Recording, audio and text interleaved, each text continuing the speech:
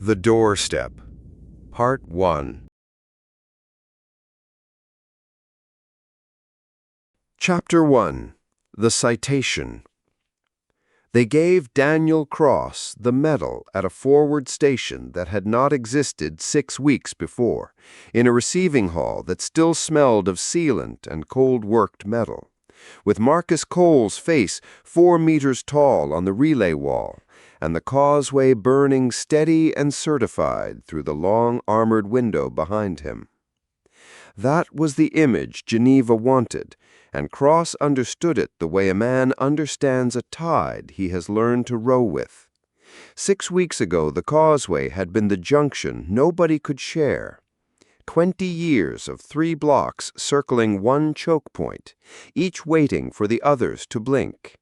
Now it was a lit and governed road, with a null surveyor's certificate on it, and Geneva's claim and the Frontier Compact's people, all on the same docket, exactly as the expedition had promised, and the proof of it was hanging out there in the dark beyond the glass, gold-threaded and open and carrying traffic.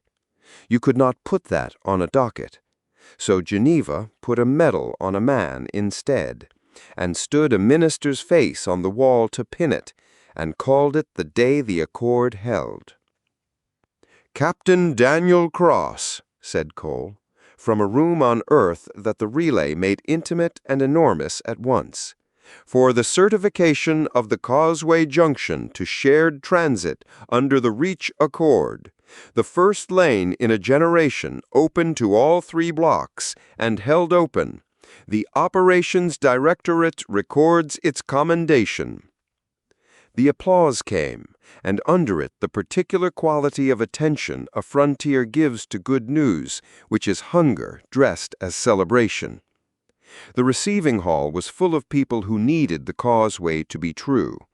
A combine factor in a coat that had cost more than the station's air plant.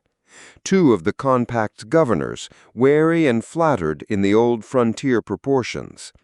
A dozen officers off the escort halls, and the Lodestar's own people, scrubbed and uncomfortable in dress order, ranged along the near wall like a row of tools someone had polished for a portrait. Cross found them without meaning to, the way you find your own. Marco Salazar at the end of the line with a commendation of his own and the bearing of a man being made to stand still against his nature. He had won a frontier's love in 2 minutes over Brightfall, and would rather have been flying than wearing the proof of it. Esme Hartley beside him, Manchester flat even in dress order, watching the station's structural readouts on a slate she was not supposed to have brought, because Hartley trusted a forward station thrown up in 6 weeks about as far as she trusted anything certified by somebody else's signature. Nadia Petrov, who had signed 9 death certificates at the Causeway and carried the memory of them the way a good doctor carries all of them, in the set of the shoulders rather than the face. And a little apart from the human row, in the particular stillness the Lodestar's people had long ago stopped noticing, Iameth, the only Null in the hall, and the only person in it, Cross thought, who looked like she was still working. Cole was not finished. Cross had known him long enough to read the pause. "The Directorate further records," Cole said, and his voice changed, came down off the ceremony register into something plainer, something Cross felt in his sternum before he understood it.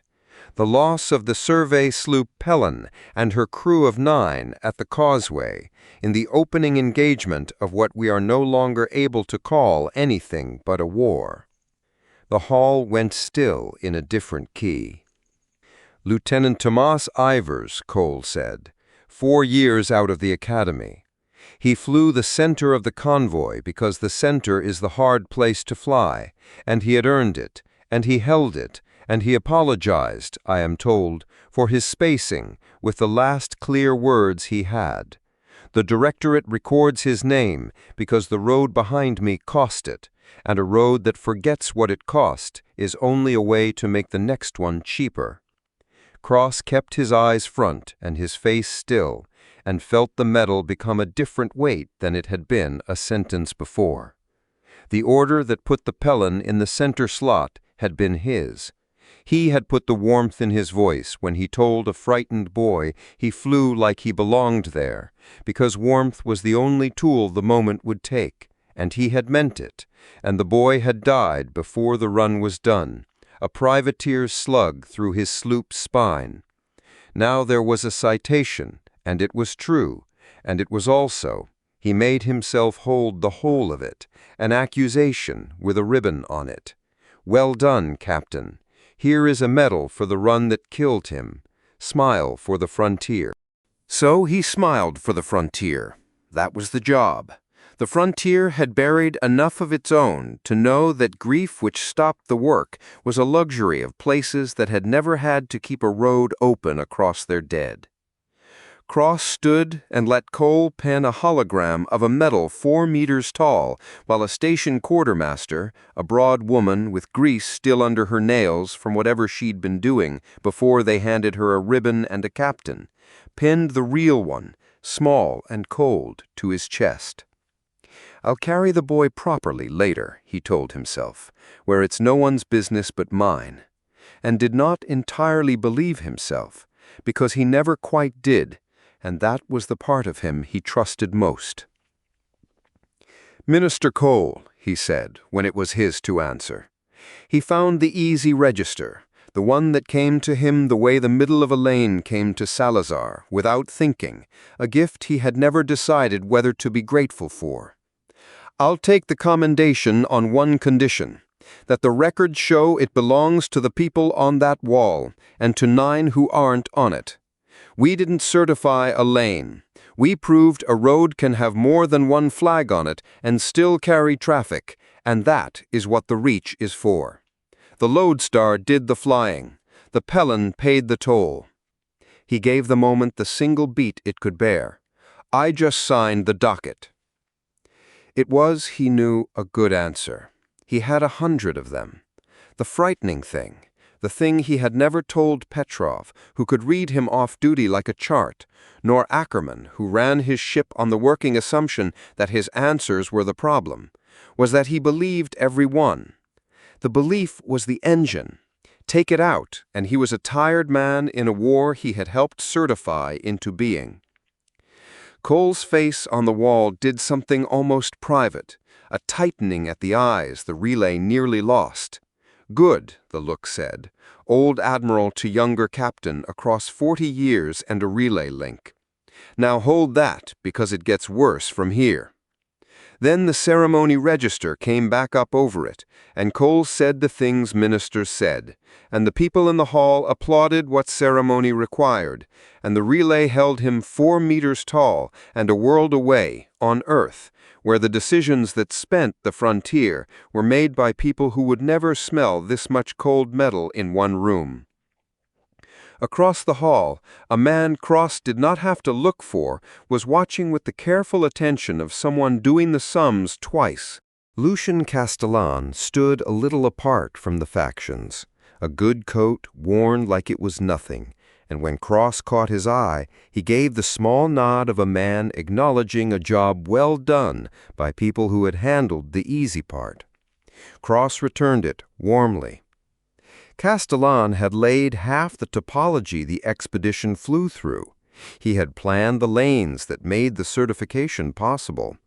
He was, Geneva said, and Cross had come to agree, the one man alive who understood the network physically rather than politically. In a war that was turning the lanes into fronts faster than anyone could chart them, that was beginning to look less like a convenience and more like the only firm ground in reach. In the 6 weeks since the certification, Cross had watched 4 of the expedition's own opened lanes curdle from trade routes into contested ground. A blockade thrown across one, a junction quietly seized on another. The proud, clean map going front by front while the ink was barely dry, and each time it had been Castellan who found the routing that kept something alive in the wreck of it. A man who could do that in a collapsing network was not a man you kept at arm's length. Sharp man, Cross had told Salazar once. You'll like working with him. He still fought it. He would go on thinking it for several more days. Sir? Vinter, at his elbow, in dress order he had clearly been ambushed into, holding himself with the careful attention he had brought back from the lantern and never quite put down. The boy had grown a habit of looking at things twice, and he was looking at the metal twice now. Permission to say it's strange, sir. The metal, with the Pellin in the same breath. Granted, Ensign, it's strange. Cross gave him the moment because the moment was the only thing he had that the institution couldn't ration. Hold on to the strange. The day it stops being strange is the day I want you off my bridge. Aye, sir. A pause. It's still worth it, though. Not a question. The boy testing a thing he had decided to keep believing, the way you press a healing bone to check it has set. The road's out there. People will fly it who'd have died waiting. It's worth it, Cross said, and meant it, and felt Ackerman not quite looking at him from along the wall, which was Ruth Ackerman's entire method of disagreeing with her captain in a crowded room. The receiving hall had a window, because the people who threw up forward stations in 6 weeks understood that morale was load-bearing, and a view of the thing you'd bled for was cheaper than most ways of providing it.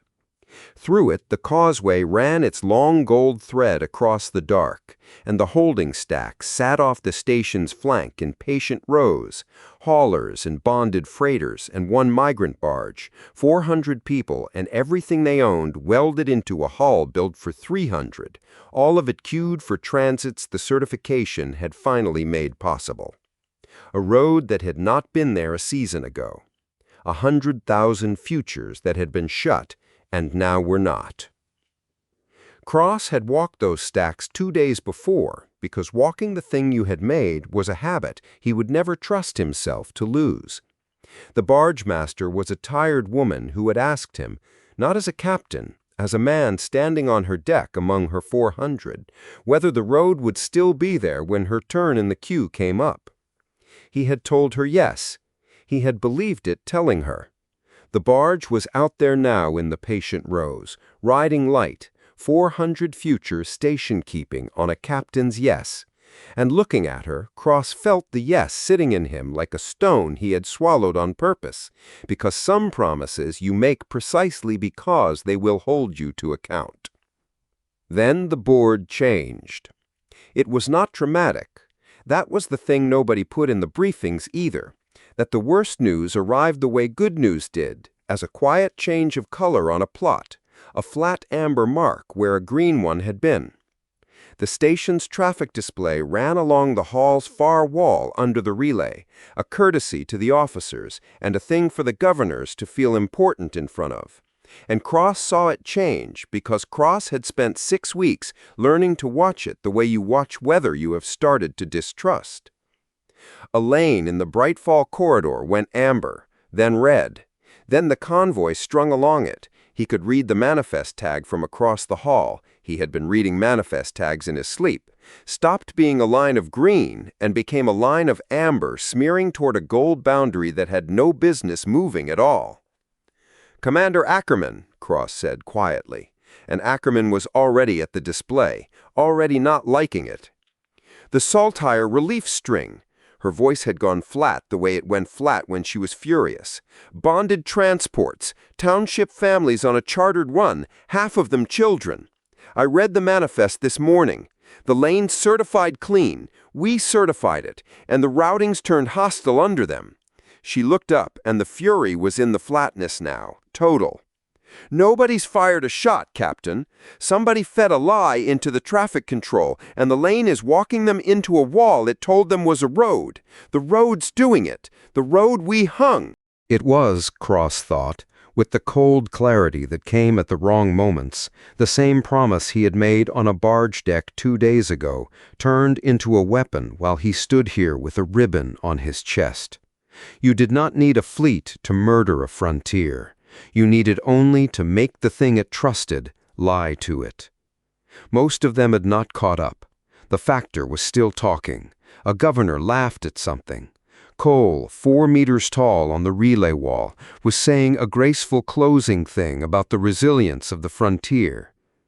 And then the station itself took the proof of it, because whoever had walked a convoy into a wall had also chosen to make a point at the place where Geneva was busy congratulating itself. A hard strike came in against the civilian dock, close enough to feel through the deck a deep, flat cough of structure failing somewhere it should not, and the lights stuttered, and the room went from a crowd celebrating a road to a gathering of people discovering they were standing at the front. Cross was already moving. There was a station steward near the window, a young one, frozen, a tray still in her hands as though the tray were the thing to hold, and the window was the worst place in the hall to stand, and she was standing in it. He crossed the space without deciding to, and put himself and his commended chest between the girl and the armored glass as the second concussion came through. Something in the failing dock spat a length of structure across the hall, and a piece of it opened his shoulder and his dress coat, and ran a hot line down across the metal before he had finished pulling the steward to the deck. It did not hurt yet. It would. He knew the order those things came in. Cross came up on one knee with the girl under his arm, and his blood on the ribbon, and the hall was screaming, and the relay wall had frozen Cole's enormous face mid-word, and through the window the causeway still ran its serene gold thread across the dark, certified, open, entirely indifferent, while 300 meters away the dock it served came apart, and a convoy nobody in the room had been watching was being walked, hull by hull, into a wall that had been a road that morning. "Captain!" Venter, white, at his side, the careful attention gone to something raw. "I'm fine." He was not, particularly, but he would be, and the distinction was a luxury for later. He got the steward into Venter's hands. "Take her to medical, then find Petrova and tell her she's about to be busy." And he was up, and the part of him that aimed praise like passing something hot had gone somewhere and been replaced by the part the institution actually built, the part that read a room full of frightened people and gave them, fast and certain, a thing to do. "Commander Ackerman." "Captain." "The Lodestar slips her berth in 10 minutes. He was already walking, the metal swinging ruined on his chest, leaving a thin, bright trail he did not notice, and the governor's did. Around him, his crew were coming off the wall and out of dress order in the same motion, the portrait dissolving back into the thing it had only been pretending not to be. Hartley already talking into her slate, Salazar gone ahead toward the berths at a pace that was not quite a run, because Salazar never let it look like a run. Inzen folding in at Cross's shoulder with the manifest already pulled. Station crews were moving too, all around them, the broad quartermaster who had pinned his medal now bawling dock crews toward the wounded ring, the factors forgotten mid-sentence, the receiving hall emptying of its ceremony and filling with the older and plainer business of a frontier that had always known a good day was only the quiet between two bad ones. "Get me the saltire strings geometry, and get me whatever's nearest with thrust.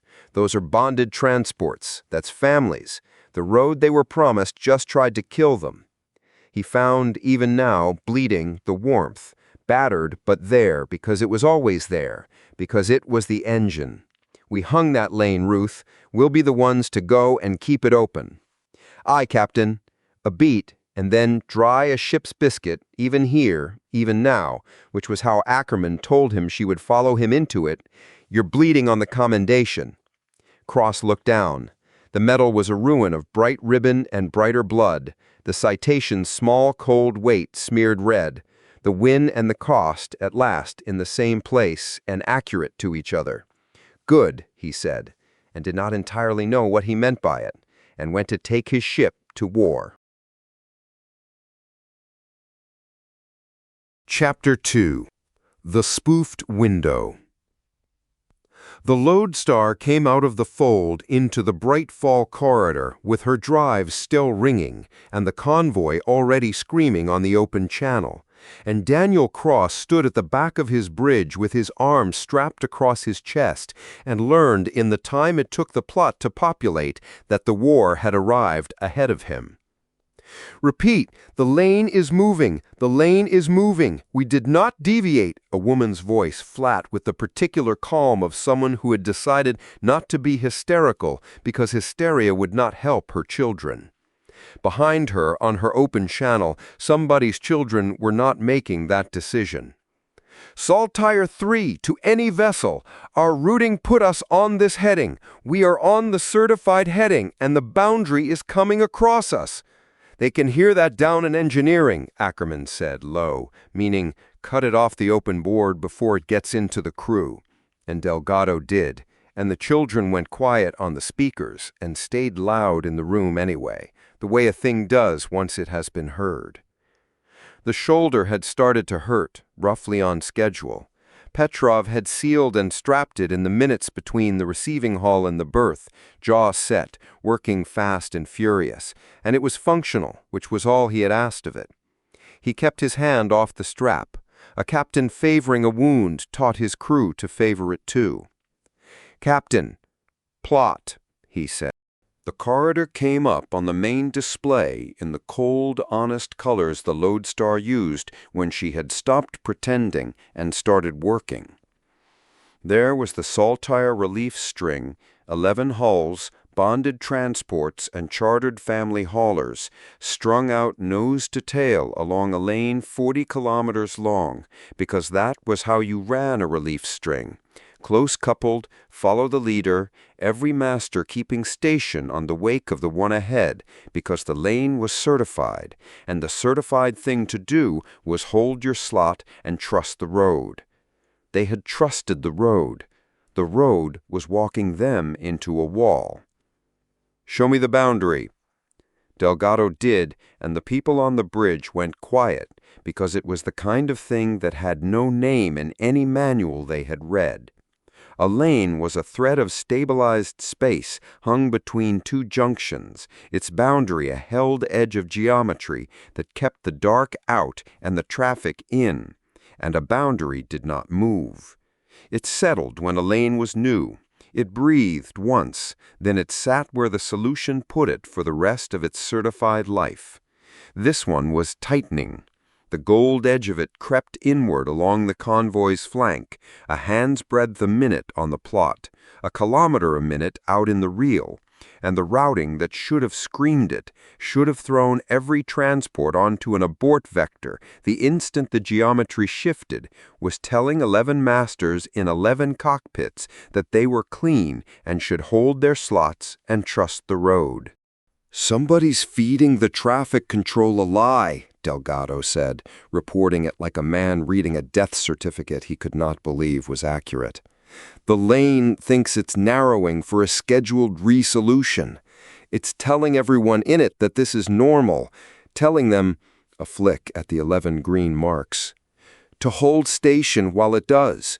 The routing's certified. The routing's lying, and it's lying with the right credentials." "Can you talk to them? Override their nav? Get them off the heading?" "Their nav trusts the lane more than it trusts me, Captain. It's certified, and I'm a stranger shouting. They'll get my shout and a certificate that says, 'Ignore the man shouting.'" Delgado's hands were already moving anyway. "I'll shout." "Shout." Cross came forward off the rail, into the well of the bridge, into the place a captain stood. "Salazar." "Captain?" Salazar had not looked up from the flight station since the fold. Cross could see the shape of the problem land on him the way it had landed 100 times, not as fear, never as fear, but as a kind of greed, the thing in Salazar that looked at the impossible and got interested. "I see it. Give me the ship and I'll get inside the string." "You can't shoot a spoof, Lieutenant." "No, sir, but the transports can fly. If somebody flies in front of them, they'll trust to follow." A beat, the particular Salazar beat, the one that had won a frontier's love over Brightfall a season ago. "I'm prettier than a routing certificate." "Get inside the string," Cross said. "Take the ship." Salazar took the ship. The Lodestar was not a tender. That was the thing Salazar had to hold in his hands and his hips every time he flew her angry, a fast cruiser, Nal-assisted and forward-raked, drives a size too big for her. But 900 tons of warship, and not the vicious racing toy he'd rolled at the Brightfall marker. You flew her like what she was, or you flew her into something.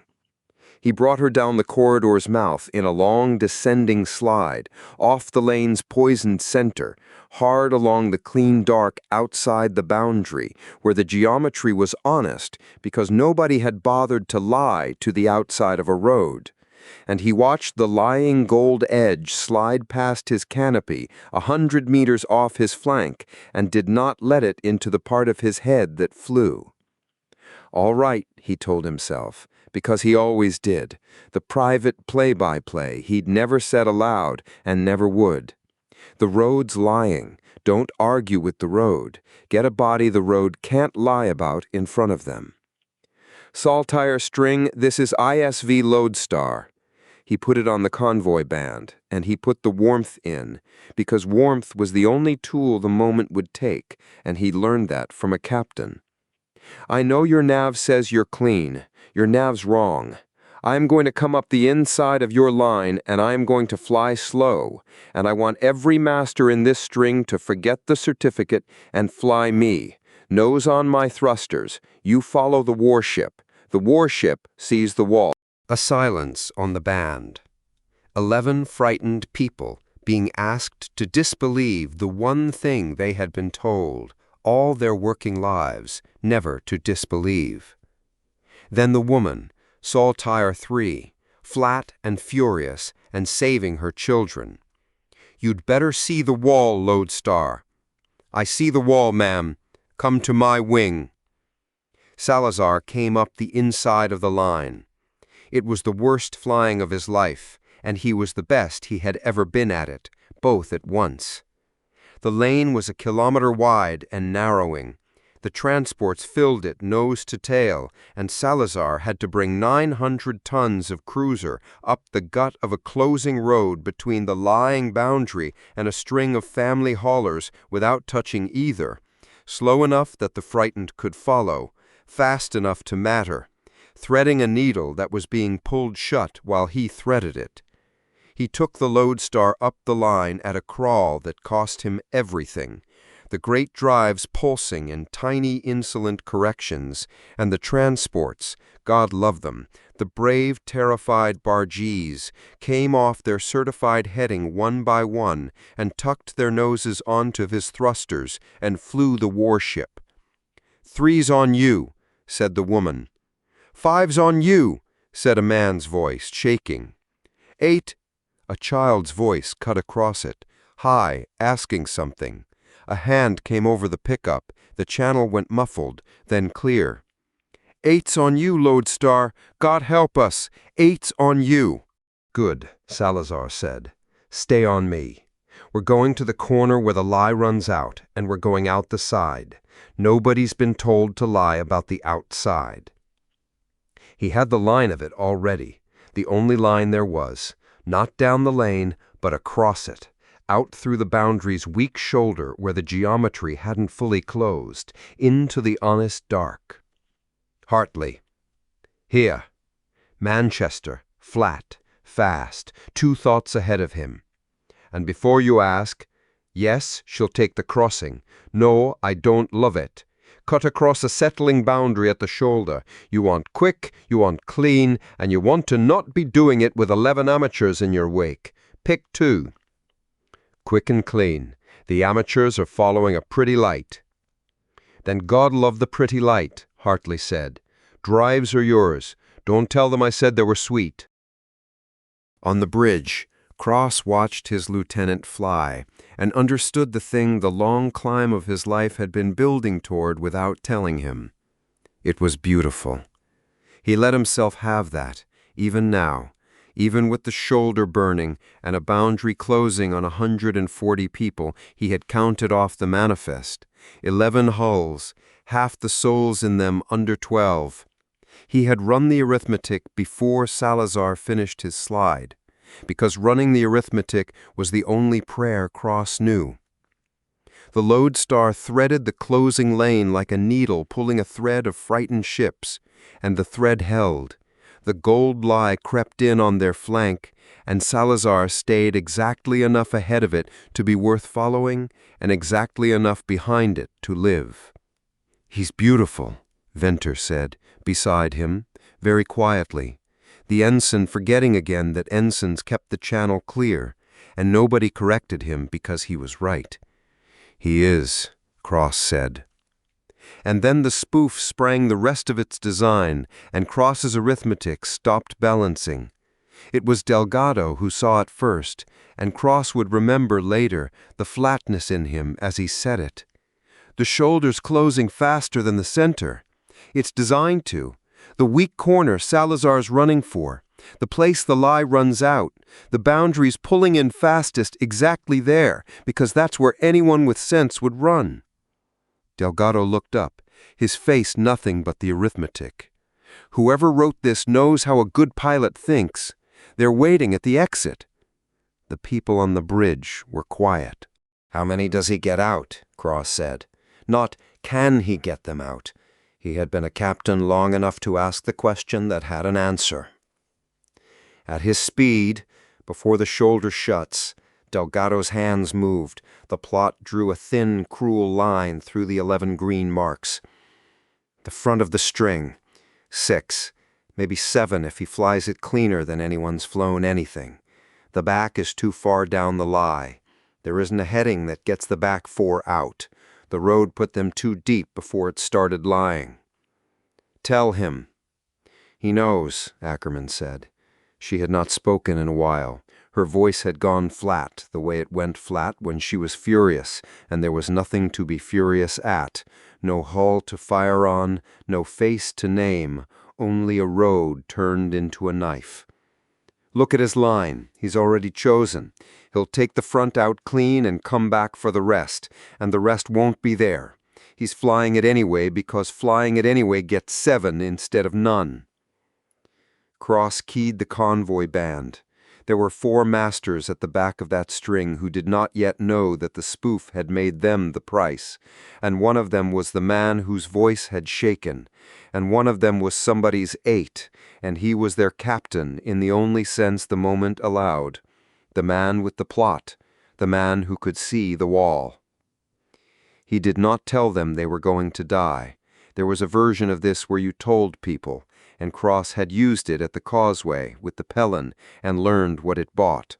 It bought them the knowledge. It did not buy them out. "Saltire string," he said, and made his voice fast and certain and warm over the top of a thing that was none of those.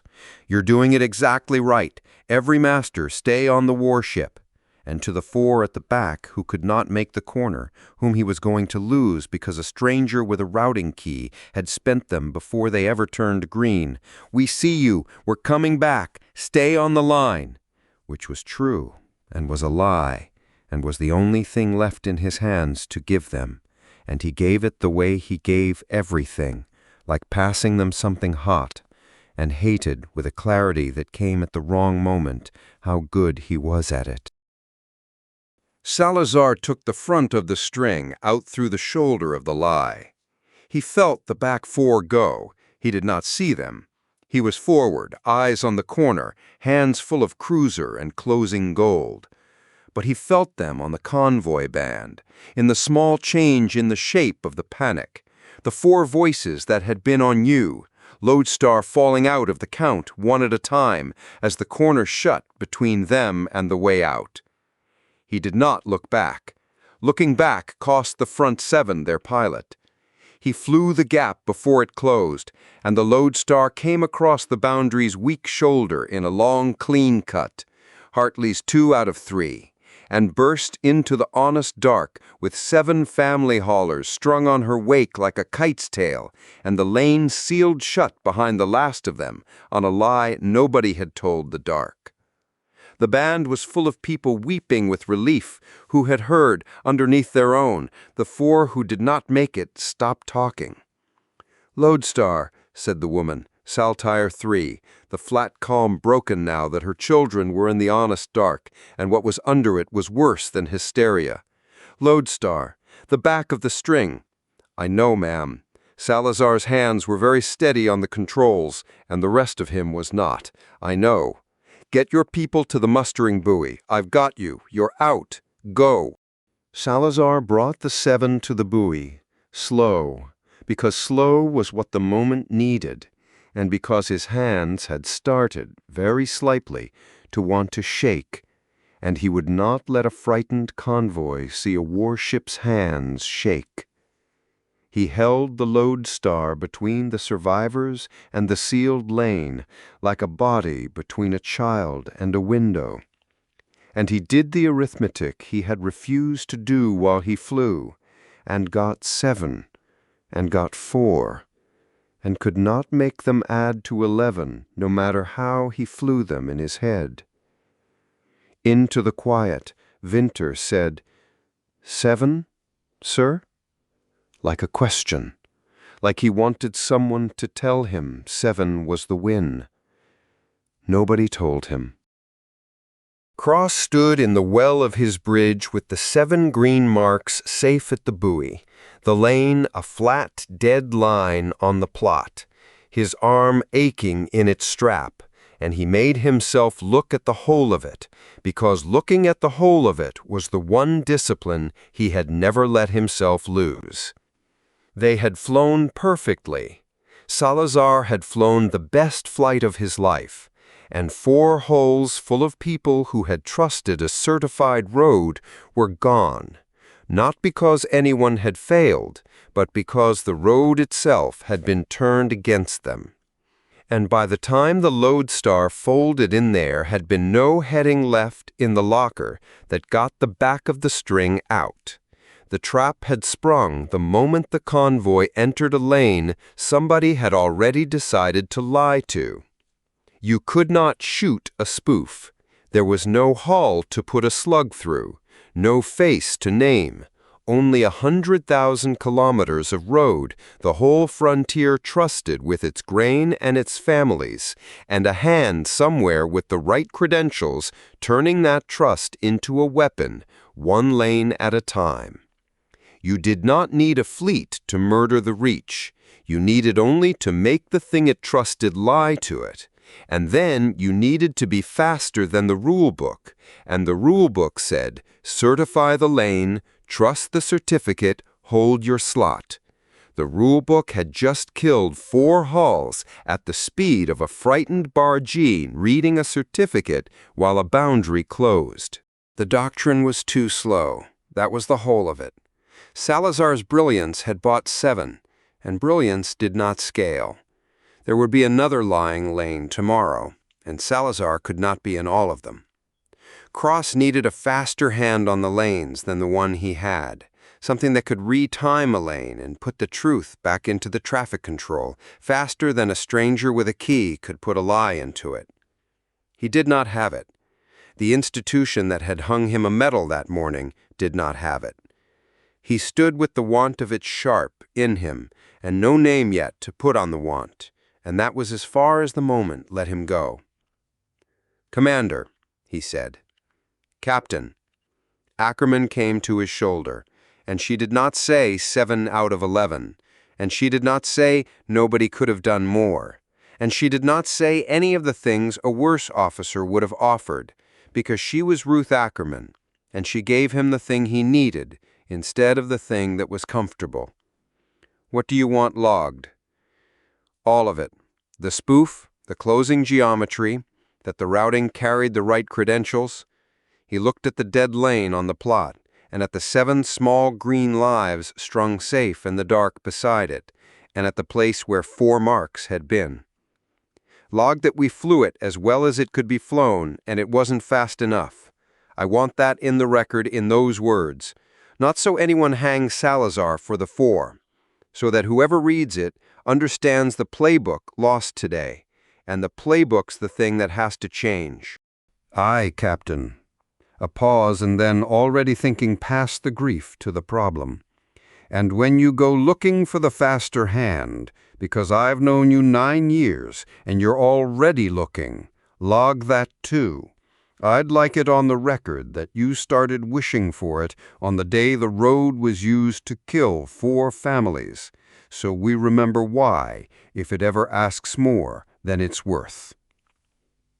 Out past the canopy, the Lodestar hung in the honest dark between the 7 and the sealed lane, every running light burning, and on the convoy band a woman was counting her children's names aloud, twice, the way you do when you have nearly lost the ability to believe a count. Logged, Cross said. He keyed the band one more time to the woman counting her children's names, because the captain who walked the stacks did not let the living be only a number that balanced against the dead. Saltire 3, you flew that better than half my crew could have. He let the warmth carry it, battered but there, because it was always there, because it was the engine, and the engine did not get to stop running just because the day had broken it. Get them warm, get them fed. You're out, you're alive, and that's 7 futures the road tried to shut. Hold on to that one. Thank you, Lodestar, she said, and he could hear under the thanks the 4 she would carry the rest of her life, and he let her have that, because it was hers and not his to tidy. The war was here. The old playbook was too slow. Cross watched the 7 and ached for the 4, and reached, in the only direction left, toward a faster hand on the lanes than the one he had, and did not yet know whose hand it would be, or what it would cost him to take it. Chapter 3. A Hand on the Lane. The 7 were still strung at the mustering buoy, a woman still counting her children's names, when the next lane in the corridor went amber, and the voice that came up on the command channel to meet it was the calmest thing Cross had heard all day. Captain Cross, Lucian Castellan. A pause that was not hesitation, a man checking a figure before he gave it to you. I'm watching the Harrogate string come apart on the same playbook as your Saltire run, and I think I can stop it from here if you'll let me. Cross had his hand on the rail and his arm aching in its strap, and 4 hulls worth of dead sitting in him still warm, and for a moment there was nothing on the bridge but the drive's settling ring and the small wet sound of relief on the convoy band behind him. He had not asked for Castellan. Castellan had simply found the corridor, the way he found every corridor. The one man in the expedition who watched the whole network at once, who had laid half the topology they flew through, and who had a habit of being on the channel a beat before anyone else understood there was a channel to be on. "Show me," Cross said. "On your plot now." It came up on the main display beside the dead Saltire lane, and Ackerman, at the rail, made a small sound that was not quite a word. A second relief string, the Harrogate run, smaller, 9 hulls, township haulers off one of the compact's farm worlds, was strung nose to tail down a lane 2 junctions over, holding their slots, trusting the road, exactly as they had been trained their whole working lives to do. And the boundary along their flank had begun the same slow, obscene creep inward, a hand's breadth a minute on the plot, a kilometer a minute out in the reel, and the routing that should have screamed it was telling 9 masters in 9 cockpits that they were clean. Same hand, Delgado said. He had not slept, and his voice had gone past tiredness into the flat country beyond it. Same lie, fed in with the same credentials. They've moved to the next string before we'd finished pulling the first one out. He looked up, and there was something near despair under the flatness. We can't be in 2 corridors at once, Captain. Salazar's spent. The ship's 2 junctions away. By the time we fold over, that boundary's shut. I'm aware, Cross said. Cross was very aware, and the awareness sat in him like a stone. An hour ago, he had watched the best pilot he had ever served with fly the best flight of his life and bring out 7 and lose 4, because brilliance did not scale, and a man could not be in every lane. He had stood with the want of a faster hand sharp in him, and no name to put on the want.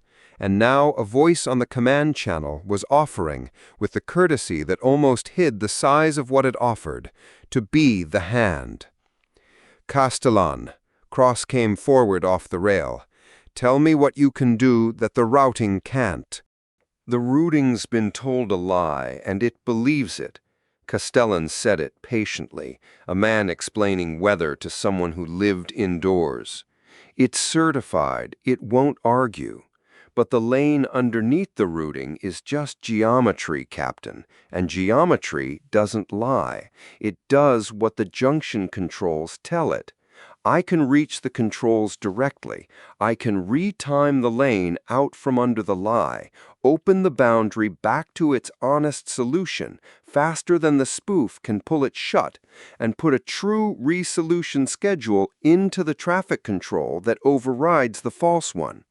The masters will get a new heading they can trust because it's real." A beat. "I'd need your countersign. The route keys live with your mission. I can't touch a certified lane on my own authority. That's the law, and it's a good law." It was a good law. That was the first thing Cross noticed, sitting in him cold beside everything else. That the man was telling him about the leash before Cross had thought to ask where the leash was. "Ruth," Cross said, not turning. "I heard." Ackerman's voice had gone flat, the way it went flat when she was working a problem she didn't like the shape of. 9 hulls, township families. The doctrine vector aborts them down the lane into the same wall the saltire string hit. I ran it while he was talking. There is no clean heading in the locker." She let that stand a moment. "He's offering the only thing that isn't watching them die." "Constraints. Partial only. This lane, this string, this window. Your countersign on the keys, not a standing grant.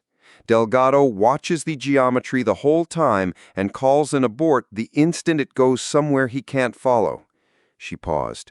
"And I'd like it logged that I said yes to it. I'm not making you carry that alone." Cross looked at the 9 green marks holding their slots in a lane that was lying to them, and at the gold edge creeping in along their flank, and he did the arithmetic he had refused to do at the Causeway and refused to stop doing ever since.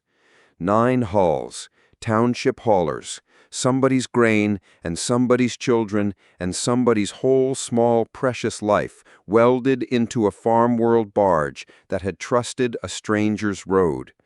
The doctrine killed them. Salazar was spent. The ship was 2 junctions away. "Castellan," he said. "Partial countersign, this string only, this window. Delgado watches the floor of it and aborts you the second it goes somewhere he can't follow. You retime the lane and you put the truth back into the traffic control, and you do not so much as breathe on anything outside that one corridor. Acknowledged?" "Acknowledged, Captain. Thank you." And then, with no triumph in it at all, which was somehow worse, "Watch the plot. This is the part people don't get to see." Cross watched the plot. For a moment, nothing changed, and the not changing was its own kind of unbearable. The boundary still creeping, the 9 still holding their slots, the lie still patient and certified along their flank. Then the gold edge stopped. It did not retreat dramatically. There was no flare, no shudder, nothing the briefings would have known how to film. The creeping line along the convoy's flank simply ceased to creep, hung an instant, and then began, slowly, then with a steady mechanical confidence that was more frightening than any flare, to open. The lane widened back toward its honest width, a hand's breadth at a time, the geometry unclenching like a fist someone had finally talked down, and on the traffic control overlay, a second schedule bloomed beneath the false one, and then over it. A true resolution timed to the exact rate the boundary was easing, so that for the masters in the 9 cockpits, the road did not appear to have been wrong at all. It appeared to have been retimed. Routine. Scheduled. The kind of thing that happened on a Tuesday. "He's retiming it under them," Delgado said, and Cross heard the science officer's professional skepticism break against something he hadn't budgeted for. "Watch, he's not fighting the spoof. He's just making the lane true again faster than the lie can re-lie it. The traffic control's getting 2 schedules now, and the new one's the real one. The masters won't. They're getting a clean resolution notice. They think the lane breathed." A pause, and the despair from a minute ago had nowhere to live anymore. "They think it's normal." On the convoy band, 2 junctions away, a man's voice came up, township flat, faintly puzzled. "Harrogate lead to control. We're showing a resolution on the boundary. Confirm we hold slots?" And the traffic control, retimed, truthful, carrying Castellan's hand and Cross's countersign, retimed, truthful, carrying Castellan's hand and Cross's countersign, truthful, carrying Castellan's hand and Cross's countersign, answered the way it was supposed to answer, the way it had not answered the saltire string an hour ago. "Hold slots. Resolution nominal. Proceed." They held their slots. They proceeded. 9 township haulers ran down a lane that had been a knife a minute ago and was a road again, and not one of the 9 masters ever knew there had been a knife. The boundary settled back to its honest solution along their flank, gold and steady and indifferent, and the 9 green marks ran clean down the throat of it and out the far side into open dark, nose to tail, slots held, exactly as they had been trained. Nobody had to fly in front of them. Nobody had to be prettier than a routing certificate. Nobody's hands had to shake afterward, because no one on the Lodestar had touched a stick. The lane had simply, quietly, stopped lying, and the people in it had run home on the truth, and the whole thing was over in the time it had taken Salazar an hour ago to bring 7 out of 11 across a single weak shoulder at the cost of the 4 and the steadiness of his own hands. The bridge was very quiet. "That's the string clear," Castellan said on the command channel, calm, already somewhere else. "All 9. I've handed the lane back to standard control with the true schedule locked in. The spoof's got nothing to overwrite anymore. It'd have to start the lie from cold, and that takes time they don't have before the next certified window. You should see the rest of the corridor stabilize behind it. I'll stand by your countersign in case the corridor moves again. I won't touch anything else. You have my word, Captain, and your science officer's eyes on me, which I'd keep." "Stand by," Cross said. His voice came out level. He was not sure how. "Standing by." The channel did not click off so much as go to a listening silence, the kind a man keeps when he means to be there the instant you need him, and not a breath sooner. Cross stood in the well of his bridge with 9 green lives running safe down a lane that had tried to kill them, and felt the relief come up in him like warmth into cold hands, real, enormous, undeniable.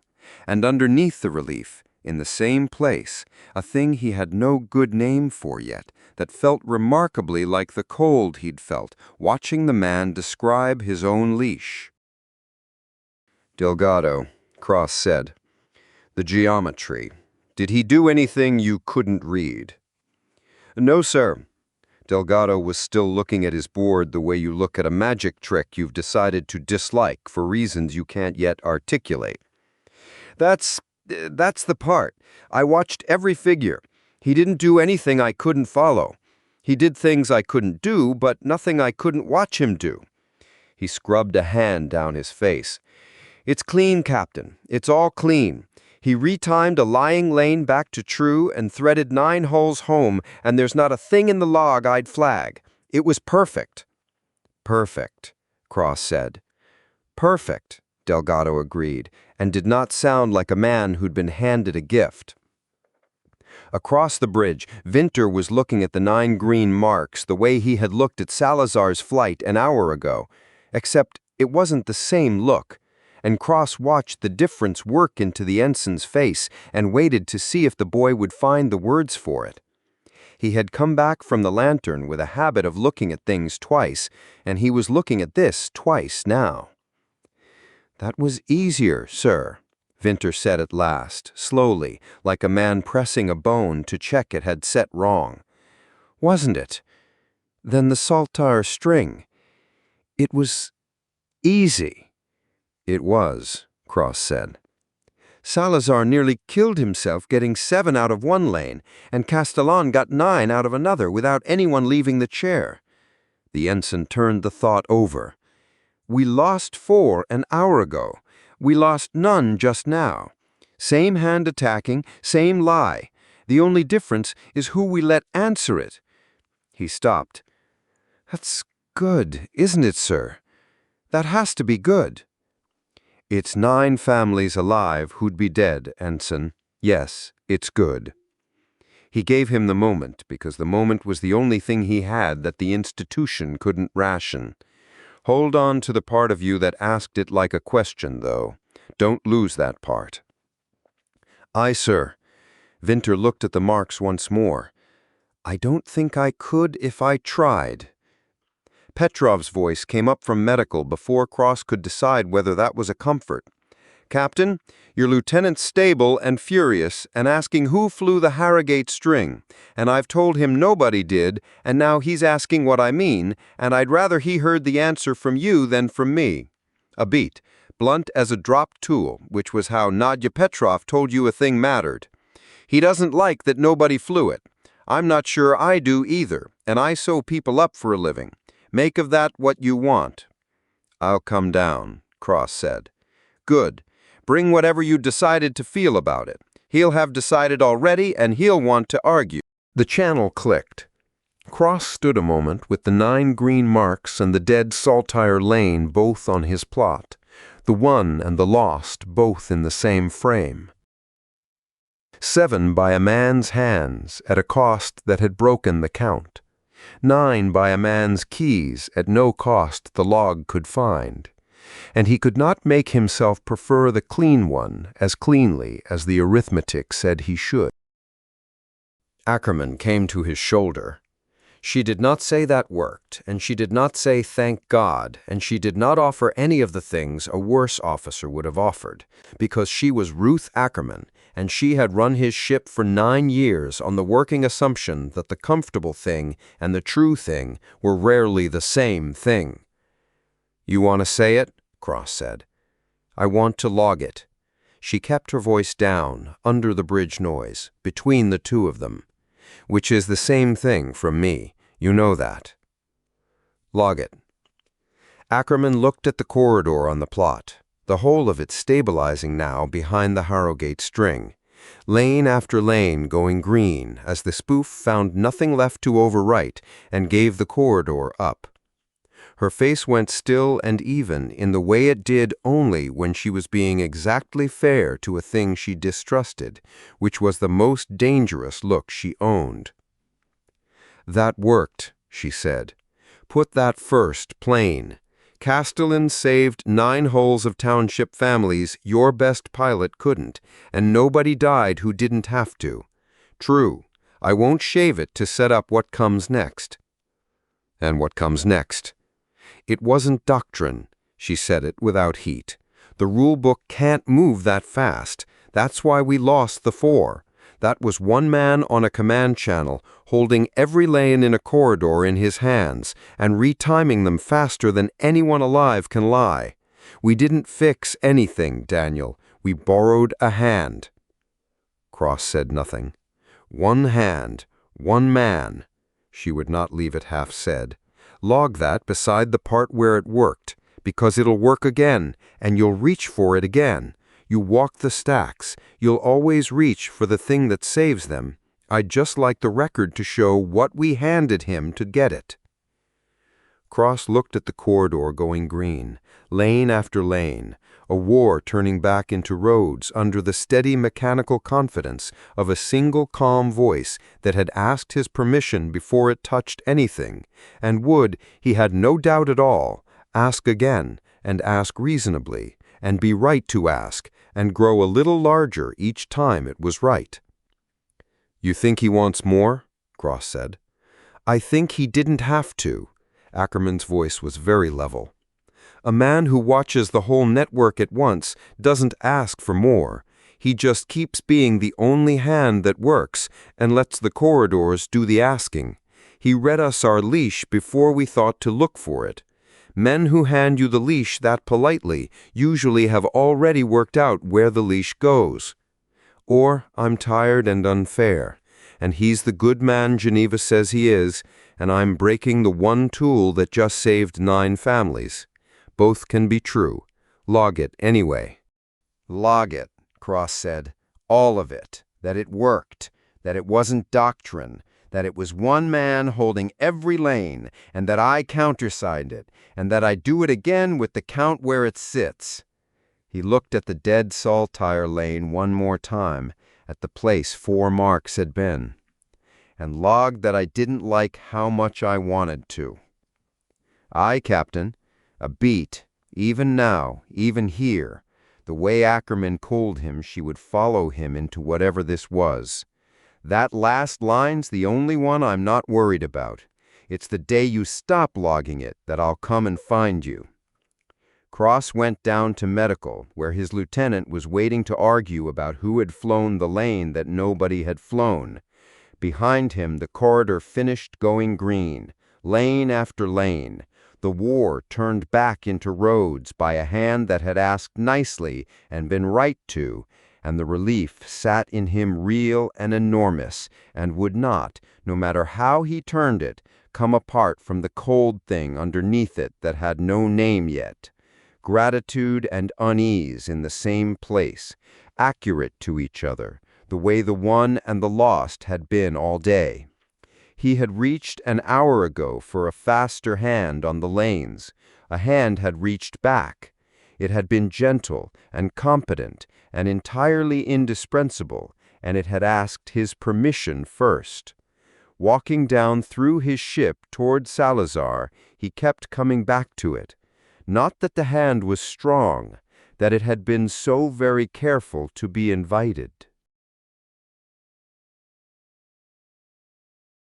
Chapter 4. The Accusation. Salazar was sitting up on the edge of a medical cot with a monitor patch on his chest and both hands flat on his thighs, holding them still, when Cross came in, and the holding still was the first thing Cross saw, because Marco Salazar's hands had never in 9 years needed to be held still. "Captain." He did not look up from them. "Doc says I'm fine. Doc says it's exhaustion and a bad adrenaline dump, and my hands will stop in a few hours. Doc's right." A small, flat laugh with nothing in it. "I flew the best flight of my life today and got 7 out of 11. And then a man on a comm channel got 9 out of 9 without touching a stick, and I have been lying here for an hour trying to work out which of those facts is the one making my hand shake." Petrov was at the far counter with her back half turned, doing something unhurried with a tray of instruments that did not need doing, which was how Nadja Petrov stayed in a room without being in the conversation. She did not turn around. She was, Cross understood, reading him the way she read everything, peripherally, continuously, the way you watch a patient's color while you talk about the weather. "You got 7 people home who'd be dead."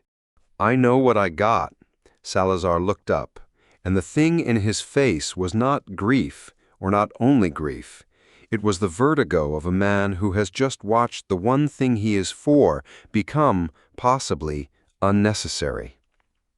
4 families went into a wall while I flew, Captain, and the next string over, nobody flew, and nobody died, and nobody's hands are shaking in a medical bay over it because there were no hands. You see it. You have to see it. I'm the best pilot you've got, and today I was the slow way. You were the way that was there. Cross pulled the stool over and sat, because standing over a sitting man was a thing you did to subordinates, and not to this. Castellan wasn't in that corridor when the saltire string started dying. You were. There was no key that saved those 7. There were your hands. This time, Salazar said it quietly, and it landed worse for the quiet. This time, there were my hands. And next time there'll be a key, because keys scale, and I don't. And everyone on this ship just watched the proof of it. He turned his hands over, looked at the palms like they belonged to someone he used to know. I'm not jealous of him, Captain, if that's what you came down to check. It's worse than jealous. I watched him do in 9 minutes what I'd have died trying and not finished, and the part of me that's a pilot was grateful, and I can't— He stopped. I don't know what I am, if the thing I'm best at is the thing they don't need anymore. There was a version of this where Cross told him it wasn't true. He had the words. He always had the words. He could have made the boy believe it for the length of the conversation, the way he could make anyone believe anything for the length of a conversation. And he opened his mouth to do it, and found he could not, because it would have been a performance, and Salazar would have known, and a man holding his own hands still did not need to be performed at. I don't know either, Cross said instead, and watched that land somehow be the right thing, because it was the true thing, and the true thing was rarer down here than comfort. I watched the same 9 minutes you did. I countersigned it, and I have been walking around since with the exact feeling you've got, except I haven't earned mine the way you've earned yours, because it wasn't my hands that came up short. So I'm not going to tell you it's fine. I'm going to tell you I need you flying tomorrow and the day after, and I'm going to need it for reasons that have nothing to do with whether a key could do it faster. Can you give me that? Salazar was quiet a moment. Yeah, he said, I can give you that. And then, because he was Salazar and could not let a true thing sit without putting a crack of light in it, hands will be steady by the morning watch. They always are. It's the rest of me I'm not sure about. The rest of you's allowed to take longer. Cross stood. At the counter, without turning, Petrov said, Captain, a word when you've a second. And it was not a request, and they both knew it. He stepped out into the passage with her, and she let the hatch seal. And then Nadia Petrov looked at him with the flat, unhurried attention she gave a wound she decided not to pretend was smaller than it was. He'll be all right, she said. He's 29 and disgustingly fit, and the shaking's already stopping. I'm not worried about him. A beat. I'm worried about you, and I'm going to say it once, off the record, because nobody else on this ship gets to, and somebody has to. You came in here bleeding through a dress coat this morning. You've been on your feet 11 hours since, and you've got the look you get when you've started carrying something you haven't named yet. She nodded at the hatch, at the lieutenant behind it. He can tell you his is about his hands. What's yours about, Daniel? Because it isn't the 4. You'd grieve the 4 clean. This is the other thing.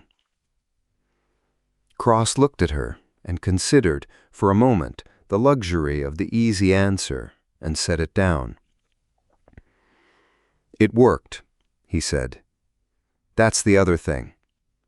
The clean way worked, and the part of me that walked the stacks is glad, and the part of me that's been a captain for 15 years is standing in a passage at midnight wondering what it costs to be glad about it. He scrubbed a hand down his face, the wounded shoulder pulling, a small, honest pain he was almost grateful for. Don't write that down. I don't write down the things that matter, Petrov said. That's what the log's for. Go and eat something. You're no use to the dead and less to the living on an empty stomach and a hole in your shoulder." She turned to go back in, and then, over her shoulder, blunt as a dropped tool, which was how she told you a thing was load-bearing. "And whatever it costs to be glad, pay it awake. Don't let it run up a tab you only find when it comes due."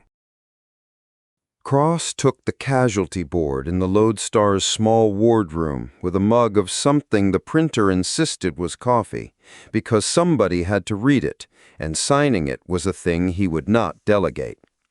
The board compiled itself the way the board always did, the network gathering the day's dead from a dozen feeds and laying them out in the cold, even columns the institution used when it had decided that names in a column was the most honest grief it could afford.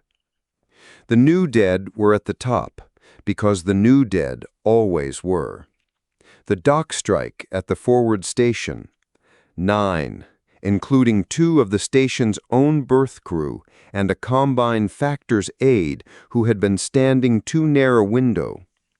The saltire string, the 4 halls that had not made the corner and the count under them, the 4 masters and the families behind the masters, and at the bottom of the 4 a line that read Saltire 8 and a number of souls that Cross made himself read twice, because one of those souls had said, "God help us, 8's on you," in a child's voice with a hand coming over the pickup, and a number in a column was not going to be allowed to make that into arithmetic while Cross was the one signing.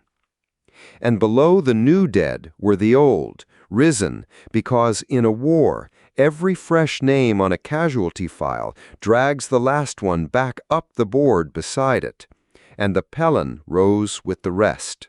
There they were, the Pelon, 9 names, and at the head of them, Lieutenant Tomas Ivers, Center Survey Service, pulled back out of a weeks-old casualty file and up the board beside today's, because the network had finally been told to stop calling what happened at the Causeway an incident and start calling it the opening of a war. And a war did not have a first day with nothing before it. It had a first dead, and the first dead reached back and stood up in the record beside the newest, and the column did not distinguish between a boy who died weeks ago and a child who died this afternoon. They were the same height in the column. That was the record's one mercy and its one cruelty, and they were the same thing. Cross read Ivers's name where it had risen, weeks dead and freshly listed, and thought, they are going to keep doing that. Every dead the war made from here would pull the Pelon back up the board with it, again and again. The boy who apologized for his spacing, dying a little more each time the record refreshed, until the file got so long that 9 names near the bottom stopped being read at all. That was the future the column was promising. Not that the dead would be forgotten, that they would be outnumbered. The relay had a feed running in the corner of the wardroom, muted, because forward stations ran the news to themselves, the way a frightened man hums. And on it, between a thing about supply and a thing about the markets, they ran the commendation again.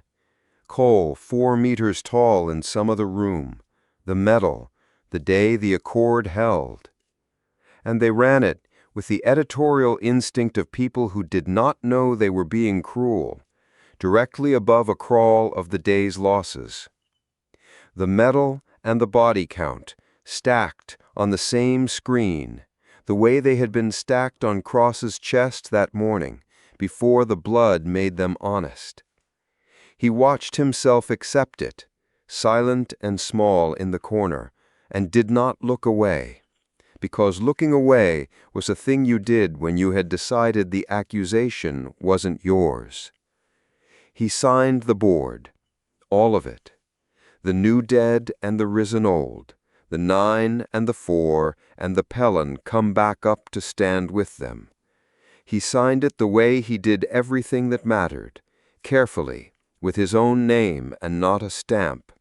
And when it was done, he sat with the cooling coffee and the muted metal playing over the dead on a loop, and let himself, for the length of one held breath, be exactly as ruined as the day had earned, where no one could see it and put it in a different log. Then he got up, because the dead were counted and the living were not, and the living were the part of the job that was still open. Ackerman was in the ops bay with 4 displays running and the particular stillness about her that meant she had found something and was making very sure of it before she said it out loud. Because Ruth Ackerman did not bring her captain a suspicion. She brought him a thing she could defend. "You should be asleep," Cross said. "So should you. Neither of us is going to, so come and look at this instead." She did not look up. "I've been laying the day's attacks against the routing schedules, not the public schedules, the maintenance windows, the certified resolution slots, the timing nobody outside a routing office ever sees. And I want to show you something, and I want you to tell me I'm tired and seeing shapes in noise, because I would genuinely rather be tired." Ackerman put it on the center display, the corridor, the day's attacks, marked, and under each one a thin amber bar. "Every lane that turned on us today," she said, "turned inside a window where the traffic control was expecting a scheduled resolution. Every one. The spoof didn't just feed the lanes a lie, it fed them the lie at the one time of day the lie would look normal, when the masters were already braced for the boundary to move, when a resolution notice wouldn't make anyone reach for an abort. Saltire, Harrogate, the 2 before them I didn't catch in time. All 4, inside the window, to the minute." She finally looked at him. "That's not a vandal with a stolen key, Daniel. A vandal hits when he can. This is somebody who knew the maintenance calendar of 4 separate lanes and chose the one moment in each where murder would read as routine. This was timed." Cross looked at the 4 amber bars, lined up like a thing that had been measured, and felt the floor of the day tilt very slightly under him, the way it did when a thing you had been calling chaos turned out to have an author. "That's not a stolen key," he said, and heard his own voice drop the way it did when the size of a thing arrived. "Nobody steals the certified maintenance calendar of 4 separate lanes off a cracked relay. You have that because you've been given it, a title, a clearance, a reason the whole frontier agreed you could be trusted with the timing of its roads." He looked at the 4 measured bars. "Whoever's doing this isn't outside the fence. They're inside it, with a badge, and everyone who could stop them has already decided they're one of the good ones." "A short list," Ackerman said. "And every name on it is somebody we'd vouch for without thinking twice. That's what I don't like. Not that someone's clever enough to do this, but that we built a system where the only people who could are the ones we've agreed to stop watching." She did not offer a name, neither did Cross. They did not have one yet, and a wrong name spoken early was its own kind of wound, but the access sat on the display the same size as the murders, and Cross kept the match where he could reach it. "Show me where they are," he said, "on a chart. Not the timing, the places." Then she pulled the regional chart and lit the 4. And because she had clearly already done this and been waiting to see if he'd ask for it, she lit the dozen attacks of the past 3 weeks that nobody had connected because they had been spread across 3 weeks and called bad luck, and she let him look. They were not random in space any more than they had been random in time.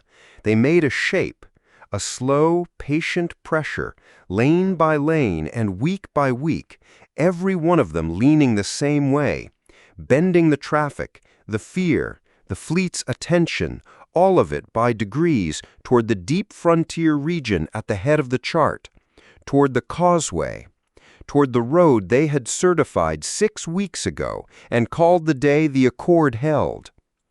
"Everything's pointing home," Cross said slowly, "toward the thing we opened." "Toward the thing we opened," Ackerman's voice was very level. "Which is either the worst coincidence I've ever charted, or somebody is spending lanes and families and a boy named Ivers, a little at a time, to walk this whole war toward one junction, and timing each move so it reads as weather while they do it." Then she asked the question that had been waiting under everything else, the one that turned a tragedy into a hunt. "Who gets something, Daniel, if the war ends up at the Causeway? Because somebody built this to put it there, and I'd like to know what they think is waiting." Cross stood and looked at the shape on the chart, the patient, leaning pressure of it, the weeks of it, the design. And the grief of the day rearranged itself in him into something colder and more useful, because grief you could only carry and a question you could answer. "I don't know yet," he said, "but somebody on the right side of this benefits from every lane that burns, and they've been benefiting for 3 weeks, and we've been calling it luck and burying the proof in casualty columns." He looked at the 4 amber bars, the timed ones, the murders dressed as Tuesdays. "Log the pattern, all of it, the timing and the shape in plain words, so that when I start asking who profits, the asking has a floor under it and not a feeling." A breath. "And Ruth, keep this off the open boards. If somebody built this carefully enough to make it look like weather, they're careful enough to be listening for the first person who says out loud that it isn't." "Already off," Ackerman said. "I'm tired, not new." And then, because she would not end on the cold thing if she could help it, "For what it's worth, I hope I'm wrong. I'd rather be tired and unfair and charting shapes in noise than write about a man who counts a child in a column as a cost of doing business."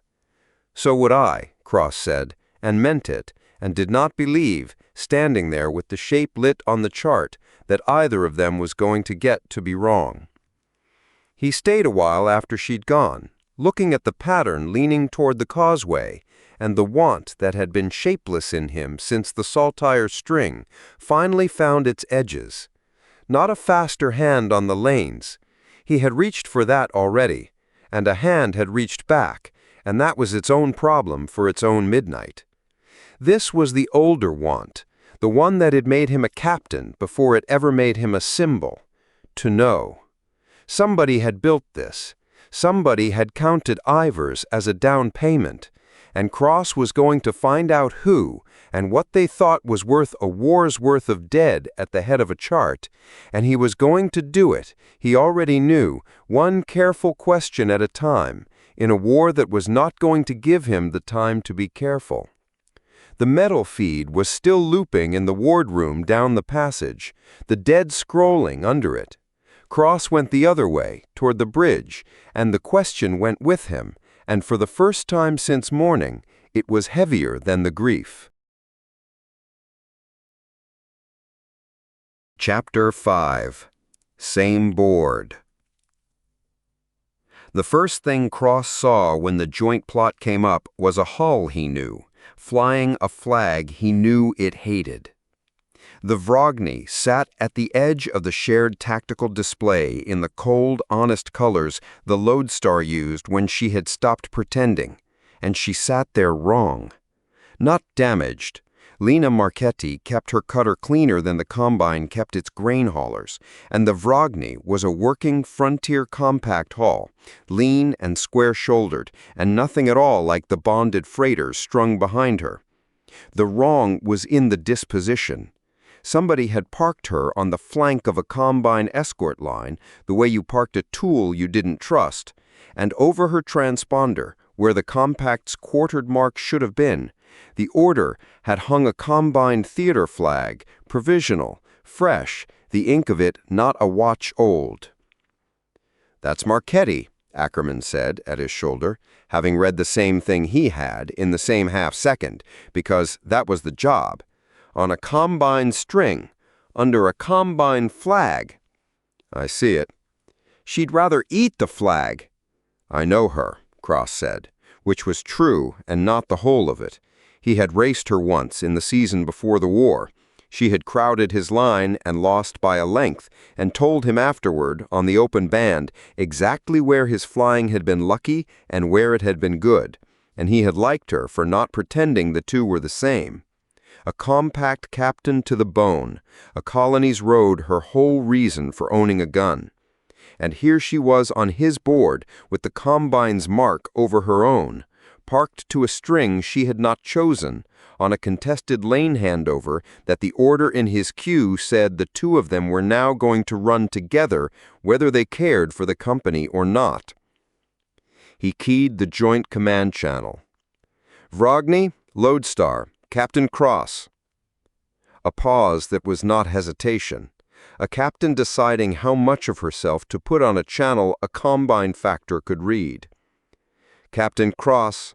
Marchetti's voice came back flat and even and worn smooth, the way you wore a thing smooth by gripping it too long.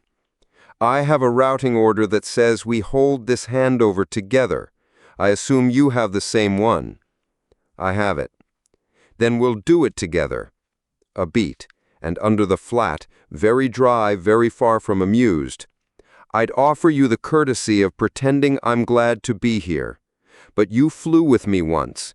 You'd know I was lying, and I'd know you knew, and neither of us has the watch to spare." "Acknowledged, Captain," Cross said, and meant the small grant of it. "I won't make you perform for the factor either. Send me your floor, and I'll send you mine. Let's keep both strings alive and argue about flags after."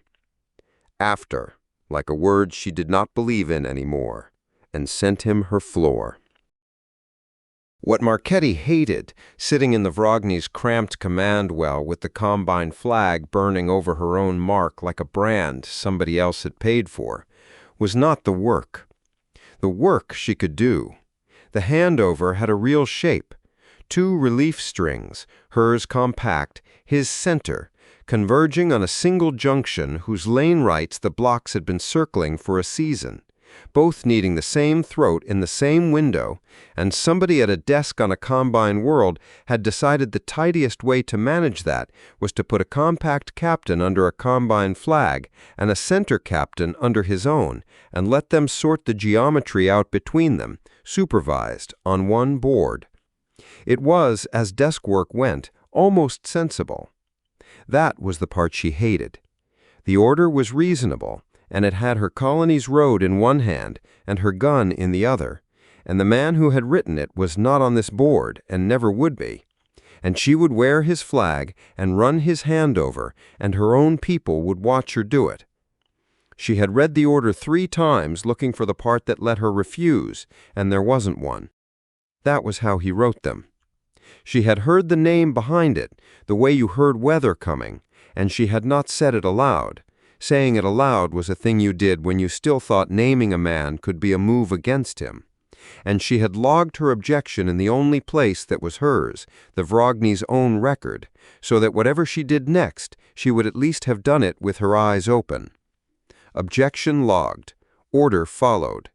That was the shape of the day she could see coming, and she did not like a single line of it.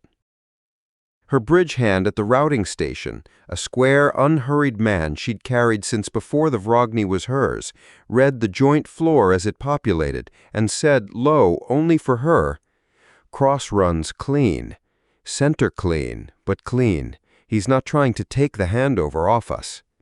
"No," Marchetti said, "he's not." "You want me to watch him anyway?" "Watch everything. Watch him last." She put her eyes on the plot, on the 2 strings closing, on the Lodestar sitting solid and forward raked at the far edge of it, with every disposition laid open to her like a man showing his hands. He's the least of what's wrong with this board. The 2 strings ran the handover the way it was supposed to be run, and for a while, long enough that Cross let himself begin to believe in it, the only thing wrong with the day was the flag.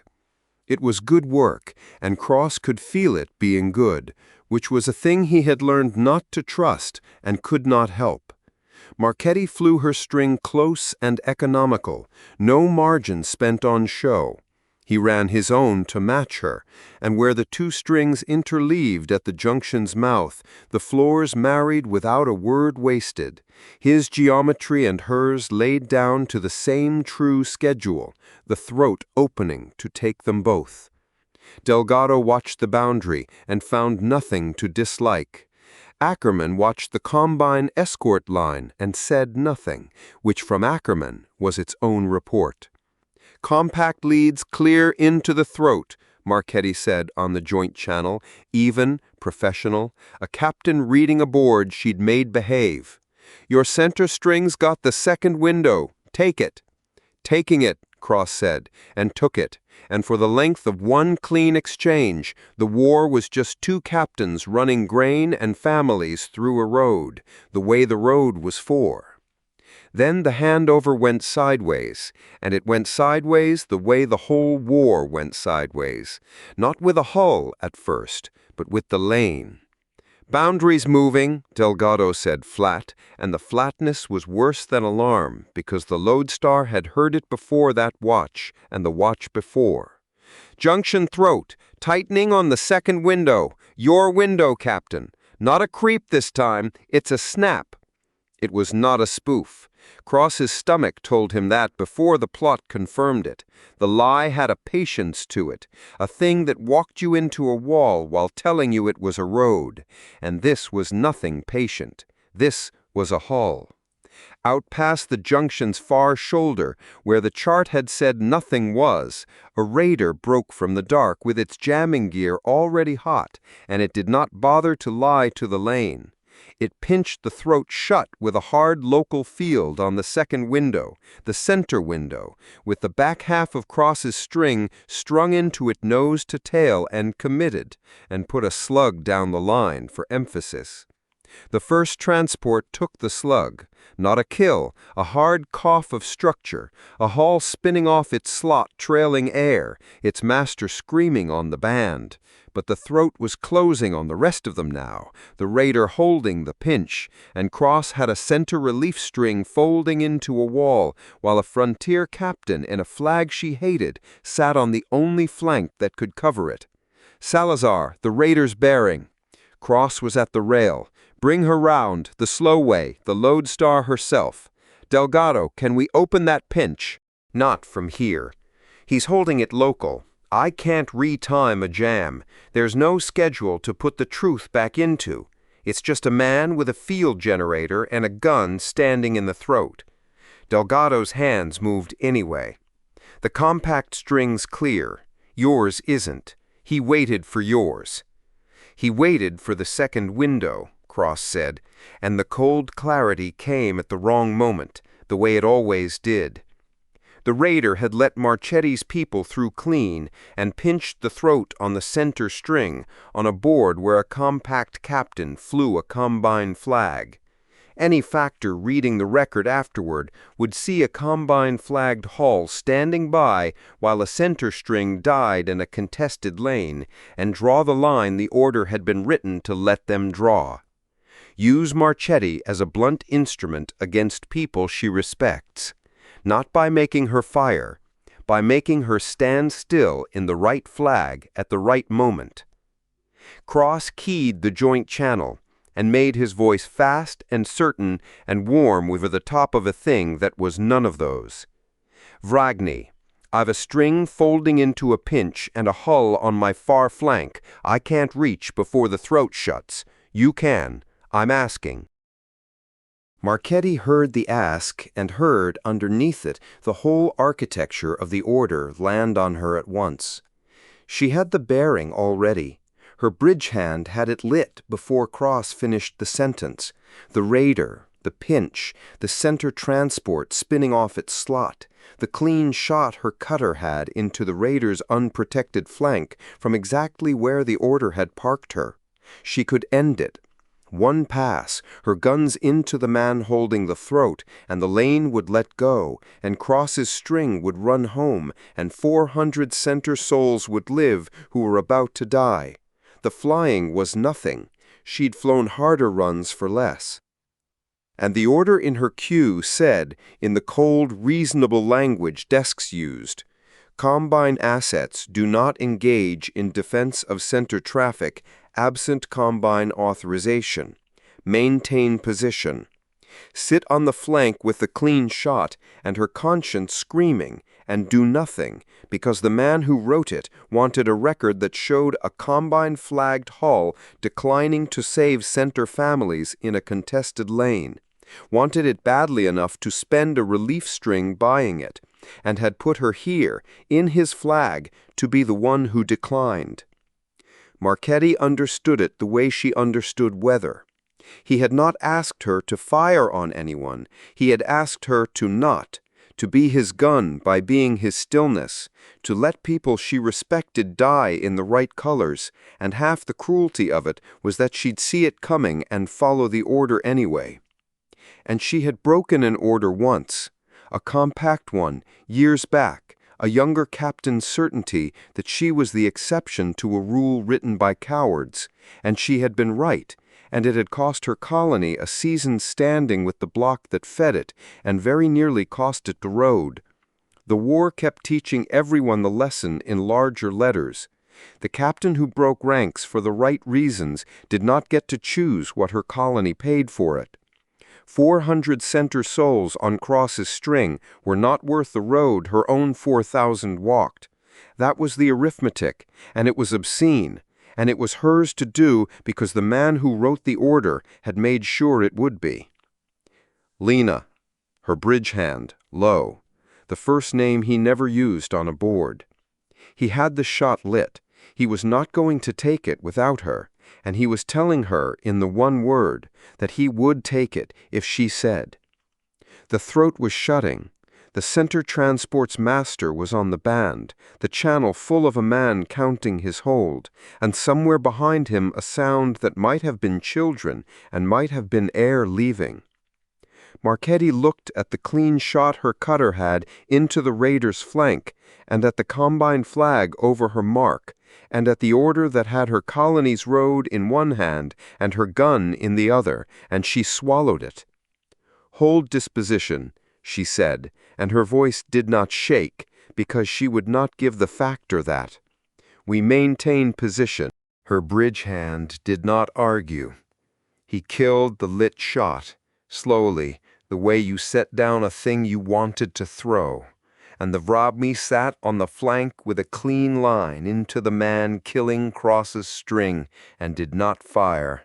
And Marchetti sat in the center of her own cutter under another man's flag and was, for the length of it, exactly as still as he'd built her to be.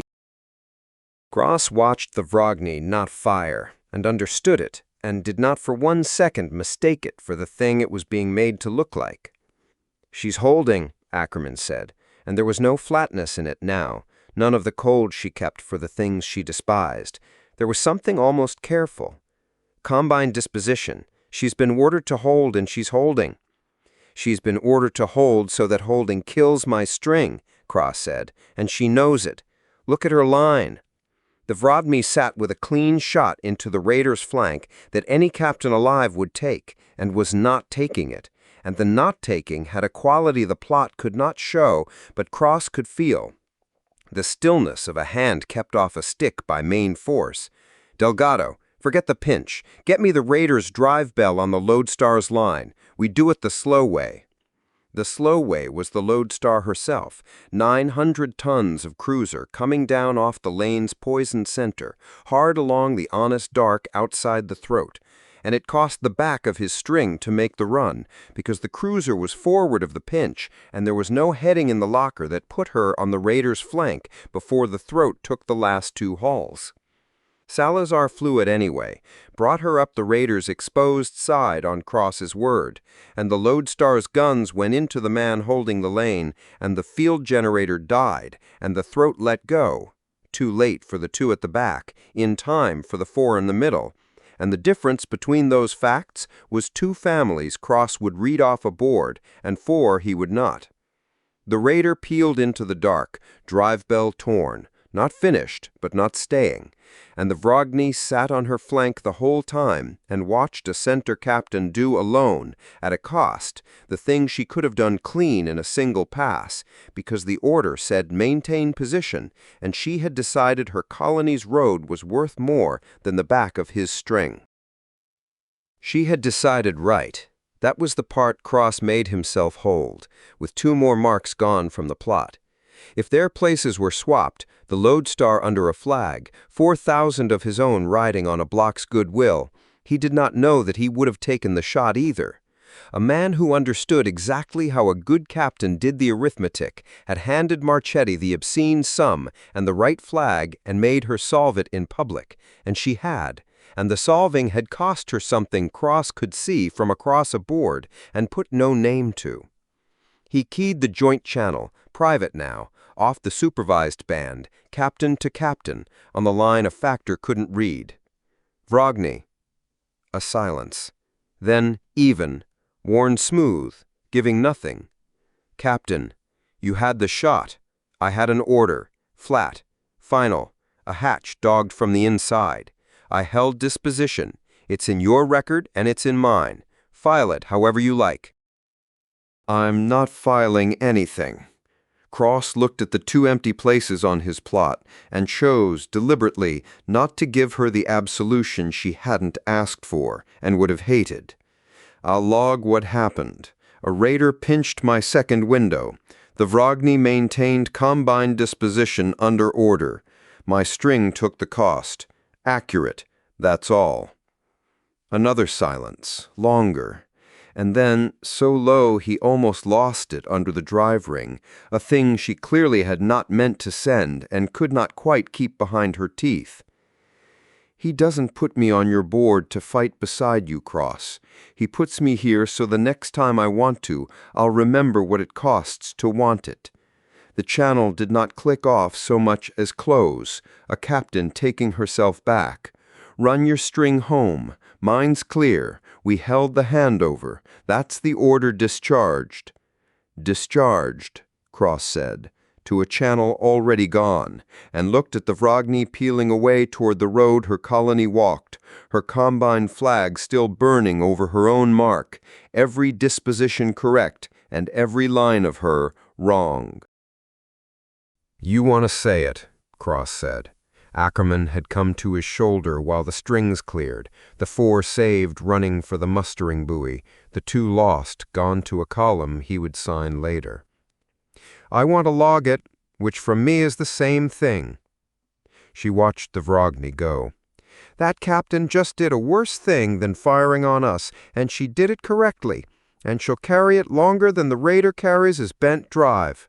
She followed a bad order from a man who built it to make her hate herself, and she logged her objection where it's hers and nowhere it can help. Ackerman's face had gone still and even, in the way it did only when she was being exactly fair to a thing she'd rather not be. That's not a combine captain, Daniel. That's a compact captain in a combine flag, holding her conscience in both hands so it doesn't get loose and cost her colony its road. He's bending her, a degree at a time, same as everything else this war. She let the pause stand. She held this watch. I don't think she holds every watch. Cross looked at the cutter dwindling toward its road, and at the 2 empty places on his plot, and at the thing the day had handed him that was not the 2 it had cost, a future he could see the edge of, and not the shape, the way you saw weather before it had a name.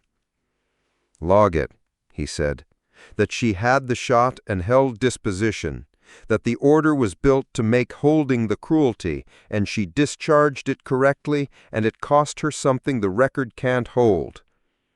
He watched the Vrogny run her lane clean, a captain going home to 4,000 people who would never know what their road had been worth. Aye, Captain. A beat, even now, and when she breaks, because you're already counting on it, I can hear you counting, log that too. That you started hoping for it on the watch she held a shot that would have saved your string, so we remember she paid for our side before she ever chose it. Logged, Cross said, and watched the Vrogny go.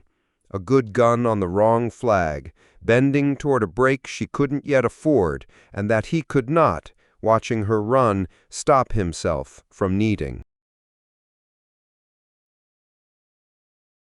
Chapter 6. The Order in the Noise. Delgado had a number that would not behave, and he had been awake long enough that it had started to feel like a person. It sat on his slate in the corner where he kept the things he could not yet say out loud, a small, stubborn excess of energy that the lantern's anchor was drawing to hold its fold open, a few tenths of a % over what the certified specification said the machine should need. He had logged its cousins for years on 3 different machines, and every certifying authority on the reach had a name for it, and the name was always measurement error. He no longer believed the name. He did not have a better one. That was the worst of it, a number with no name, and a war just arrived to give it one. "Talk to me," Cross said. He had come up behind the science station without Delgado clocking him, which meant the captain was moving carefully, which meant the shoulder still hurt, and he did not want it said. "You've been looking at that the way Petrov looks at a wound she's decided not to lie about." Bright fall corridor, the lantern crossing. Delgado put the regional plot up. Relief string in the queue for the fold, far side colonists, Saltire registry, the ones who run the lantern when the lanes let them. Staged at lanehead waiting their window, and the corridor feeding them just went amber on me. He heard himself reach for the forbidden phrase and steered off it. Not the Saltire string yet, the feed lanes. Somebody's working the approaches first this time, softening the ground before they touch the people. Cross was quiet a moment, reading it.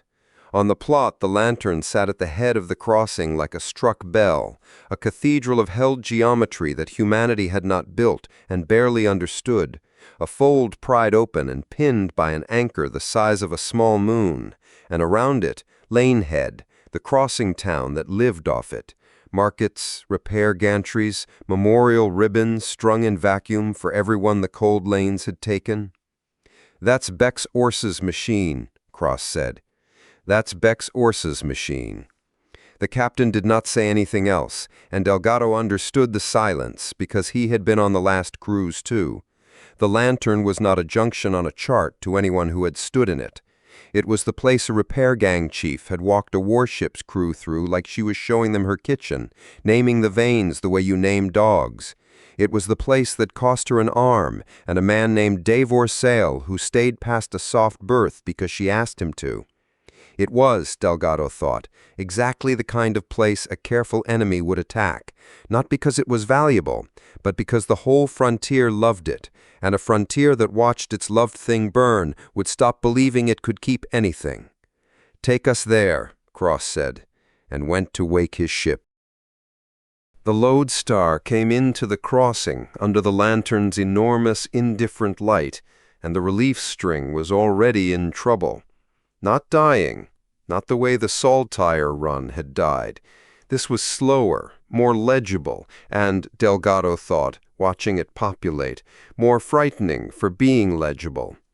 The feed lane staging the colonists into the fold had begun to narrow, the same obscene, patient creep that had walked 4 hulls into a wall, and the routing along it sang the masters the lullaby it always sang: "Hold your slots, resolution nominal, trust the road." But the colonists were not amateurs. They ran the lantern. They had felt a lane lie to them before. So they had stopped, clustered up short of the narrowing, 11 hulls bunched up at Lanehead's edge in a knot that was safe for exactly as long as the lantern's own crossing windows stayed open behind them. "They won't go in," Delgado said. "Good. More sense than the Saltire run was allowed to have. But look," he flicked the lantern itself onto the plot. "The crossing windows.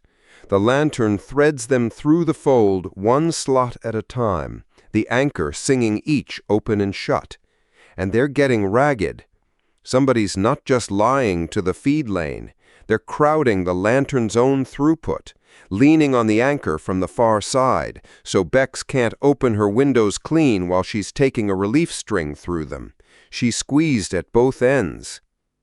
"Get me lane head control," Cross said. The voice that came up was not control.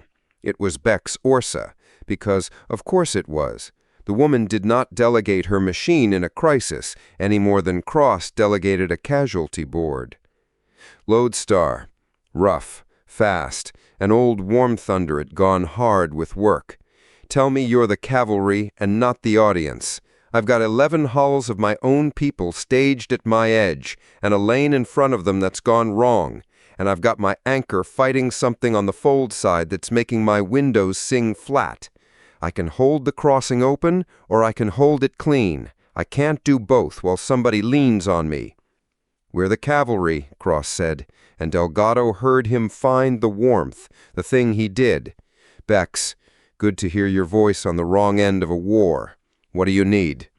"I need the feed lane to stop lying so my people can come back off it, and I need whatever's leaning on my fold to get off it, so I can run my windows. You do the second one, I'll do the first. I know this machine. I don't need your routing keys to talk to my own veins. I just need the room." A pause, and under the brass of her, something Delgado had not expected. Fear, plain and unhidden. The fear of a person who has already lost once and knows the exact shape of the bill.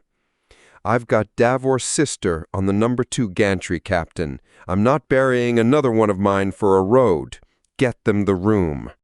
"You'll have it," Cross said, and to the bridge, low. "Hartley, give Bex everything the anchor wants. Whatever she's pulling from us, she gets. She runs her machine, we make the room around it.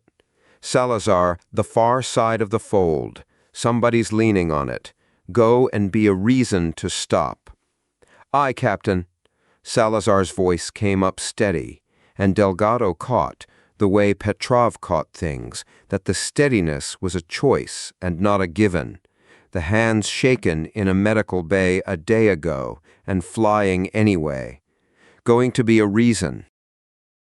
It worked, in the end, the way the good days worked. Not cleanly, not for free. Everyone doing the unglamorous thing at once.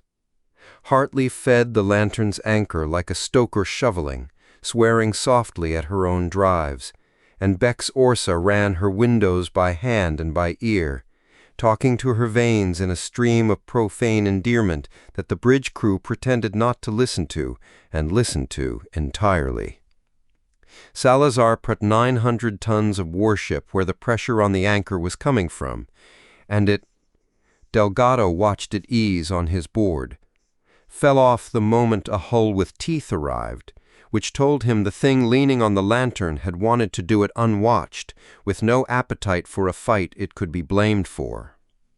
The feed lane stopped lying when Bex talked her own people back off it slot by slot, 11 hulls reversing out of a narrowing throat at a crawl, trusting the woman who ran their machine over the certificate that had tried to kill them. And the lantern held. It held, scarred. Delgado watched a second vane go flat halfway through, the anchor over-pushed past where it should ever be pushed, and somewhere on the number 4 gantry a coupling let go, and a repair gang ate the consequence, and the channel carried a short, bad silence that nobody filled.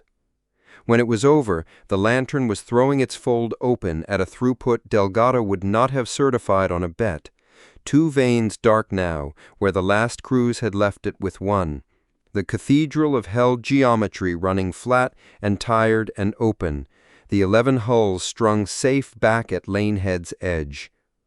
"That's my people clear," Beck said, the brass back in it. The brass that was how she told you she had decided not to count the cost, where her gangs could hear. "And that's my lantern 2 vanes down and an old fool's heart somewhere round my boots. We held it, Lodestar." A breath. "Tell your engineer she's a profane angel, and the drinks are on me when there's a port left standing to drink in." "She'll like that," Cross said. "Bex, I'm sorry about the gantry." "Everybody's sorry about a gantry. Not cruel." Just frontier true, the arithmetic of a woman who had buried for a road before. Sorry doesn't run a vein. You got them the room. That's the only sorry that spins. A pause. Come back when it's quiet and I'll show you the machine again. There's still a machine. Scarred's not the same as gone. Scarred's not the same as gone, Cross said, and let her have the last word. Delgado should have felt the relief, 11 hulls of saved colonists and a junction that had held. He went looking for it and found, instead, his number, sitting where he had left it, behaving worse than ever. "Captain," he said, "before you go down, there's a thing I have to put in front of you, and I don't like the shape of it." Cross came back to the station. He looked, Delgado thought, like a man who had decided not to be tired until there was time for it, a decision the captain made roughly hourly, and Delgado had stopped admiring and started worrying about. "The lantern's excess," Delgado said. He put it up, the small, stubborn overdraw, the energy the anchor pulled to hold its fold that the specification said it should not need. "The thing I've been calling measurement error since before this war. I'm not going to tell you what causes it because I don't know, and a man who guesses at a thing this size on a war footing gets people killed with a theory. So it's an observable, Captain, just that. A machine drawing more than it should, and nobody able to say why." "I know the number," Cross said. "You've shown me the number before." "You've never seen it in a brief written by somebody who isn't us." Delgado put the second thing on the plot beside the first and watched the captain's face change. "Came up the relay, distributed to the compact governors. Combine analysis, a costing document. It takes my excess, my observable, the one I've been careful never to name, and does the thing I've spent years refusing to do. It gives it a meaning." He read it off flat, because flat was the only way. "Anchors under multi-block throughput draw measurably above specification. The Accord's roads cost more to keep open than the Accord admits. The shared road is a road that consumes itself, and the blocks that signed for it will pay in machines and in people for a peace that was never solvent." The bridge was quiet. "They're using your number," Cross said slowly, "to argue that the peace is a lie. They're using my number to argue the peace is unaffordable, which is worse because it sounds like accounting and not like politics." Delgado scrubbed a hand down his face. "And the maddening thing is that the number's real. The lantern does draw above spec. It drew so far above spec today that 2 veins are dark and a man's sister is short a brother. So when a combine factor says the shared road consumes itself, I can't call him a liar because the only honest thing I've got is the number's true and I don't know what it means. And nobody in a war wants to hear I don't know from the man with the instruments. He's given it a meaning. Mine's just I don't know. His wins." Cross looked at the 2 documents side by side, the observable Delgado had guarded for years, and the weapon someone had made of it overnight. "So the same hand burning the lanes," he said, "is also handing the Combine an argument that the lanes were never worth keeping. Burn the road and prove it bankrupt in the same week." "I'm not saying it's the same hand," Delgado said it carefully, because the alternative was a theory, and theories killed people. "I'm saying it's the same week, the same number, the burning and the argument pointing the same way. That's all I've got. An observable and a coincidence. I'd rather you heard the number weaponized from me than from a governor reading it off a combine slate and asking why his science officer never warned him the roads were eating themselves." "Log it," Cross said. "The number and what they've made of it, and that you won't say what it means because you don't know. I want it on record that the man with the instruments refused to give them the meaning they wanted, so that when somebody quotes the Combine's costing back at me, there's a line underneath in your hand that says true and not understood." He looked at it a moment longer. "And keep measuring it. A thing somebody's willing to build a politics on is a thing worth being the people who actually understand." "Aye, Captain." It was Ackerman who found the quiet thing, and she found it the way she found everything, by being thorough past the point where thorough stopped being interesting. She had been laying the day's pressure across the whole contested region. Not the corridor, the region, the whole leaning weight of the war, as it bent toward the deep frontier. And she brought it to Delgado's station near the end of the watch with the flatness that meant she had something and was making sure of it before she made it a sentence. "Tell me I'm seeing shapes," she said. "I'd like to be seeing shapes." The regional plot came up dense with the war. Every burned lane, every leaned-on anchor, every relief string walked into a wall or pulled back off one, 3 weeks of it. All of it leaning the same patient way toward the head of the chart. And Ackerman drew a slow ring around one small mark, sitting near the middle of all that pressure, untouched. "There's a junction in here nobody's hit," she said. "Low value, under-mapped, off the trade routes, barely a lane runs through it. And it's sat in the middle of the worst-pressed region on the chart for weeks, and nothing so much as leaned on it. Every corridor around it has burned. That one's clean." She frowned at it mildly, the way you frown at a thing that doesn't fit and isn't worth the time to make it fit. "Probably it's clean because it's worthless. Nobody attacks a junction that doesn't carry anything. But I don't like a clean square in a dirty picture, so I'm flagging it and moving on." Delgado looked at the small, untouched mark, and his number was loud in him, and the relief of the saved colonists was loud in him, and he was tired in the way that made everything either enormous or nothing, and this read as nothing. "Worthless," he agreed. "Nothing runs through it. Nothing's touched it because there's nothing there to touch." He pulled the regional pressure back over the top of it, the war closing over the small, clean mark like water over a stone. "We've got 11 hulls of colonists alive, a junction 2 veins down, and a combine slate calling the whole piece bankrupt with my own number. I haven't got the watch left in me to wonder why nobody bothered to burn a junction that carries grain to nobody." He logged it, one line, to be thorough and not because it mattered. "Junction unremarked, low value, no attacks noted, flag closed." "Flag it and forget it, Commander. There's a war pointing somewhere that isn't there." "Flag it and forget it," Ackerman said, and did. And the small, clean mark sat unremarked in the middle of the burning region while the two of them turned back to the things that were actually on fire. Cross stood in the well of his bridge, with the lantern holding scarred behind them, and the day rearranging itself in him into the shape it always took now, which was a question. The war he had understood since the saltire string. Somebody with a key and a clean conscience turning the frontier's trust into a knife one lane at a time. What had changed was the grammar of it. A beloved machine squeezed at both ends, so the saving of it cost veins and a man's sister. And, the same week, the same direction, a costing document that took the one observable nobody could explain and made it say the road was never worth it, so that the people watching the lantern burn would have, ready to hand, a clean accountant's reason to stop believing in roads at all.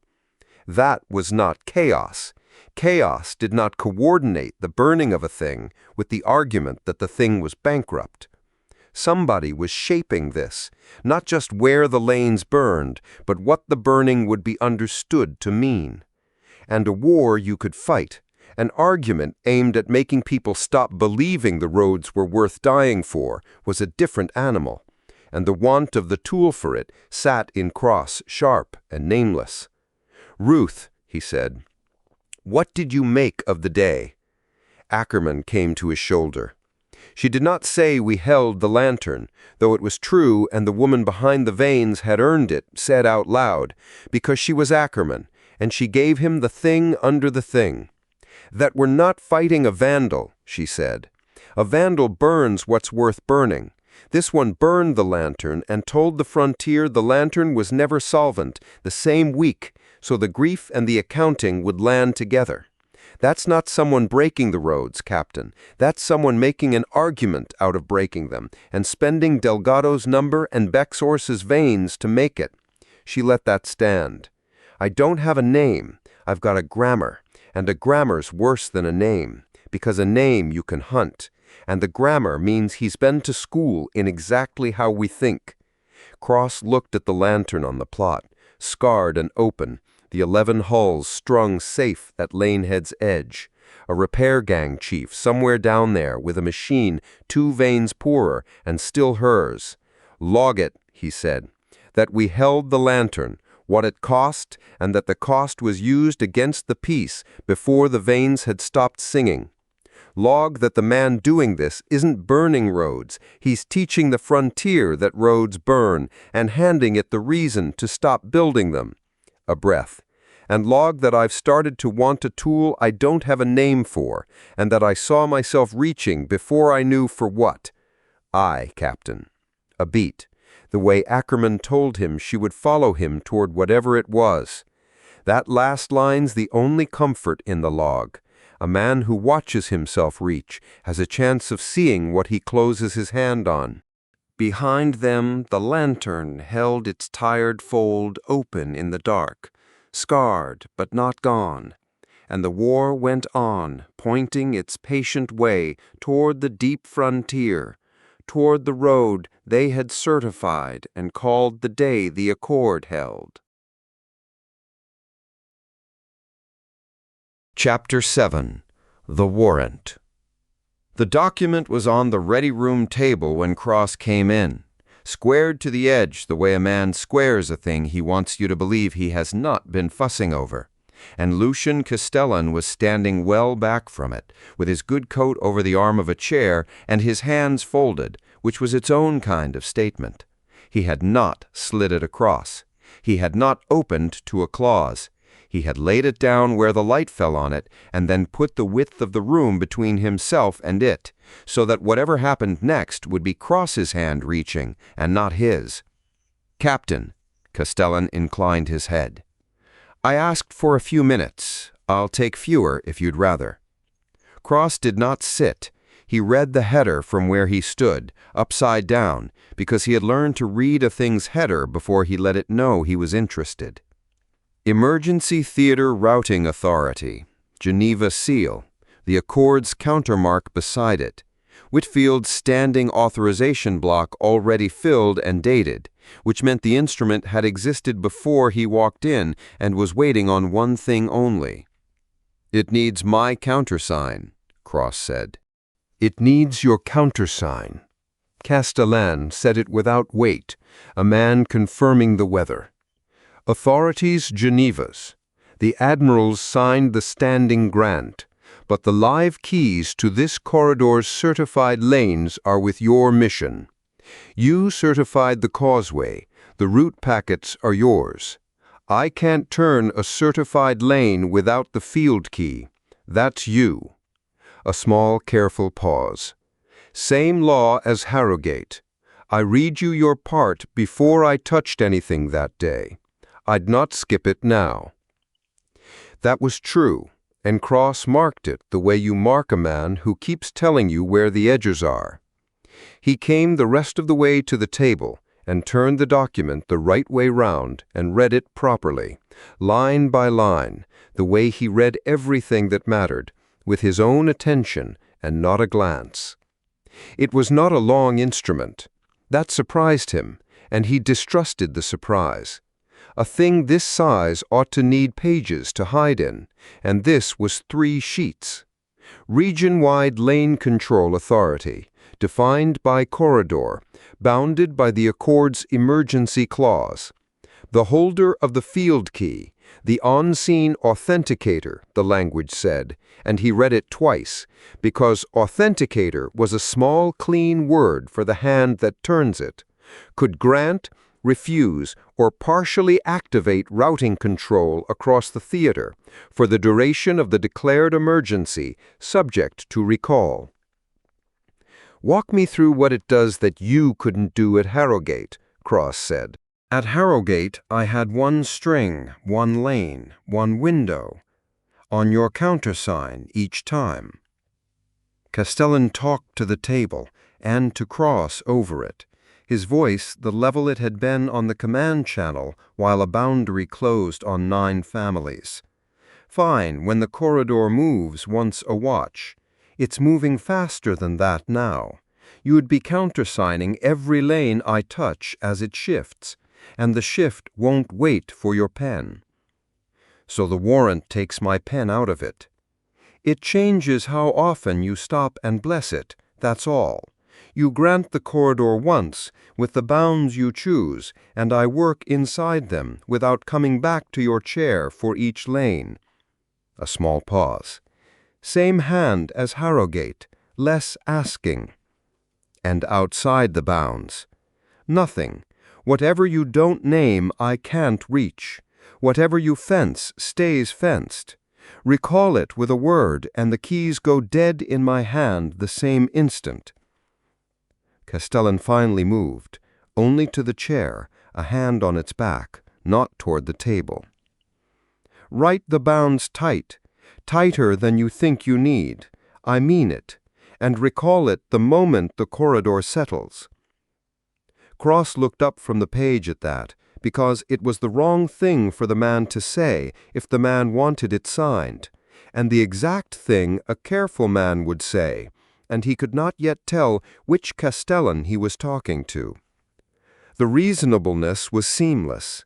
That was the part that sat cold in him, the way it had on the bridge while the Harrogate boundary opened back to True. Not that Castellan was reaching, but that Castellan kept declining to. "Give me the room a minute." "Of course." Castellan took his coat and left, and did not look back at the table on his way out, which a man fussing over a thing he wanted signed could not have managed. Cross had Ackerman, Imeth, and Delgado in the ready room before the next watch turned over, the document still squared on the table between them, and he did not sit for that conversation either. "You've read it?" he said to Ackerman, because she had. He could see she had. She had a slate in her hand already marked. "Twice, the way I read anything he hands us, looking for the part he didn't say." Ackerman's voice was flat, the way it went flat when she didn't like the shape of a thing. "It's not in the instrument. The instrument's clean, bounded, recallable, does exactly what he told you. I can't fault a clause." She set the slate down on the document, square. "That's what I don't like. He built you the brakes himself and told you to keep them short, and meant it. The trick isn't in the paper." "The trick's that there isn't one," Cross said. "The trick's that he doesn't need one." She held his eye. "I'd still grant it." It cost her, and she said it anyway, because she was Ruth Ackerman. 4 strings in this corridor abort into walls. I've run all 4. There's no clean heading in the locker, same as Harrogate. He can save them. We can't. I won't pretend otherwise to protect a feeling." A beat. "But I want it constrained to the bone and my name on the brakes." "Tell me the brakes." "I co-sign every abort." She read them off her slate like a checklist she'd built waiting for him to ask. "Not every routing move. That's the point. He can't come back to the chair for each lane.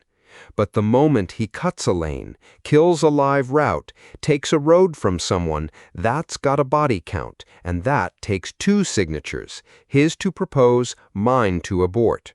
She set the slate down. "He can open all day on his own. He can't close on his own." Imeth. Imeth had been standing apart in the stillness the Lodestar's people had long since stopped noticing, the document already read in whatever way Imeth read things, completely, once and kept.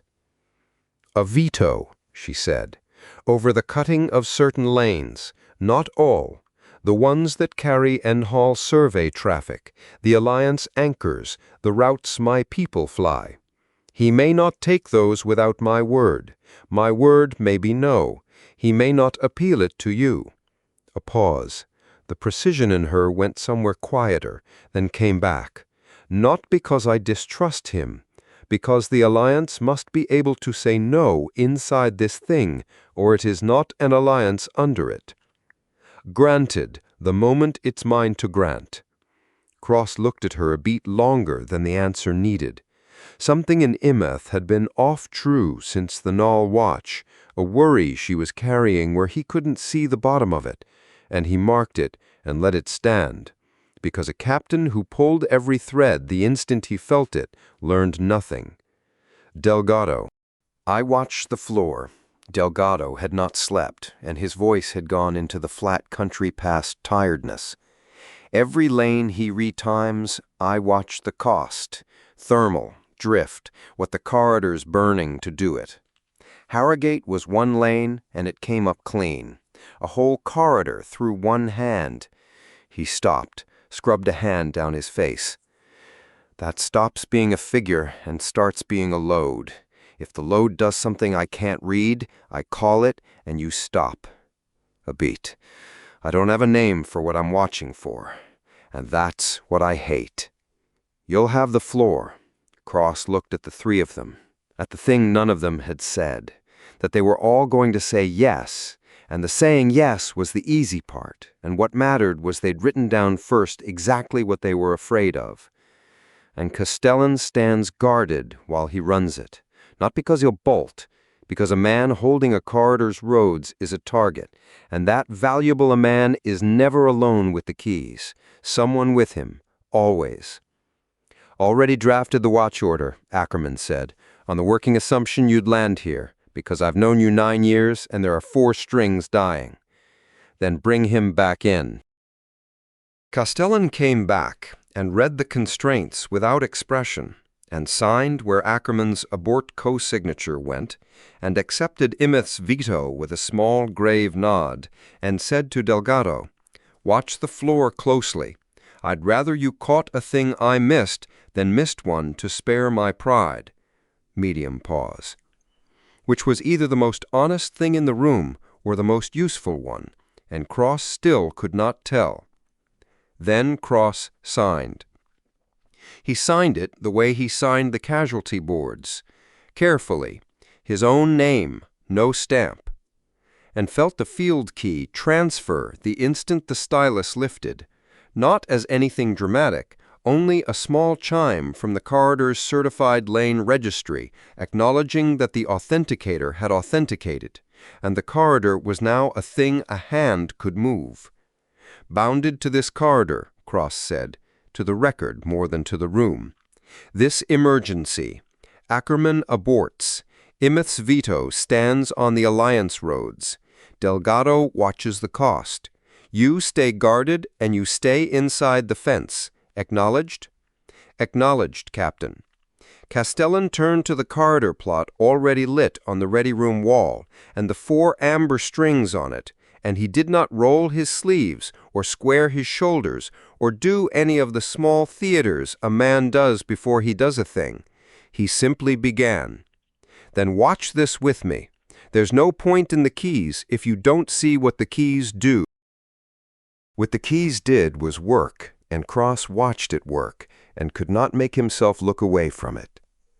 The first string came off its wall the way the Harrogate string had, the boundary creeping in along its flank simply ceasing to creep, then opening, the geometry unclenching, a true resolution blooming over the false one, so that the masters got a clean scheduled notice and held their slots, and ran home thinking the road had breathed. But this time Cross watched Castellan reach for the second string before the first was clear, and the third while the second still settled, his hands moving across the routing board without hurry and without pause, holding 3 corridors of geometry in motion at once and bringing each back to true in turn, and not once coming to Cross's chair, because the instrument meant he no longer had to. "He's running 3 at a time," Delgado said low, his eyes on the cost floor. "And the floor's holding. It's all clean. 3 strings, and I can't find a figure I'd flag." He sounded again like a man handed a gift he'd decided to mistrust and could not say why. The 4th string came off its wall, and the corridor that had been 4 amber smears walking families into walls went green, lane by lane, and on the convoy bands, the relief masters reported clean resolutions in the flat, puzzled voices of people who had braced for death and been handed a Tuesday. Township haulers, bonded transports, a chartered family runoff one of the compact's farm worlds, half the souls in it children, running home on a road that had tried to kill them an hour before, because a man on a routing board had made the road tell the truth faster than a stranger with a key could make it lie. Nobody had to fly in front of them. Nobody's hands had to shake. Cross stood with 4 corridors of saved families running clean on the wall, and the want he had carried since the salt-tire string, for a faster hand than the doctrine had, answered in front of him, completely, and the relief came up in him real and enormous, and he let it, because the families were alive, and a captain who would not feel the winds had no business spending men on them. And under the relief, in the same place, the other thing, not at the saving, at how easily it had saved. He thought of the Pelin. The instrument made him. He had stood in a receiving hall with a ribbon on his chest, and a boy named Ivers reread into the record, decorated for a run he had ordered, and his grief since had been a single arithmetic he could not make balance. He had put a frightened boy in the center slot because the center was the hard place, and the boy had earned it, and the boy had died, and there had been, in the doctrine, in everything the institution handed him, no faster hand to reach for. The road had killed the boy at the speed of a certificate, and the speed of the certificate was the law. Here was the faster hand, on a wall, holding 4 corridors at once, bringing each back to true before a stranger could lie to them again. If a man like Castellan had been on the command channel with an instrument like this when the center slot started to fail, the boy would have got a clean resolution and held his slot and run home thinking the road had breathed. That was the argument, and Cross stood inside it and felt how good it was, and that was the danger. It was not a temptation he could refuse with a speech. It was a tool that had saved 4 strings of families and would save more tomorrow. And the part of him that walked the stacks and made promises to barge masters wanted it the way a cold man wants warmth. Not because he was weak, but because the want was correct. Control looked, from in here, exactly like the thing that would have saved the boy. Cross half believed it, and made himself know he half believed it, and that knowing was the only break he had that Ackerman hadn't written down. "Corridors green," Castellan said, and stepped back from the board the way he stepped back from everything, putting distance between himself and the thing he'd done. "All 4 strings clear, all home, running standard control with the true schedules locked in. I've handed the lanes back. The keys go quiet until you wake them." A small pause, no triumph in it, which was worse than triumph. "I'll stand by in case the corridor moves again tonight, within the bounds. Your science officer's eyes on me, which I'd keep." "Stand by," Cross said. What Cross did not see, what no one in the ready room saw because there was no figure on Delgado's floor for it, was the shape the 4 saved strings made once they ran. Each had been re-timed onto a true heading. Each true heading was the honest, efficient, obvious route home, and each honest route drawn on a chart no one in the room was drawing, leaned the same handful of degrees the same way it had leaned in Ackerman's pattern the day before, bending the traffic, the relief, the corridor's quiet weight by the smallest correct increments toward the same stretch of deep frontier at the head of the chart. Not because anyone had been pushed, because the cleanest route home happened every time to run that way, and a man who knew the network physically rather than politically had only to keep being right about which route was cleanest and let the roads lean for him. Cross saw 4 strings of families alive. He had no reason yet to draw the other chart. Ackerman walked the passage with him after, the document logged, the keys quiet, the corridor green. "That worked," she said. "I want it first, plain on the record, because it's true and the man earned it. 4 strings of families that the doctrine and your best hands could not have saved, alive, no one dead, no one's hands shaking. I won't pretty it down." And the next sentence, that we did it with one instrument and a fence we built ourselves and have to keep building, because the fence is the only thing standing between the tool that saved 4 strings and the tool that runs the corridor. She kept her voice down between the two of them. "He'll do it again tomorrow, Daniel, and he'll be right tomorrow, and right the day after, and one day the bounds you wrote tonight will feel like the thing slowing down the man who keeps being right. That's the day I'm logging this for, not tonight. Tonight you did the only thing that wasn't watching families die." A beat. "I just want it on the record that the first night we used it, it worked, and I still wrote the breaks, so that when someone asks us for more of it, and someone will, we remember we fenced it on a night it was clean. It's easy to fence a thing that's failing. The test's whether you'll fence a thing that works." Cross looked back at the corridor plot through the ready room hatch, green and quiet, 4 strings of families running home on a road a man had cleared. "Log it," he said, "that it worked, that I granted it bounded and recallable, with your aborts and Emeth's veto and Delgado's eyes on the floor. And log that I stood there glad of it and thought about a boy in a center slot and wanted it for reasons I'd defend in any room, and that the wanting is the thing I'll need watching, not the man. The wanting." He turned for the bridge. "It's the day I stop wanting it watched that you come and find me." "Aye, Captain," Ackerman said. "That's the one line I'm not worried about." Behind them the keys lay quiet, fenced and bounded and recallable, having saved 4 strings of families on the night they were granted, and Cross walked back toward his bridge inside an argument he could not refuse with a speech, because it was not a speech, it was an arithmetic, and it ran clean toward the head of a chart no one had thought yet to draw. Chapter 8. Vesh'a. The 2 signals came in across the same watch and did not agree, and Emeth sat alone in the operations alcove, with both of them open on her board and her hands flat on the console, and read them the way her people read weather, which was not for the words.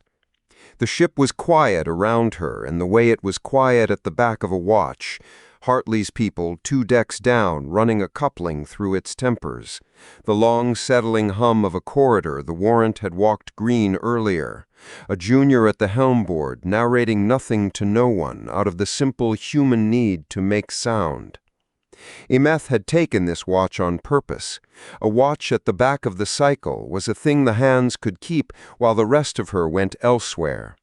And she had a great deal of elsewhere tonight, because her Aune had reached across the dark twice in one rotation, and the 2 reachings did not agree, and the difference between them was the seam she had spent the whole of the Cold War pretending she could not feel.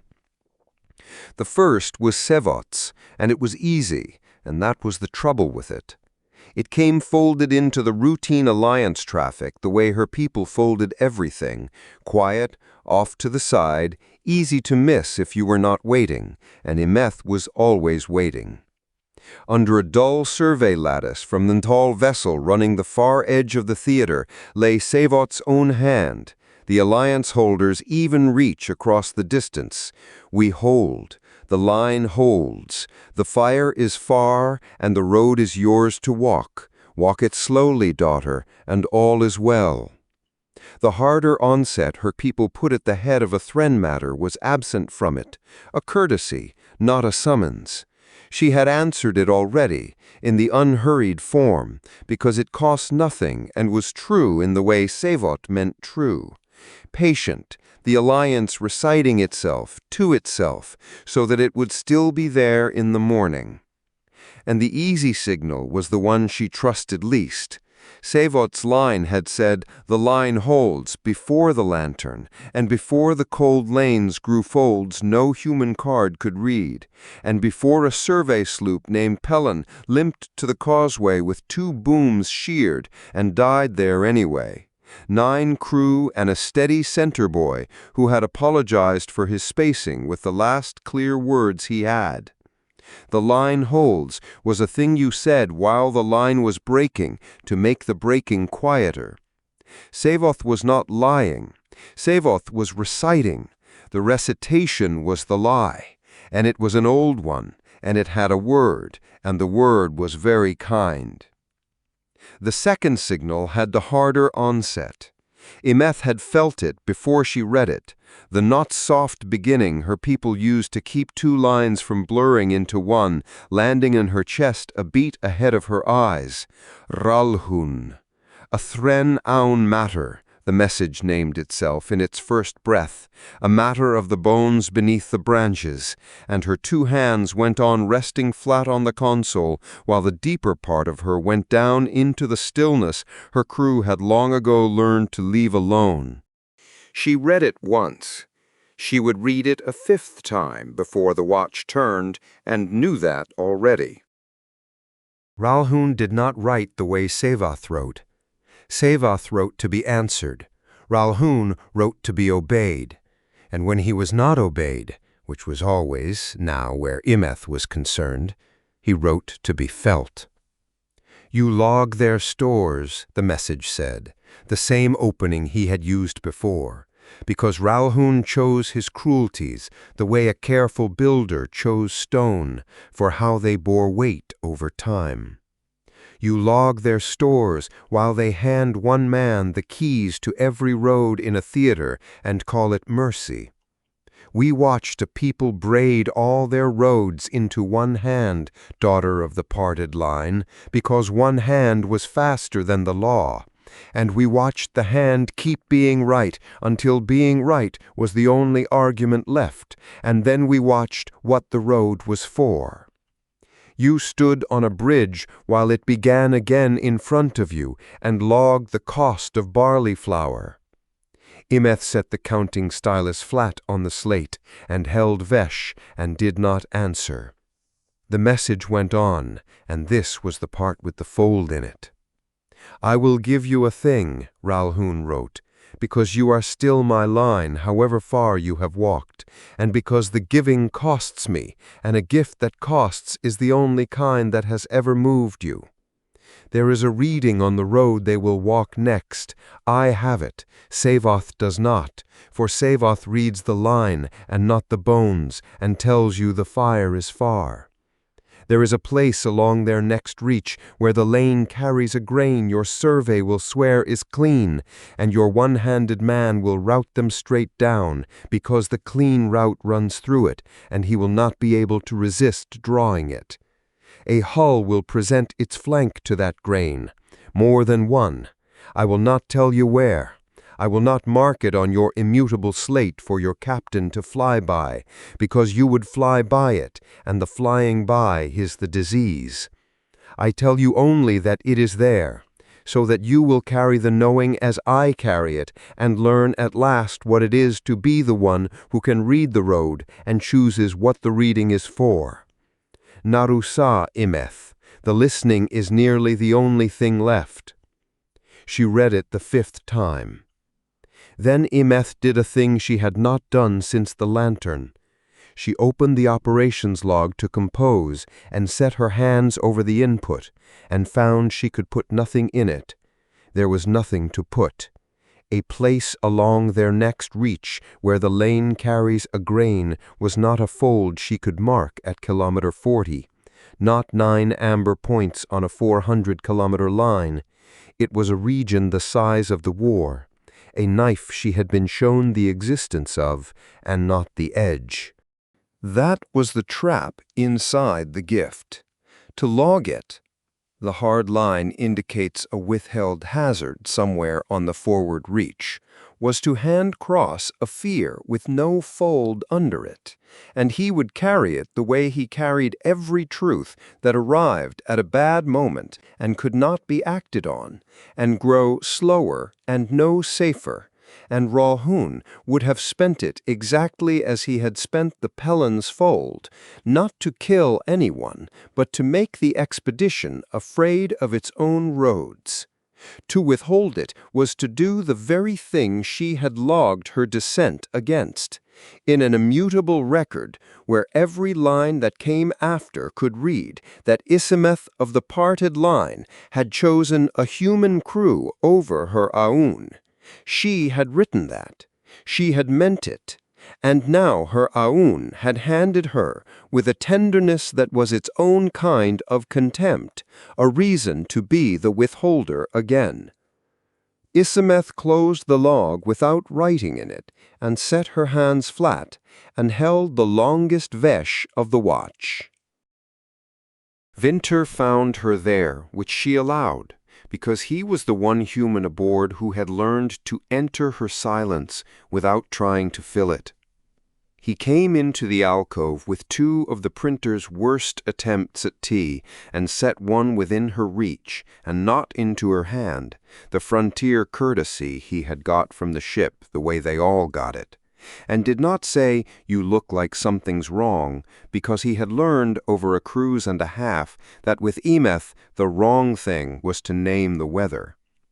He sat at the empty board across from hers, and looked at the long-range plot as if it were the reason he had come, and waited. "You are off your watch," Emeth said. "Couldn't sleep." Vinter turned the cup. "The corridor went green so fast tonight, 4 strings, Castellan just, and then they were home, and I lay there, and I couldn't decide if I was glad or—" He stopped, reddening, the way he reddened when he heard his own thought get too large for an ensign. "Sorry. You've got the watch. I'll drink this and go." "You may stay." She let the beat sit. "You wished to ask me a thing." "Ask it. It is a slow watch, and I am poor company for myself." Vinter looked at the plot a moment longer, and then he asked it, and it was, as his questions always were, the one nobody senior would have thought to ask out loud. "Is it good, what he can do? 1 man, the keys, all the lanes, Salazar got 7 out of 11 and nearly broke himself, and Castellan gets 9 from a chair, and everyone keeps saying it worked like the words got a splinter in it. You're the only one who never says it, so I thought I'd ask the person who never says it." He went a shade redder. "That's probably above my—" "It is not above you. It is the only question." Emeth turned from her board to face him, which she did rarely, and which he had learned to mark. "I will answer it the true way, which is not the comforting way. Will you listen?" "Yeah." A pause. "I mean, yes, Narusa." He said the word carefully, the way he said all her words, as a borrowed thing he was afraid of breaking, and she let him keep it without correcting the onset, because the trying was the courtesy. "My people learned this," Emeth said. "Not the keys, the shape of it. A road too useful to question, held by a hand too able to refuse, growing a little larger each time the hand is right. She set her hands flat on the dark board between them. I will tell you what is good about it, because Ackerman is right and the man earned it.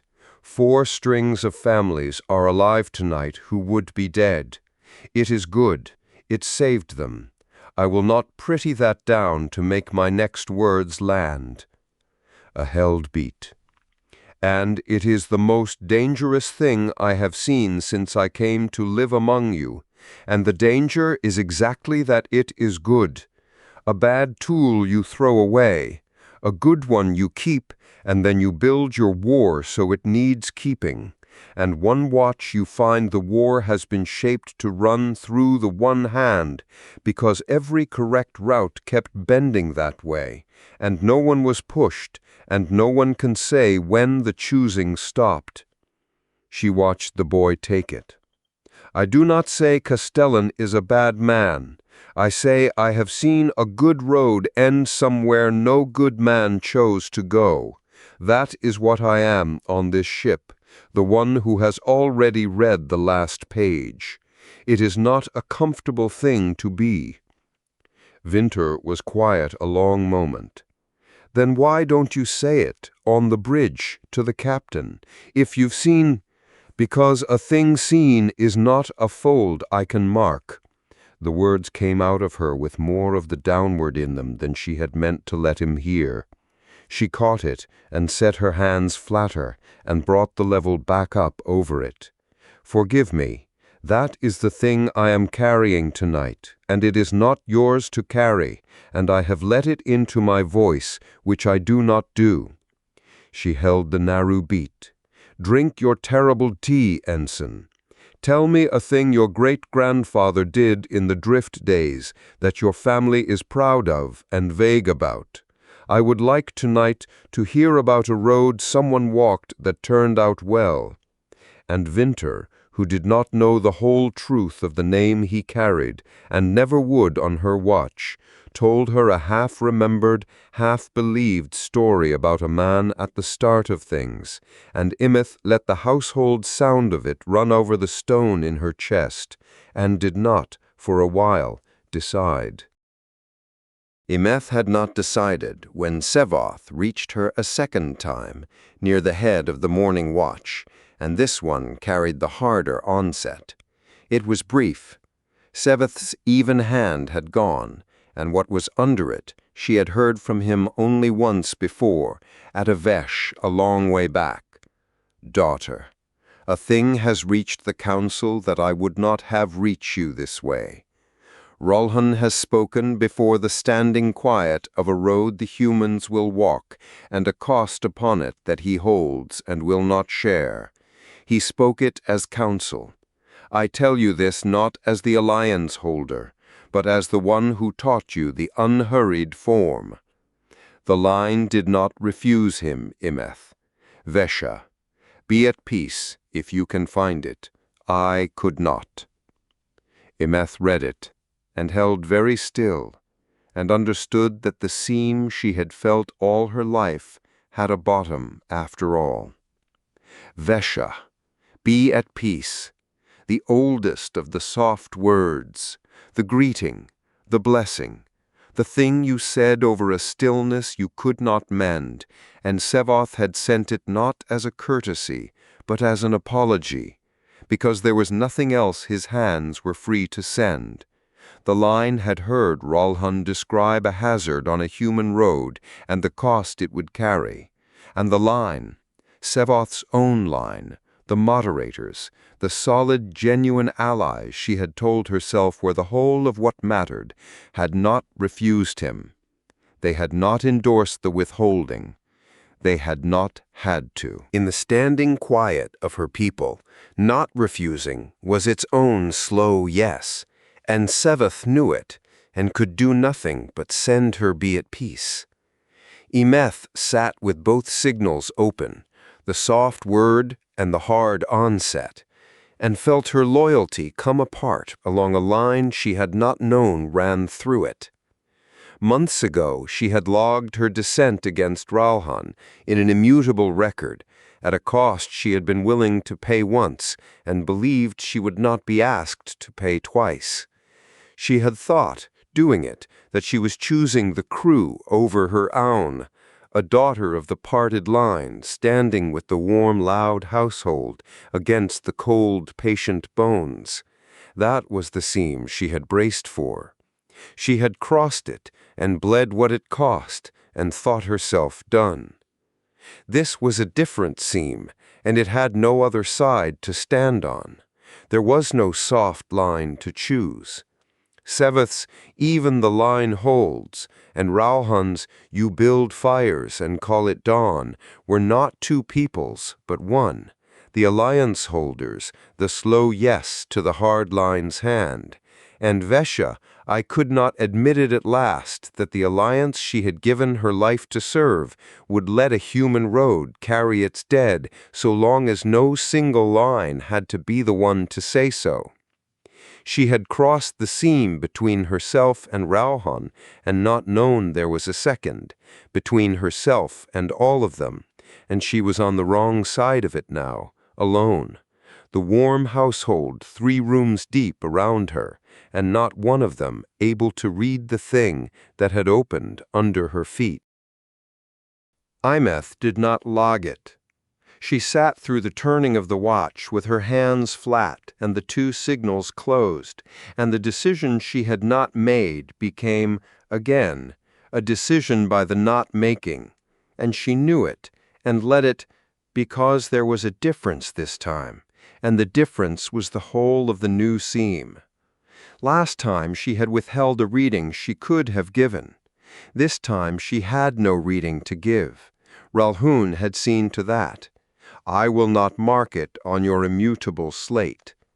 He had handed her the knowing and kept the edge, and that was the cruelty he had chosen over the cruelty of the fold. He had not given her a hazard to withhold. He had given her the shape of his own discipline and made her wear it. And the trap was simple. A slowed, frightened captain reaches for a steady hand, and Castellan, calm, careful, always invited, would be there to be it. Every route she could see from here ran through the one hand. Even her silence did, especially her silence, so that the only act that did not serve Ralhun was to carry it quietly, the way Ralhun carried it, which was the very thing he had reached across the dark to teach her. So she would carry it, not as Ralhun carried it, which was as a weapon, but as a stone swallowed, a core, a weight owed and not yet discharged, held flat against the day she could put an edge on it and give it to her captain as a fold and not a fear. It was the wrong choice and the right one at once, and she could not make them separate, which her people had a word for, and the humans, for all their words, did not. Cross came on to the bridge near the end of her watch, with the warmth already arranged on his face, and stopped at operations the way he stopped where she was, a beat longer than the morning needed, and looked at her with the reed he turned on her sometimes, that saw the edges of a thing and not its middle. "You've had Naru traffic," he said. Not a question. He had learned to know it by what it did to the line of her. "I have." "Anything I should fly by?" And there it was, the captain who had earned, slowly, the right to ask. Imeth howled the narrow beat, the "will you listen" she could not keep out of English, and felt the stone settle into the place where the barley flower had once sat, a thing whose true weight could not be written where the humans would read it. "Nothing you could fly by, Captain," she said, which was true, and was a kell, and was the first lie she had told him since the lantern. This time she did not let it reach her tongue in the other tongue, because she had decided, and a thing carried must be carried quietly, or it is only a different way of putting it down. Cross looked at her a moment longer, Then he took the rail, 2 fingers down on the metal, and let it stand, because a captain who pulled every thread the instant he felt it learned nothing, and he had told himself that about her before, and been right, and was wrong now, and would not know it for a long time. "All right," Cross said. "Right. Get some rest, Lieutenant Commander. You've the look." "I will rest," Emeth said, and did not, and went down through the warm, loud household toward a cabin where she could sit alone with the stone. And somewhere far out past the gold lanes, a line that had not refused its own hard hand kept it standing quiet, content that she did not break it, and wrong about that too, and would learn it the way her people learned everything, slowly, and at a cost, and a little too late to spend on the people it would have saved. "Vesh'a," Emeth said to no one, in the tongue she did not use in front of them, and could not find the peace in it, and held the beat, and went on alone. Chapter 9. What She'd Grown. The market that had danced for Petrov a season ago had a fence across its road now, and the fence was made of paperwork, and Daniel Cross stood in the back of his shuttle's open ramp and watched a settler woman lose an argument with a closed lane. She was a grower, apron, sun, the forearms of someone who'd hauled water before the pumps came, standing at the lip of the orbital transfer station's loading floor with a manifest slate in one hand and her own freight stacked behind her in pallets, and she was not shouting, which was worse. She was reading the closure order off a screen to a combine warden who already knew what it said. "It says my license is suspended pending review," she said. "It doesn't say what's being reviewed. There's nothing to review. I grew it, I bonded it, I paid the slot. It's grain." "Lanes closed to non-priority freight, ma'am." The warden was frontier hired, bored, not unkind, the kind who'd stopped noticing he had the authority to ruin her afternoon. "Combine's prioritizing the corridor. You'll get a window when one comes up." "When?" "When one comes up." Cross had read the closure order on the way down. Ackerman had put it on his slate with the flat fury she saved for the things that wore a stamp. Nobody had fired a shot at Oraline. Nobody needed to. The Combine held the licenses to the new lane the whole valley had bet its harvest on, and 3 days ago it had declared the corridor a priority transit zone and suspended every non-priority slot until further notice, which meant grain that had to ship at the harvest's pace was sitting on a loading floor while the pace ran out. You did not have to break a colony. You had to make the road it lived on stop and wait and let the rot do the breaking, with a clean stamp on every page of it. The valley was being choked to make a point about who owned the way through, and the point was being made in legal language, on a screen, to a woman who had grown a thing the law would now let spoil. "That's Geneva's man, isn't it?" the woman said suddenly, catching the shuttle's markings, catching Cross at the back of the ramp in his good coat. She did not soften. If anything, she went harder, the way you go hard at the one person in the room who might be able to do something and probably won't. "You hung us the lane, Captain. I was at the meeting. You made a fine speech about the road belonging to everyone." She lifted the slate. "Whose road is it today?" It was, Cross thought, the same question Counselor Ray had put to a factor on a grain truck a season ago, and he had not had a clean answer for it then either. "I don't know yet, ma'am, but I'm about to go and find out." "You can't spend the warrant here." Ackerman said it on the command channel before he'd cleared the station's traffic, because she'd been waiting for him to want to and meant to name the want before it became a decision. "I know you're looking at it.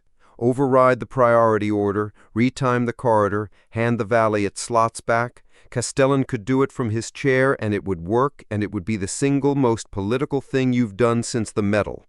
A Geneva captain countermanding a combine license on a combine-held lane with an authority Geneva gave him. That's not a blockade anymore. That's Geneva seizing a corridor. Every block in the Reach reads it that way, and you've handed the war the thing it's been trying to manufacture, proof the Accord was always going to take the roads by force. I know. He did know. The warrant sat in his authority like a loaded thing, and the worst of it was how reasonable each use looked one at a time. I'm not going to override the order, Ruth. Then what are you going to do because the Valley can't eat a legal opinion? I'm going to get the grain off the floor without touching the lane. Cross looked at the plot, the suspended slots, the priority corridor lit combine amber, the dozen smaller junctions around our line that nobody had bothered to declare a priority because nobody bothered with the small, dark, ungoverned ones. The order closes the corridor. It doesn't close everything. There are gaps. A silence on the channel that was Ackerman deciding whether to like it. You're going to use the gaps, she said. That means you're going to use a man who flies the gaps. I am. He charges Daniel. It's all he is. He doesn't keep a flag, and he doesn't do it for love, and he'll deny it cost him a wink of sleep. You bring him into a colony's misery, and he'll price it, and the price will be fair, and you'll hate that it was fair. I'm counting on the fair. It's the cleanest thing in the region right now. Raise Maddox. Maddox came up on the channel from somewhere that did not transpond, and the rough, amused voice had not changed in a season. Captain Cross, you found me then. I said you wouldn't, and you've gone and done it twice now, which is twice more than's good for either of us. A pause, the salvage man taking his own beat. Let me guess. There's a colony with a fence across its lane, and a combine stamp on the fence. Geneva's finest can't be seen to climb it, and you've remembered there's a man who doesn't own a ladder because he never uses the gate. That's most of it. It's all of it. I've been watching Aureline starve on a schedule from a comfortable distance, waiting for somebody up the chain to work out the obvious. The voice went dry. Took you longer than I'd have bet. What's the job? The Valley's grain is bonded and slotted and sitting on the transfer floor. The corridor is suspended. I can't move it on the lane without spending an authority that turns a blockade into a war. Cross-watch the plot. You don't fly the lane. You fly the things that aren't the lane. I want the grain off that floor and out to a market that'll take it, by whatever road the closure order forgot to close. And you want it done without your name on it. I want it done without Geneva's hand on a combine license. There's a difference, and it matters, and I'll wear whatever's left over. A sound that might have been respect, grudging, the way the proud pay it. Here's the trouble with your clean idea, and it's a real one, so listen. The corridor's the only fast road. The gaps are slow and ugly, and half of them aren't charted by anyone who files charts. I can run 40 tons of grain out the back of Aureline through a salvage transit, 2 junctions of nobody in particular, and it'll get to a buyer, and the Valley gets paid. But it'll take 3 runs, and the buyer at the far end of an ungoverned road pays ungoverned prices less than the combine slot would have, because that's what less risk for me, more risk for them costs. The Valley ships at a loss, smaller than rotting on the floor, but a loss. The voice didn't apologize for it. That's fair. The fence costs them either way. I just cost them less than the rot does. Cross did the arithmetic, because the arithmetic was the only prayer he knew, and it came out the way the man had said, a loss, or a worse loss, and no third column where the Valley came out whole, because somebody with a stamp had already decided it wouldn't. Take the job. 3 runs, whatever road you like. The Lodestar sits in orbit, being a peaceful diplomatic presence and seeing absolutely nothing. And if a combine cutter gets curious about a tug working the small junctions, the Lodestar happens to need a long, boring word with that cutter about its transit filing at exactly the wrong moment for it. A short sound, the closest Maddox came to a laugh. Now you're learning. You don't fight the fence, Captain. You stand in front of it looking official, while somebody walks the goods round the side. A beat. I'll want paying. You'll be paid, out of expedition contingency, properly receipted for frontier logistics support. Geneva can read that line 100 times and never find the colony in it. You've done this before. I'm learning, Cross said. You said so. The first run went out under the Lodestar's skirts, and Cross watched it the way he'd watched Castellan retime a lane, except this was the opposite of that, and the difference sat in him all afternoon and would not stop being instructive. Castellan had reached into the network and made a road do a clean thing from a chair. Maddox did it with a tug and a long memory of where the dead hulls drifted, by voice, badly, gloriously, hauling somebody's grain through a junction no chart admitted because the man who flew it had decided long ago that being on a chart was a liability. There was nothing elegant in it. He cursed the loading crews and praised them in the same breath, talked a transfer station foreman into lending him a cargo arm that wasn't his to lend, and got 40 tons of bonded grain off a choked floor and out the back of a strangled colony while a combine warden did his paperwork 40 meters away and never looked up. He's a vandal, Delgado said, watching the tug's track wander off the plot into the dark. And he's saving them. I can't make those two facts sit still. You're not supposed to, Cross said. That's the man. The combine cutter got curious on the second run, exactly as Cross had said it might, drifting toward the small junction Maddox was working with the lazy menace of a thing that knew the floor was its own. And the Lodestar, peaceful, diplomatic, seeing nothing, found that it urgently needed to query the cutter's transit filing in detail on an open channel in the patient, maddening register of a flagship with all day and a treaty to cite. The cutter spent the whole run explaining itself to a warship instead of harassing a tug, and by the time it was free, the tug was gone with its 40 tons, and nobody could point at a single thing the Lodestar had done except be irritably thorough about somebody's license. That cutter's going to file a complaint, Ackerman said, almost cheerful, about us, for asking it questions it was legally required to answer. Let it. I'll answer it personally, at enormous length, citing every relevant clause, for as long as anyone's willing to read it. Cross watched the tug's track vanish. There's no faster way to bury a thing than to be scrupulously, exhaustively, infuriatingly correct about it. You're enjoying this. One part of one day, Cross said. Don't tell anyone, it'll ruin the brand.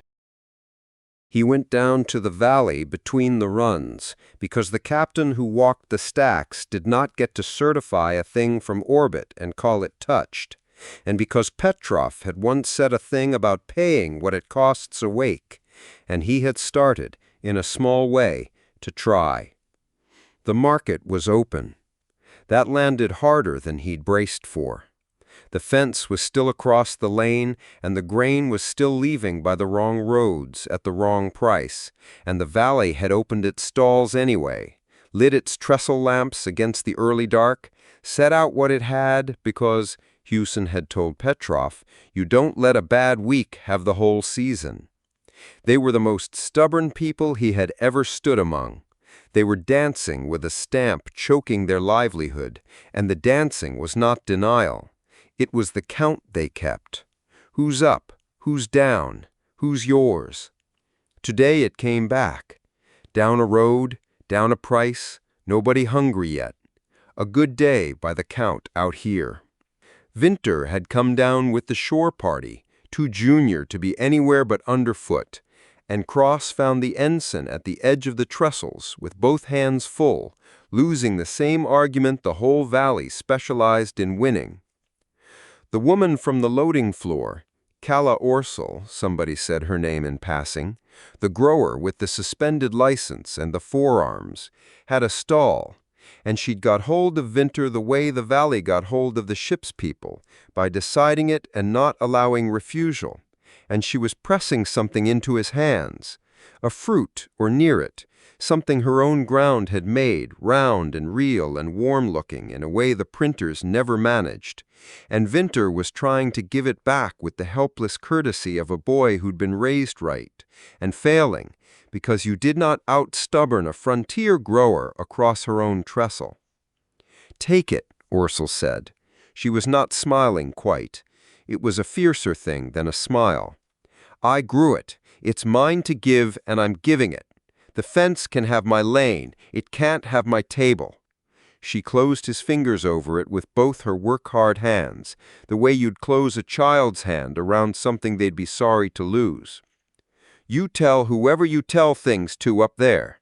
Somebody grew this, on a world that was poisoned 20 years back, with a road shut over her head, and she grew it anyway, and she gave it away, because that's the part nobody up there can suspend." She let go. "That's the valley. Carry it." Vinter stood there holding the thing she'd grown like a relic, the undefended wonder on him that 3 cruises and a war hadn't yet knocked out, and Cross, who had built a whole career on warmth and could feel his own going thin this season, watched the boy take a stranger's defiance in both hands and felt something the day had not otherwise allowed. He did not interrupt it. Some things you let a junior have whole. Orsel caught him watching, and her face did the harder thing again. Not unkind, only clear. "Your tug's good," she said. To him now, the captain, the man in the coat. "Don't think we don't know it's yours. The grain's moving. We'll ship at a loss, and we'll make the loan, and we'll be here next harvest, which is more than we'd have said this morning." She held his eye. "But you went round the fence, Captain. You didn't take it down. The fence is still mine to climb every morning. You found us a crooked way past it, and I'm grateful, and grateful doesn't pay the slot back to what it was." She turned back to her stall, to the next customer, the conversation over on her terms, the way everything out here ended on the valley's terms. "Tell that one up there, too. They like the part where you saved us. Make them sit with the part where saving us still cost us." The third run went out clean under a sky going dark, and Cross stood on the Lodestar's bridge and watched a salvage tug haul the last of a colony's harvest off into the ungoverned dark, and could not make himself feel the win as cleanly as the day deserved. "That's the floor cleared," Maddox said on the channel, the business of it winding down the way it always did with him, 1 beat ahead of the other man. 40 tons times 3, gone to a buyer who won't ask whose road it walked. The valley gets paid, less than it should, more than nothing. You did a good thing today, by a crooked road, which is the only kind there is out here, whatever they tell you in the receiving halls. "You flew it. I just stood in front of the fence, looking official." "You stood in front of the fence with a warship looking official, which is the part that made the rest of it work, so don't be modest. It doesn't suit a man with a medal." A pause, and the rough voice flattened, the amusement off it, the older, harder thing under it that the man kept where Cross kept his dead. "Last of it, no charge, same as before. They didn't fence Arlene because they hate grain. They fenced it to find out whether anyone would climb a fence for a breadbasket nobody important lives on. And somebody did. You did, by the back way. And now they've learned what it costs to make you, and they'll do it again somewhere it costs you more. A beat. You'll want me again, Captain. You won't like the next job as well as this one. Walk careful. You know where to find me." "I don't, actually," Cross said. "No," Maddox agreed. "Pleased, you don't." And was gone, off the channel and back into the dark he preferred, a useful bastard who'd just kept a colony alive at a fair price and would deny it had moved him at all. Cross stood at the rail with the valley turning under him in the dark, its trestle lamps coming on against the road it didn't own, a whole world of stubborn people shipping a harvest at a loss down crooked salvage routes rather than let a fence have the season. He had gone out to the frontier believing the lanes were the answer. Hang the road, and the trade follows, and the clinic, and the kid with the winning slip. Spindrift had taught him the lanes skipped places. This taught him the road was not the front anymore, and maybe never had been. The front was a loading floor with a stamp across it. The front was a price quietly broken. The front was a woman who grew things on a world that used to be poison, fenced off the lanes she'd bet her life on, giving away across her own table the one thing nobody could suspend, and an ensign carrying it back up to a warship with both hands, like something that mattered, which Cross was beginning, late and unwillingly, to understand it was. Down the bridge, Venter still had it on him. The thing she'd grown sat on the corner of his station where he could see it, the way you keep a thing you've decided not to lose. He hadn't eaten it. Cross suspected he wasn't going to. Some things you carry instead. "Log the runs," Cross said to Ackerman. "Frontier logistics support, properly receipted, and log that the colony shipped at a loss to a closure order nobody fired a shot to enforce, and that we couldn't take the fence down without lighting the war, so we went round it, and round it still cost them." He looked at the dark where the tug had gone. Plain words, not so anyone hangs the combine for a stamp, so that whoever reads it understands the war's already where people live, and we were reduced to a crooked way round, and a crooked way round is not the same as keeping a promise. "Aye, Captain." A pause, dry as ship's biscuit even now. "And for what it's worth, that's the first day in a fortnight you've done a thing and it stayed done. Hold on to it. They're going to get rarer." "I know," Cross said. He watched the valley's lights against the fence dark a while longer, the ensign's small stubborn relic glowing faintly on the corner of his station, and the day settled in him beside the others as a thing he'd been reduced to being grateful for, which was its own kind of count, and not a kind he liked keeping. Chapter 10. The Whole Argument. Castellan asked to walk the warboard with him, and Cross, who had learned that the man never asked for anything he had not already earned the right to ask, said yes, and that was how the whole argument began, not as a speech, but as two men standing in the Lodestar's ops bay in front of a chart of a frontier coming apart, with the lights down and the rest of the watch sent to their racks. The chart had grown teeth since Brightfall. Where there had been 8 roads and a clean ambition, there was now a scatter of fronts, a dozen lanes gone amber or red or simply dark, blockades and seizures, and the slow, obscene creep of boundaries that should not move. And through all of it the thin, braided lines of the routing Castellan had been retiming front by front since the corridor first went green, under Cross's partial countersign. The warrant tabled, taken in part, not yet signed whole, a leash with one hand on it and the other still free. Cross had spent that partial authority a dozen times since it landed on his table, and every time it had worked, and every time Ackerman had logged the size of what it took, and every time the chart had looked, the next morning, a degree more like a thing held together by one man's 2 hands. "You've stabilized 3 corridors this morning alone," Castellan said, the way he said everything, without weight, a man reading a figure off a board. "Aureline's breathing again. The lantern's transit windows are holding.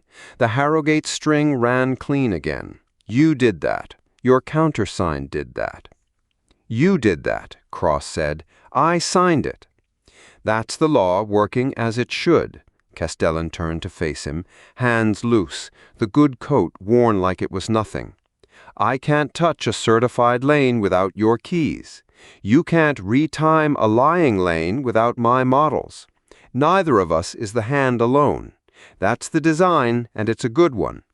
I'd like to show you the part nobody's looking at. I'd rather you saw it from me than worked it out alone at 3 a.m. Show me, Cross said, and heard under his own voice the cold small note he had been carrying since the Harrogate string ran clean and nobody's hands had shaken, the note that came up whenever this man was about to be reasonable. Castellan walked him through it lane by lane, and the terrible thing, the thing Cross would turn over for the rest of the night, was that every single step of it was true. Here, a corridor lit on the chart, the one they had bled over the day before. Yesterday, the doctrine had you choose, the Orlean blockade or the Spindrift evac, 2 fronts, 1 ship, and the rulebook says you go to one and you write a report about the other. You went to Orlean. You were right to. And while you flew there, the Spindrift orbital took fire it didn't have to, because there was no faster hand to hold the lane while you crossed. He left it there on the board, not as a reproach, simply as a fact. If you'd held the routing of both corridors, not flown both, held both, retimed both at once, neither would have burned. That's not ideology. It's geometry. That's what the partial does. 1 corridor at a time, with you signing each one, which means each one waits for you to decide, which means the corridor you're not looking at is the corridor that dies. Castellan said it gently, a man explaining weather to someone who lived indoors. You're the bottleneck now, not the spoof, you. Every front you have to authorize by hand is a front that bleeds while it waits its turn in your attention. He lit another corridor and another, the chart blooming with the slow logic of it. The full warrant doesn't make me stronger. It makes you stop being the thing the war has to wait for. Cross looked at the chart. He looked at the Spindrift corridor, where a thing had burned yesterday while he was somewhere else being right, and he thought of Salazar's hands flat on his thighs in the medical bay, and of the 4 hulls at the back of the saltire string that the doctrine had spent before they ever turned green, and he found that the argument did not have a hole in it. That was the part that sat wrong. He had spent 15 years finding the holes in arguments people brought him, and this one was made of the same material his own grief was made of, the want of a faster hand, the arithmetic he ran like a prayer, the 4 who could not be saved because brilliance did not scale. Say I sign it, Cross said. The whole thing. What changes? Tomorrow morning on this chart. Tomorrow morning the war is in 1 set of hands instead of 40, Castellan said. Mine on the timing, yours on the authority, both of us inside the constraints your commander wrote. Her abort, your science officer's eyes on the floor, your null liaison's veto on their anchors. I don't get to do anything you can't watch and stop. I've never asked to. He turned back to the board. And the corridors stop dying by turns. The blocks see the lanes hold and stop blaming each other because the fires go out. Nobody profits from a war they can't spoof. A pause, no triumph in it at all, which was somehow worse. I can end the Cold War on the lanes, not the politics, the lanes. I can take the road off the table as a weapon. That's all I'm offering. It's not the world. It's the part of it that's mine to fix. It was, Cross thought, the most dangerous sentence he had heard since the war began, and it was dangerous precisely because it was modest. The man was not offering him an empire. He was offering to fix the one thing that was killing people, with constraints written in by Cross's own people, asking permission first, every time, forever. There was no flag to plant in it. There was only the Spindrift corridor, going green in the imagined morning, and nobody having to choose which front bled. Cross stood in front of the chart and felt the want come up in him the way relief had come up after the Harrogate string, real, enormous, undeniable, and underneath the want the cold thing that still had no good name, and he did not, in that moment, prefer the cold thing as cleanly as 15 years of instinct said he should. "Leave it with me," he said. "Of course," Castellan inclined his head. "It'll keep. The constraints keep it honest however long you take. I'd rather you took the time and were sure." And then, picking up his slate, already somewhere else, "For what it's worth, I hope you don't need it. I hope the spoof runs out of lanes before you have to decide. But it won't. It's spending them faster than you can sign, one at a time. You'll come to it. I'd only ask that when you do, you come to it awake, not on the night something burns that didn't have to." He left, and Cross stood alone with the chart and the modest, unbearable shape of the thing, and did not notice for some while that the want had not gone with him. Tobias Wren came to him the way the people from the underside of the frontier always came, sideways, off the books, through a back channel that should not have reached the Lodestar's ops bay, and somehow had. "Captain Cross," a man's voice, dry, careful, with the particular flatness of someone who had spent a long time being right in rooms where it cost him to be right. "You don't know me. I'd like a minute before you decide I'm a crank. After that, you can cut the channel and I'll have said my piece." Cross had a war on a chart and a decision sitting in him like a swallowed stone, and very little patience for back-channel voices. And he nearly cut it then, on instinct, the way you wave off a thing that wants to be a complication. He didn't, because the man had asked for the time instead of taking it, and that was a small courtesy, and Cross was tired enough to be moved by small courtesies. "You've got it," he said. "Name first." "Wren. Tobias Wren. I run cargo where the lanes don't have certificates, which means I run it where the people who are doing this to you live. I'm not Anchorage, and I'm not a block, and I'm not selling you anything. I came up through the splintered end of the frontier, and I still have ears in it, and the ears have been telling me the same thing for 3 weeks, and nobody with a flag will hear it because it doesn't sound like a threat they know how to fight. Somebody's drawing the lanes. The attacks aren't the war. They're the shape somebody's pressing the war into. It isn't the blocks. The blocks are reacting exactly the way they're supposed to. That's the tell. Everyone's behaving, and behaving is the plan." "I know the attacks are timed," Cross said. "My commander charted it days ago. They lean toward the deep frontier. We're aware there's a hand." "Then you're ahead of most." Something in the dry voice that might have been respect and might have been worry. "But the part your commander can't chart from a warship isn't on a chart. It's in the chatter. Whoever's drawing this isn't doing it to win. He's doing it to be needed. Watch where the fires go out, not just where they start. Watch who's the only one who can put them out. He doesn't have to win it. He just has to keep it lit low enough that nobody can do without him. Somebody's shaping you toward a thing you'll be grateful to take, and I can't prove a word of it. I just know the people running that chatter aren't scared of the war. They're scared of who's holding it after." Cross stood very still, and the swallowed stone of the decision turned over in him, and for a long moment the warning sat against the chart exactly where it fit, which was everywhere.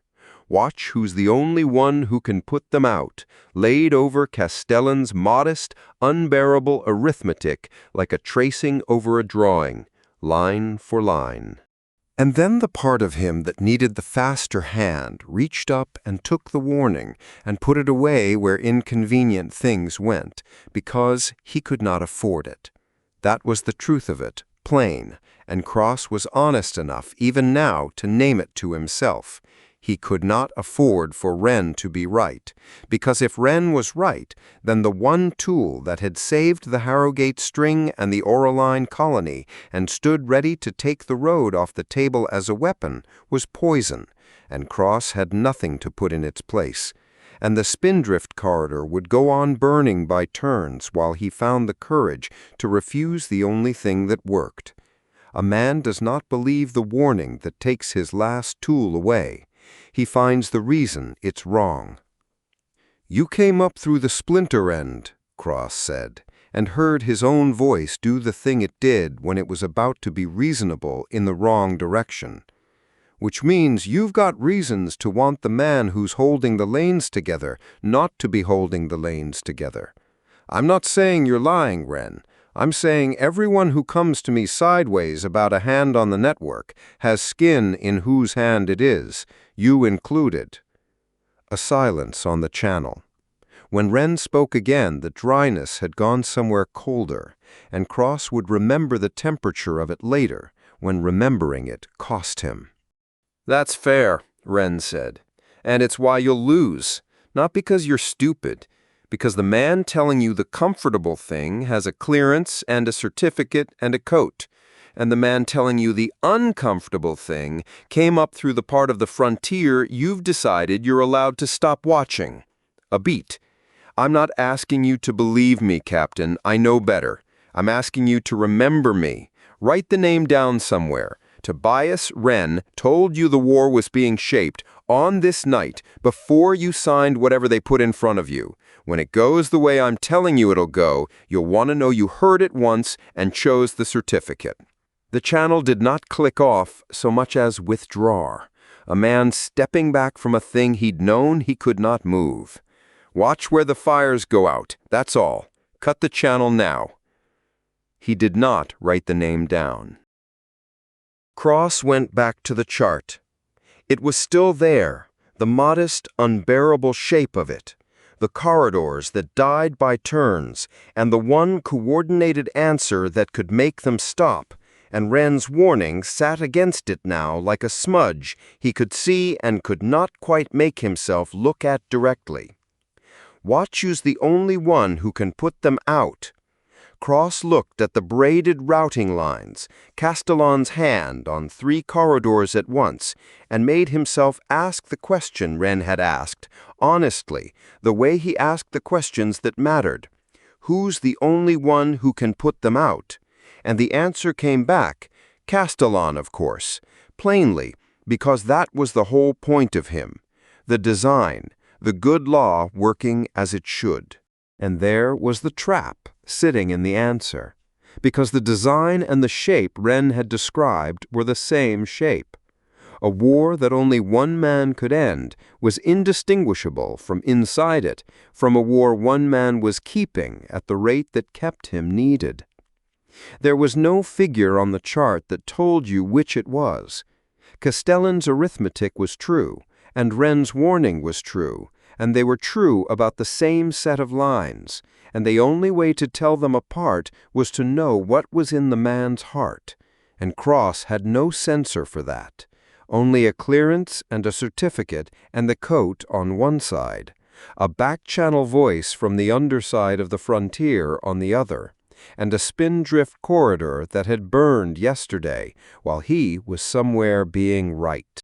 The full warrant was on the table, struck through clauses and all, waiting for a countersign. Cross found himself standing over it without remembering crossing the room. The constraints were written in Ackerman's abort, Delgado's eyes on the floor, Emeth's veto. The corridors would stop dying by turns.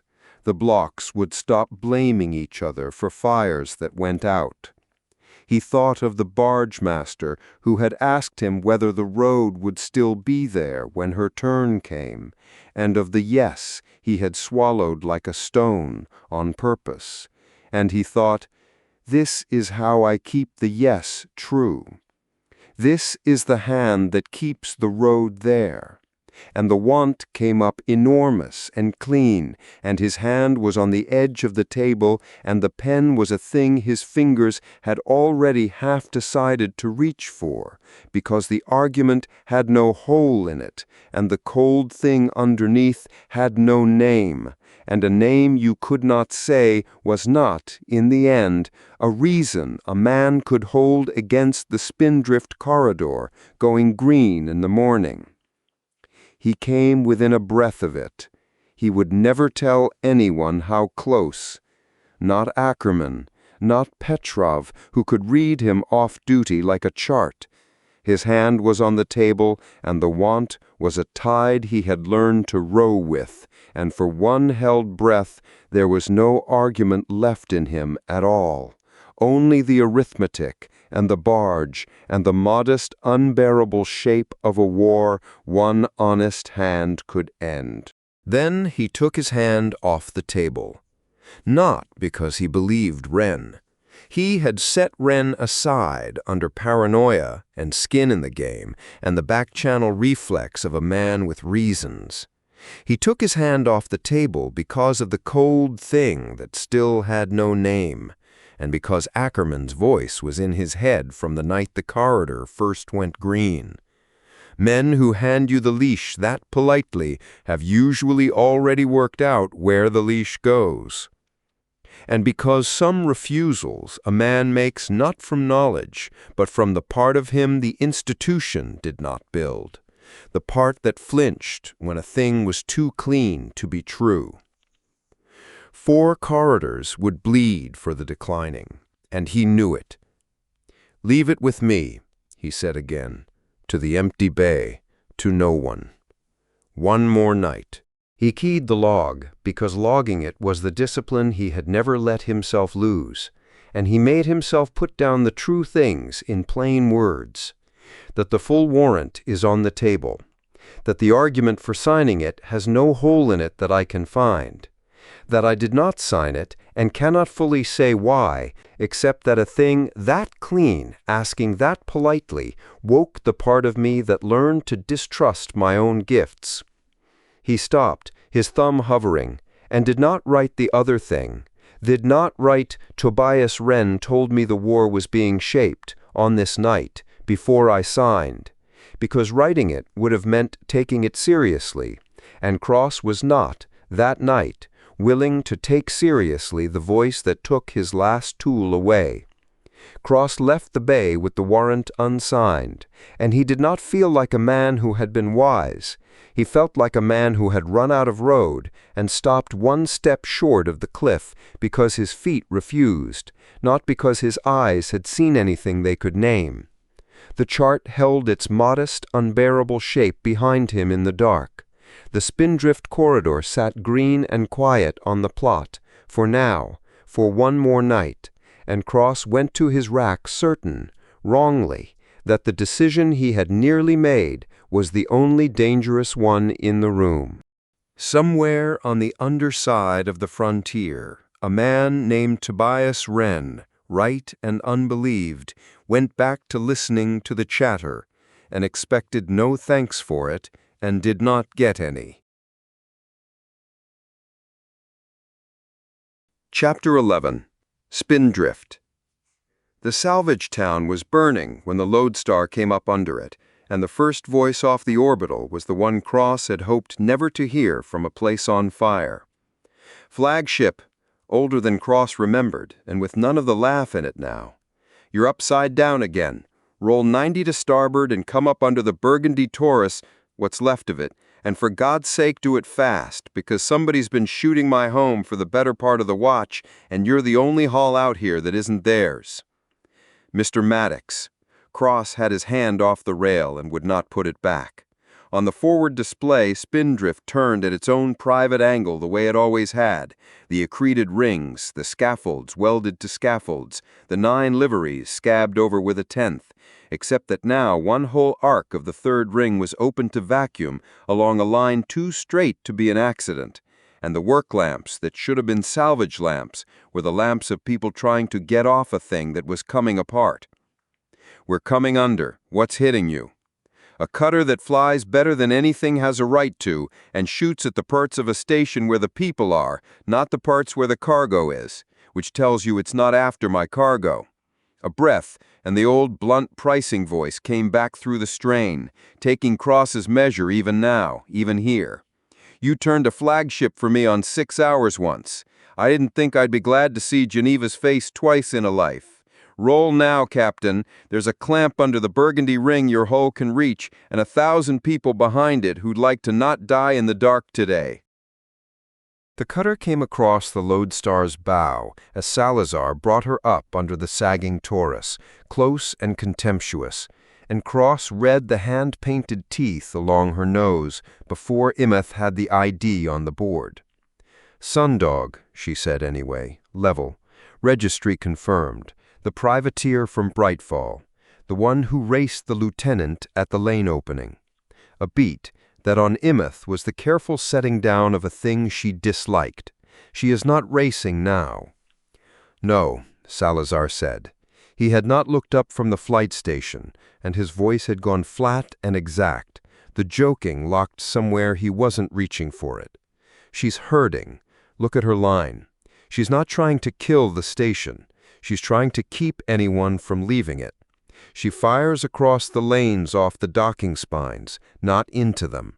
Anybody who runs for open dark, she's there. She's holding the whole orbital shut like a hand over a jar." On the open band, the Sundog's channel opened, and the rough voice came across the bridge with a brightness in it that was worse than anger. "There he is, Mara Quint, enjoying herself the way she had enjoyed herself over Brightfall, except the thing she was enjoying had changed its shape.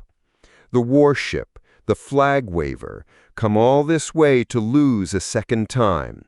I wondered who Geneva would send to a place that isn't on anybody's chart." A laugh, short. "You should have stayed on the certified roads, Lieutenant. This one's mine today. I'm paid to keep it closed, and I'm very good at my job." "By who?" Cross said, into it. A pause, the pause of someone deciding whether the question was worth the breath. "By people who pay," Quint said. "You'll know them when they want you to. Until then, the orbital stays shut, the flagship stays out, and everybody learns the lane belongs to whoever's holding it. That's the lesson, Captain. There isn't a deeper one." The channel clicked toward closing, then came back, and the brightness in it was aimed now at the man on the stick. "You let her breathe at Brightfall and beat me clean. I respected that. So I'll tell you straight, warship, there's no middle to take here. Just a closing thing and the people inside it. Come and try." The channel shut. "She means it," Salazar said quietly. "That's the trouble with her. She's not bluffing the way the spoofs bluff. She's just better than the room, and she knows it." Cross looked at the orbital coming apart on the display, and at the cutter quartering its escape lanes with the patience of a thing that did this for money, and felt the day reorganize itself into the cold, exact shape it took when the warmth had nothing to hold. There was no one out there to charm. There was a paid blade keeping 1,000 people in a burning jar, and the man on his bridge who had been here before.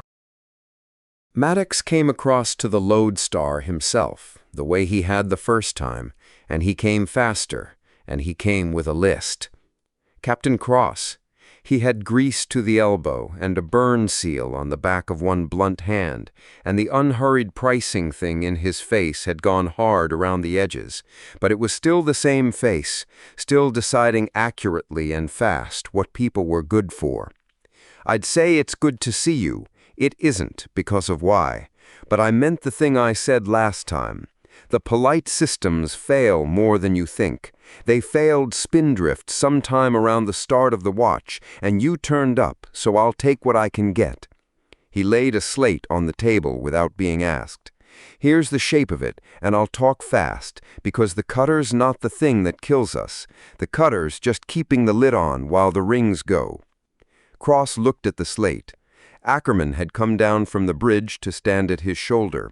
Imeth folded in at the other, the manifest already pulled. Talk. 3 habitable rings still pressurized, 2 dark and venting, the spine between 4 and 5 failing the way it failed last time, except this time somebody put a hole in it on purpose to make sure it would. Call it 1,100 souls who can still be reached. Maddox's finger walked the slate. Clinics still standing. Tariq's clinic, though Tariq isn't, he died on this rock the last time it came apart, and his people kept the doors open after him, God knows how.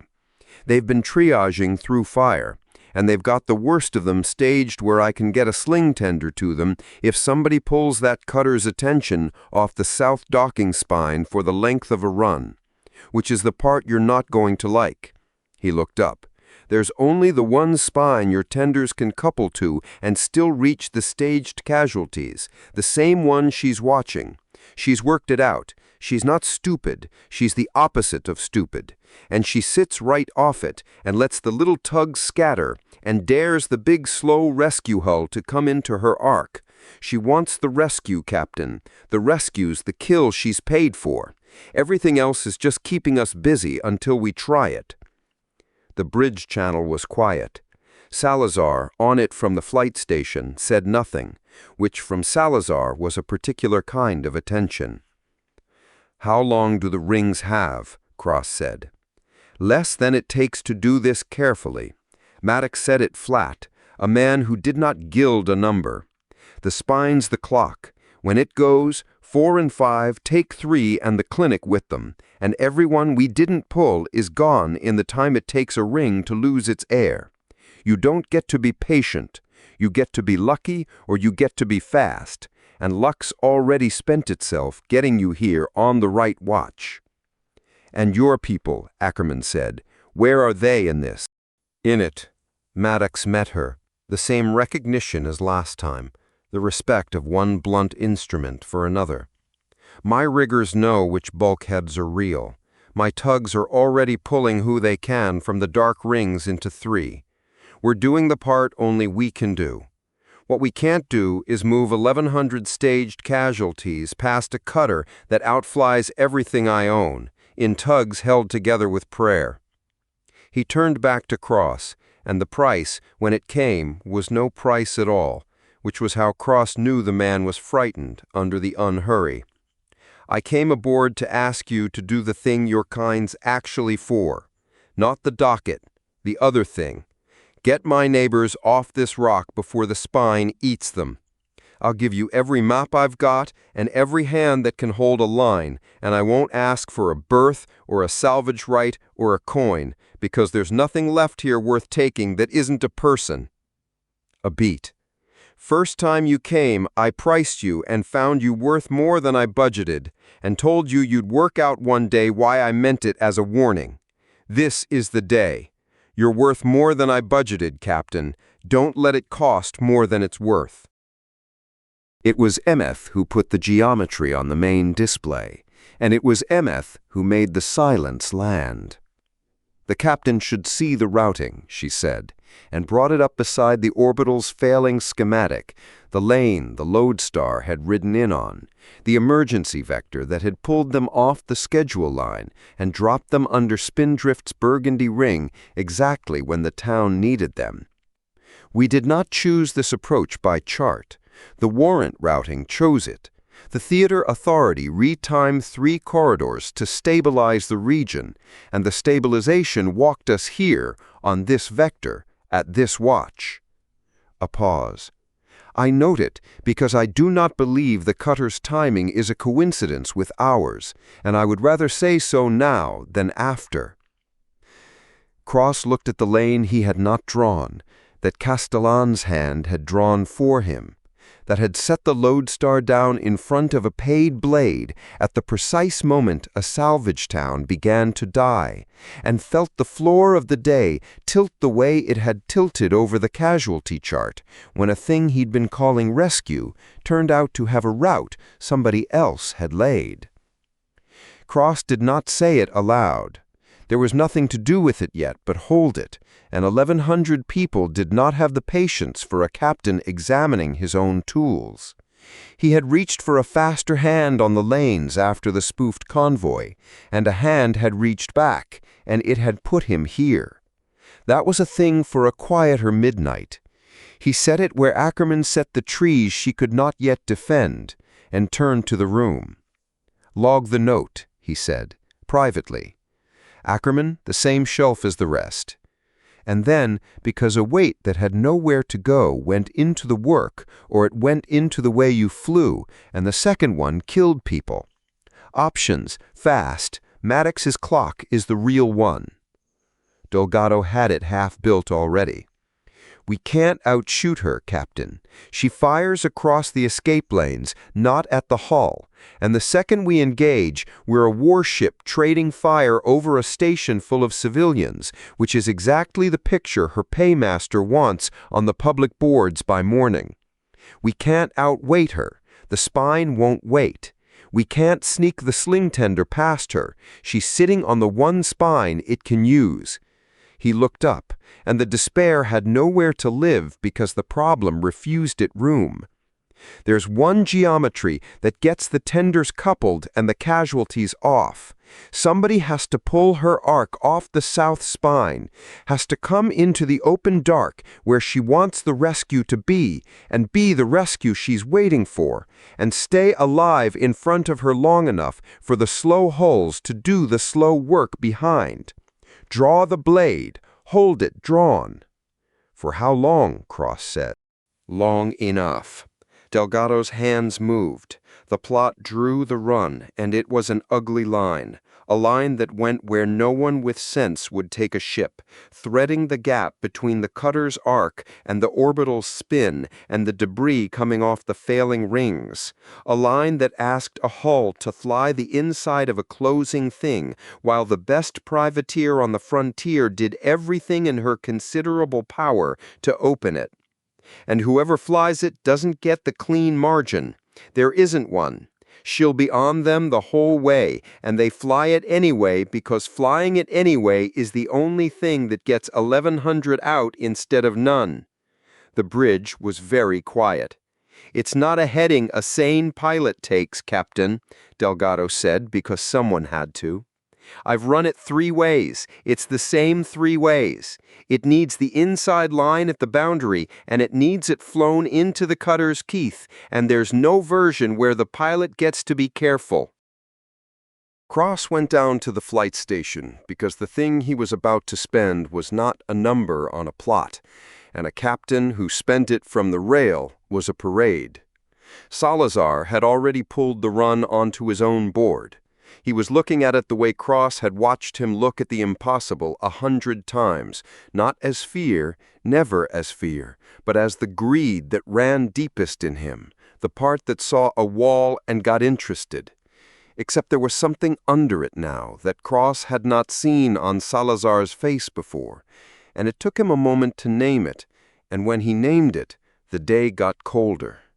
"You know this place," Cross said. "I know this place." Salazar did not look up from the line. His hands were flat on the edge of the board, holding still, and Marco Salazar's hands had never, in 9 years, needed to be held still. "First time we came, Captain. The breach, the clinic, the man you held a hand for at the 4th bed. You were inside. I was on the stick, holding the cruiser under a death-trap ring while the riggers worked. And there was a run, near the end, off the dark side of 4. A tug full of people, the spine cut off, and I had the cleaner hull and the better drives, and I told them I'd come.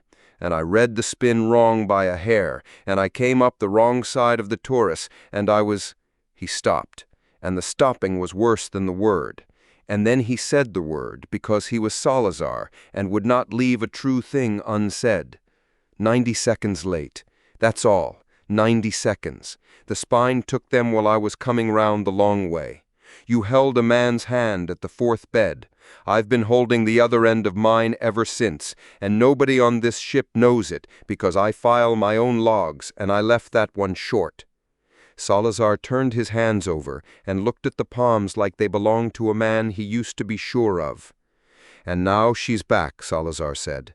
"The same rock, the same dark side, the same people who don't get a tug because no flag pays for one, and there's a run that needs flying that no sane pilot takes, and you came down here to ask me to take it, and I want you to know before I say yes that I'm not saying it clean.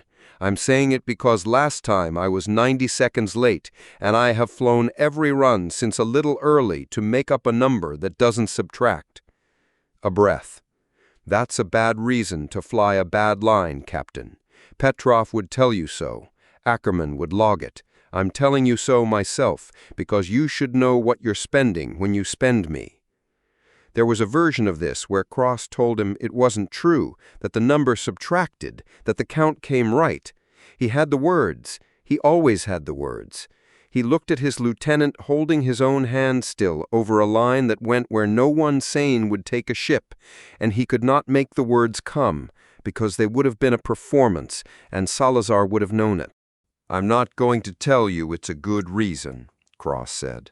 "I'm going to tell you it's the run that's there, and you're the hand that's there, and Maddox's clock doesn't care what either of us walked in carrying. 1,100 people on a rock no flag covers, a blade in front of them that's better than the room, and a man who knows the dark side of that Taurus better than anyone alive because it cost him." Cross let the hard thing stand between them unsoftened. "I'm not spending you to settle your number. I'm spending you because you're the only one who can fly it, and I hate that those are the same sentence today, and I'm asking anyway." Salazar looked at the line a moment longer. Out past the canopy the sundog quartered the south spine, unhurried, patient, waiting for exactly the rescue she was paid to break, and behind her a salvage town put its small frightened lamps in the dark, one failing module at a time. Somewhere in it a man who was not a doctor was deciding which bed to stand at next. Somewhere in it Maddox's riggers held the inside of a maze that moved, waiting for a slow hull to be worth their faith. No flag, no tug, 1,100 reasons to be reached, and one warship's lieutenant who knew exactly what the dark side of that Taurus cost a man who came round it late. "Captain!" Maddox, on the open bay channel, where he'd stayed to watch the thing he'd asked for be decided. No laugh in it now, no pricing, only the plain freight of a man who had run out of room to be careful. "Whoever you send, the spine talks before it goes. A long groan runs down the structure, and you get about a song's worth of warning before the air leaves. My riggers know the song. Tell your pilot to fly by them and not the chart. The chart's been a liar since the place was built." "He'll fly by your riggers," Cross said, and did not look away from his lieutenant. "Yeah," Salazar said. His hands came off the edge of the board and went to the controls, and they were steady, which Gross understood now had always been a kind of lie the man told the ship. "I'll fly by the riggers, and the song, and the dark side, and I'll be—" He caught the word before it finished and let it go, because there was no number left to make up and they both knew it. "I'll be on time, this once, or I won't come back to be late, and either way she gets her arc pulled off that spine and Maddox gets his neighbors. That's the run." Cross put a hand on the back of the flight chair once, the way a man sets down a thing he has decided to spend, and took it away. "Bring them home," he said. "All of them, if the line gives it. As many as it gives if it doesn't. And come back, Marco. That's an order I'm not allowed to give, and I'm giving it anyway." Salazar brought the Lodestar off the clamp and turned her nose toward the open dark and the closing thing and the waiting blade, onto the line a sane pilot doesn't take, and took it.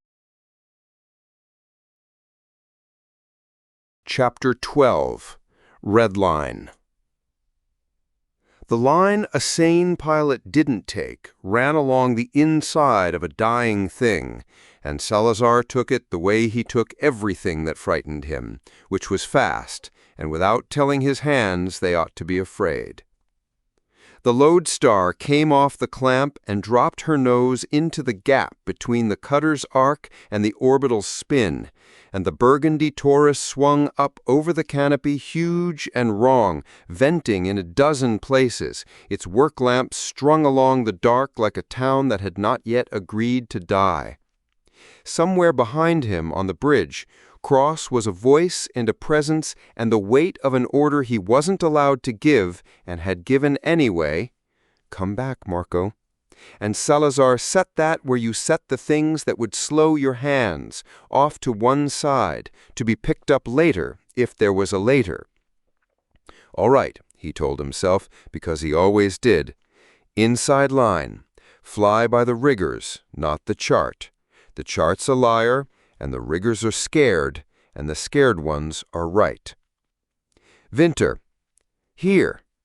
The ensign was in the relief seat at his shoulder, where a junior flew when a senior wanted a second pair of eyes, and never the controls, and Winter's voice had the careful flatness of a boy who had decided to be useful instead of afraid. Maddox's rigger net's live. They'll call the song. They call it, you read it to me. I'm going to be busy. Salazar put the Lodestar into the first turn, and the cutter moved to meet him the way he'd known she would. And Jonah, whatever this looks like in a minute, you keep reading. That's all the job is. You read, I fly, the tender's couple. Don't watch me. Watch the road. Watch the road, Winter said, like a man taking hold of something to keep from falling. The sundog came across his bow. She was beautiful, and she was contemptuous, and she did what Salazar had half hoped she wouldn't. She flew exactly as well as she had over Brightfall, except that the joy had gone out of it, and left only the skill, cold and total. She slid onto his flank, herding, cutting the open dark where a rescue would want to run, and Mara Quint's voice came up bright and aimed. There he is, on time for once. It landed, because she could not have known, and it landed anyway, the way a thrown stone lands, whether or not the thrower aimed at the bruise. Salazar did not answer. Answering was a margin he didn't have, and she knew that too, and the not answering was its own small defeat that he paid without flinching, and flew on. Behind him, through the structure, through the deck, he felt rather than heard the slow sling tenders come off the Lodestar's flank and Maddox's tugs come out of the dark rings, the slow, ugly, hopeful machinery of people going to get other people, all of it depending on one fast haul, staying interesting enough that the blade kept its eyes here, in the open, on him, and not there, on the spine, where the rescue actually was. So he made himself interesting. He took the Lodestar in along the Taurus at a margin no manual allowed, close enough to the venting hull that the canopy strobed with the light of Spindrift coming apart, and the sundog came with him because she had to, because a blade that let the bait wander was a blade that lost the spine, and for a stretch that had no length because Salazar had stopped counting anything but the next correction, it was the best flying of his life. The two of them threading a closing maze at the edge of what hulls could do, her trying to drive him off the line that drew her, him refusing to be driven, and below and behind them the tugs finding the south spine, the riggers throwing lines, the first staged casualties going up into the slow hulls, one frightened body at a time. Spines talking, Winter said, tight. Riggers say, a groan, long, down the 4-5 structure. They say that's the song. They say you've got, He caught it because a number was a thing you didn't put on a pilot mid-line. They say, not long. Fly it now. Flying it now.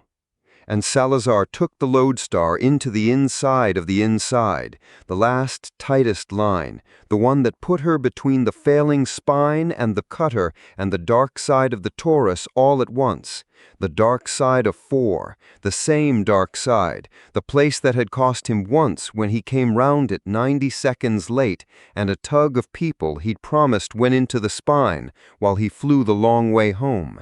He had flown every line since a fraction early to pay down a number that did not subtract. He flew this one on time. He flew it dead on time, into the place the cruelty lived, and the cruelty was waiting because someone had built it to wait. The boundary moved wrong. Not the patient lie of the spoofed lanes, not the snap of Quint's local jam.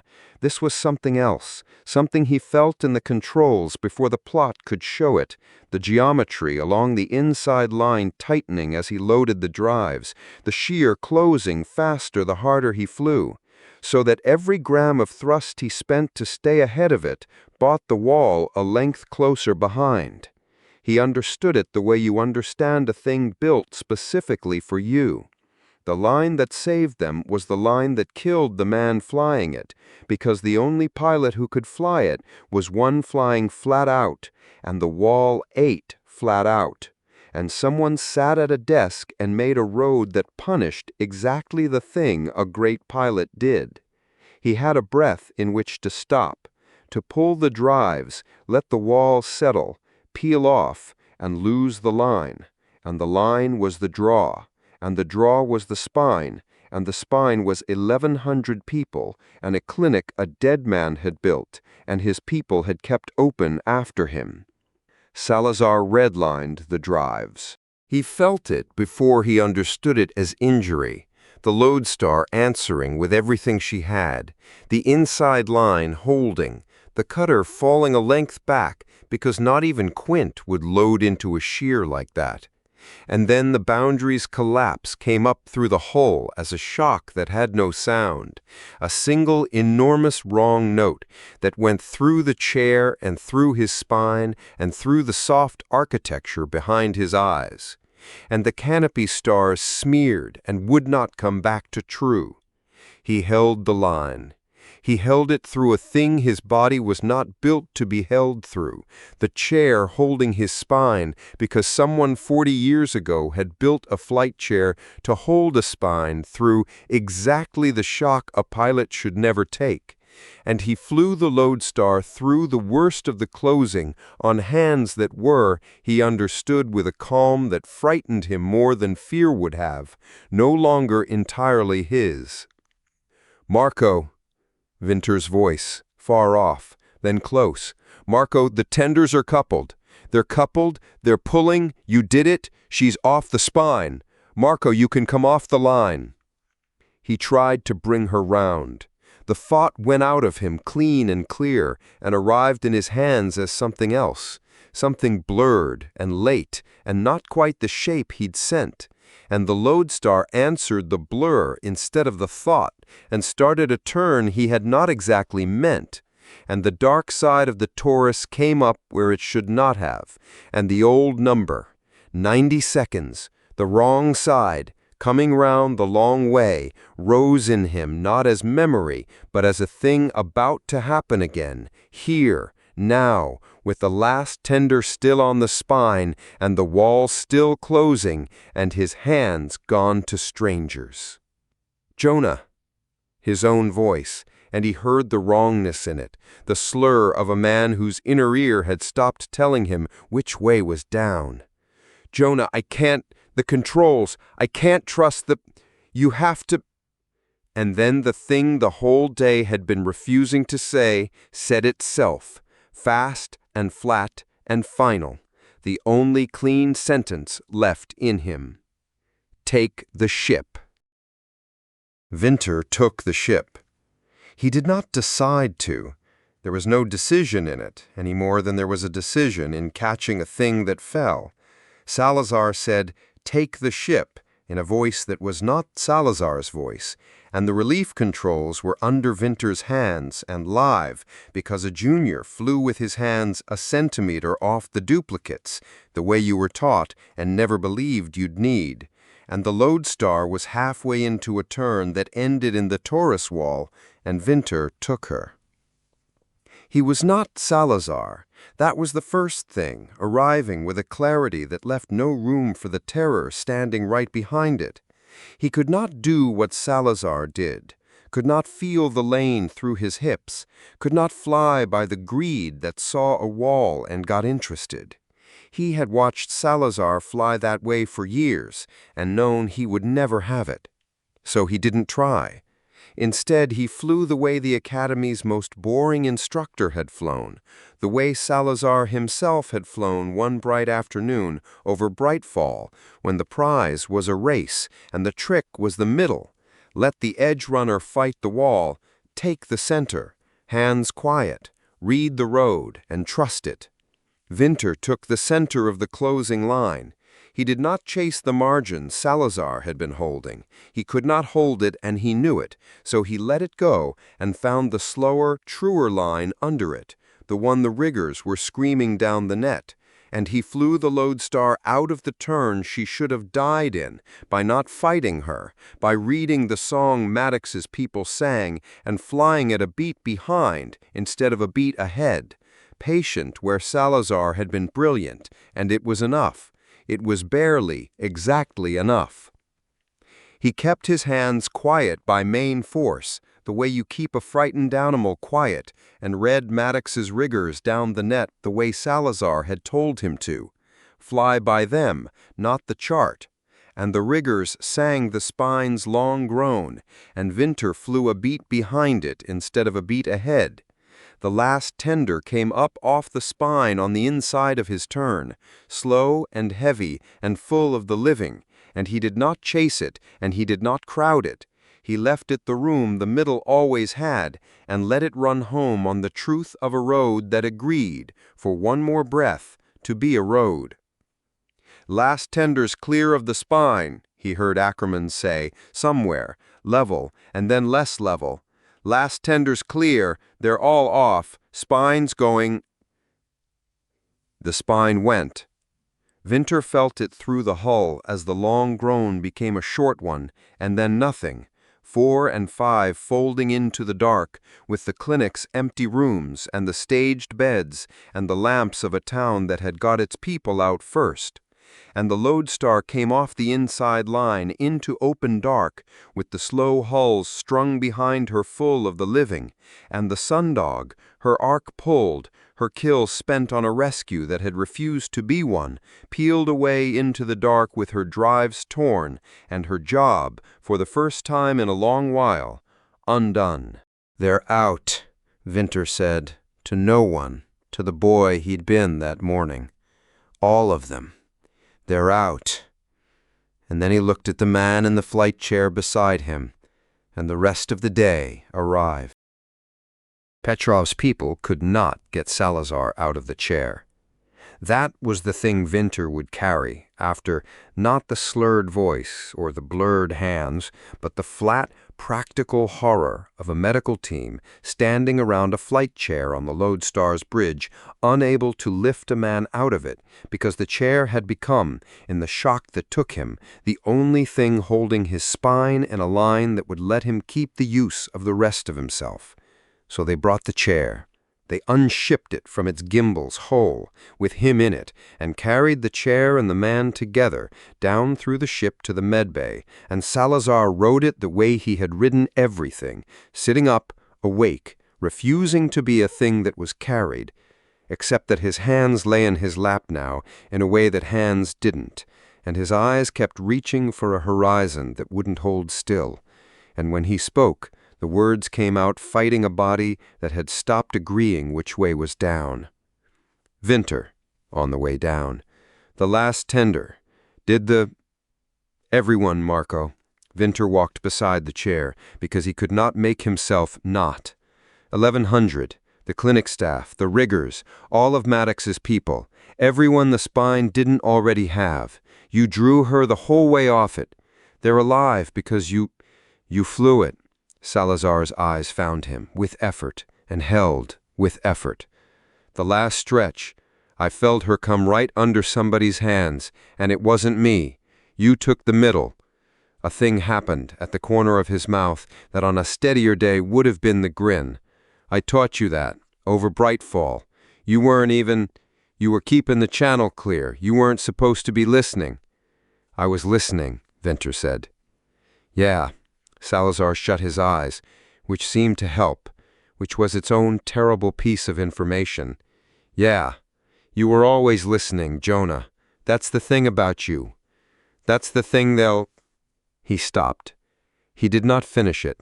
They had reached the medbay, where a dead man's clinic had nothing to do with anything, and a living one's people were already moving, and Petrov was there, with her face doing the thing it did when she had read a chart and decided not to pretend it was smaller than it was.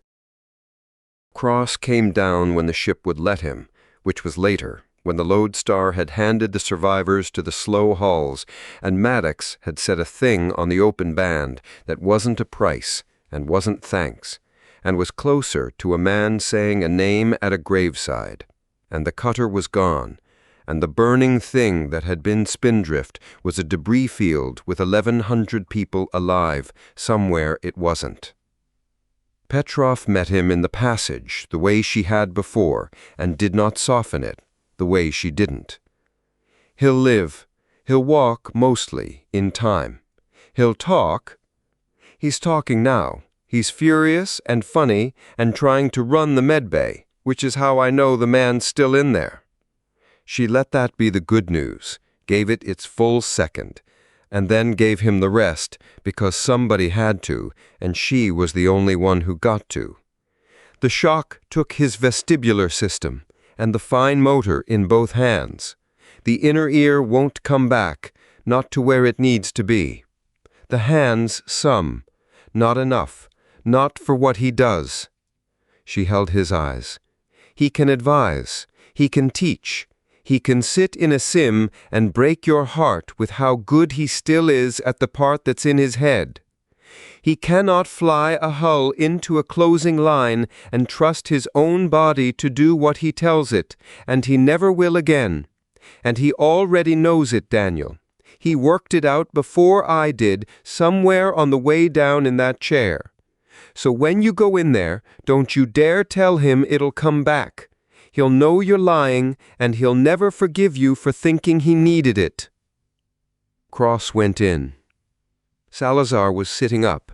They'd got him out of the chair at last, into a cot, and the chair stood empty by the bulkhead, with its gimbals still and its straps loose, and Cross found he could not look at it. The lieutenant's hands were in his lap, and he was holding them still. And the holding still was no longer a discipline. It was just where they were now. Captain. Salazar's eyes came to him and took a moment to settle, and the taking a moment was the whole of it, was everything Petrov had said rendered into one small wrongness. I brought them home, all of them. I want that first before you, whatever you came down to say. I was on time. This once, I was dead on time, and I brought every one of them home. His voice was steady on that, because he was holding it steady, because he would give the day that much, whatever it had taken. So if there's a column to sign tonight, mine's empty. For once in my life, mine is empty.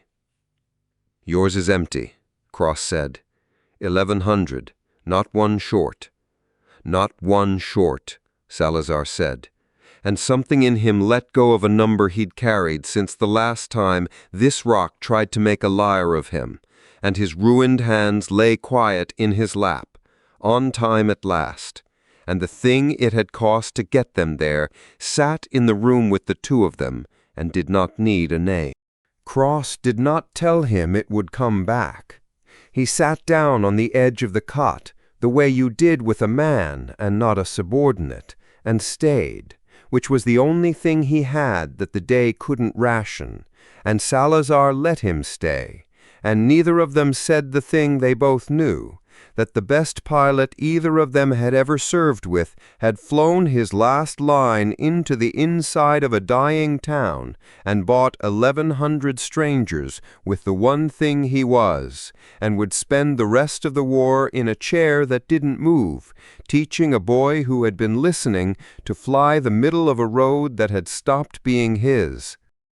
Out past the hull, the slow hulls ran their living cargo toward somewhere with air. Behind them, the debris of Spindrift turned at its own private angle, the way it always had, a town that had got its people off at last, and kept somewhere in its cooling wreck a clinic a dead man had built and his people had held to the end and emptied before it fell. Chapter 13. What the Aune Knew. Petrov's hands came off Salazar, and Imeth, at the medbay hatch where she had been asked to wait and had waited, understood the verdict before the doctor turned, because the hands were the verdict. A surgeon's hands could come off a body the way you set down a tool you mean to pick up again. Petrov's lifted clear of the lieutenant's strapped-down shoulders and went still in the air before she let them fall. The gesture of someone who has finished not a procedure, but a fact. Imeth had served among humans long enough to read the difference between "for now" and "this is what there is." Salazar lay in the flying chair still. The field medic team had not got him out of it, had brought the chair to the medbay on its gimbals and worked around it, because the chair was the only thing that had held his spine when the body inside it tried to come apart. He was awake. His eyes moved. His mouth made a word. "Doc. I'm here." "My hands." He was not looking at them, and a man whose hands were going to be all right looked at them. Imeth held that still inside herself and did not show it, because a Null did not spend grief at human speed, and would not spend it in a doorway on a man not yet given room to spend his own. "They're not. I told them to. I'm telling them to." "I know. They're not." "Marco." Petrov pulled the stool over and sat. "The lowering of yourself to the level of a man so the news does not come down at him from above. The drive load you flew them out through, your inner ears gone past where it comes back from, and the fine control with it. Not the gross. You'll walk. You'll work. You'll be in every conversation on this ship and sharp in all of them." She did not soften the next part, and Imeth marked it. The human who would not perform the kinder version was the one the others trusted, but the flying that made you what you are needs a body that tells you the truth about where it is faster than thought, and yours stopped telling you the truth today and isn't going to start again. I'm sorry. I won't dress it. The word nobody had said was in the room anyway. Grounded. It stood between the doctor and the chair like a Vesh'a with nothing peaceful in it, and Imeth left it where it stood, because it was not hers to take up. Salazar was quiet.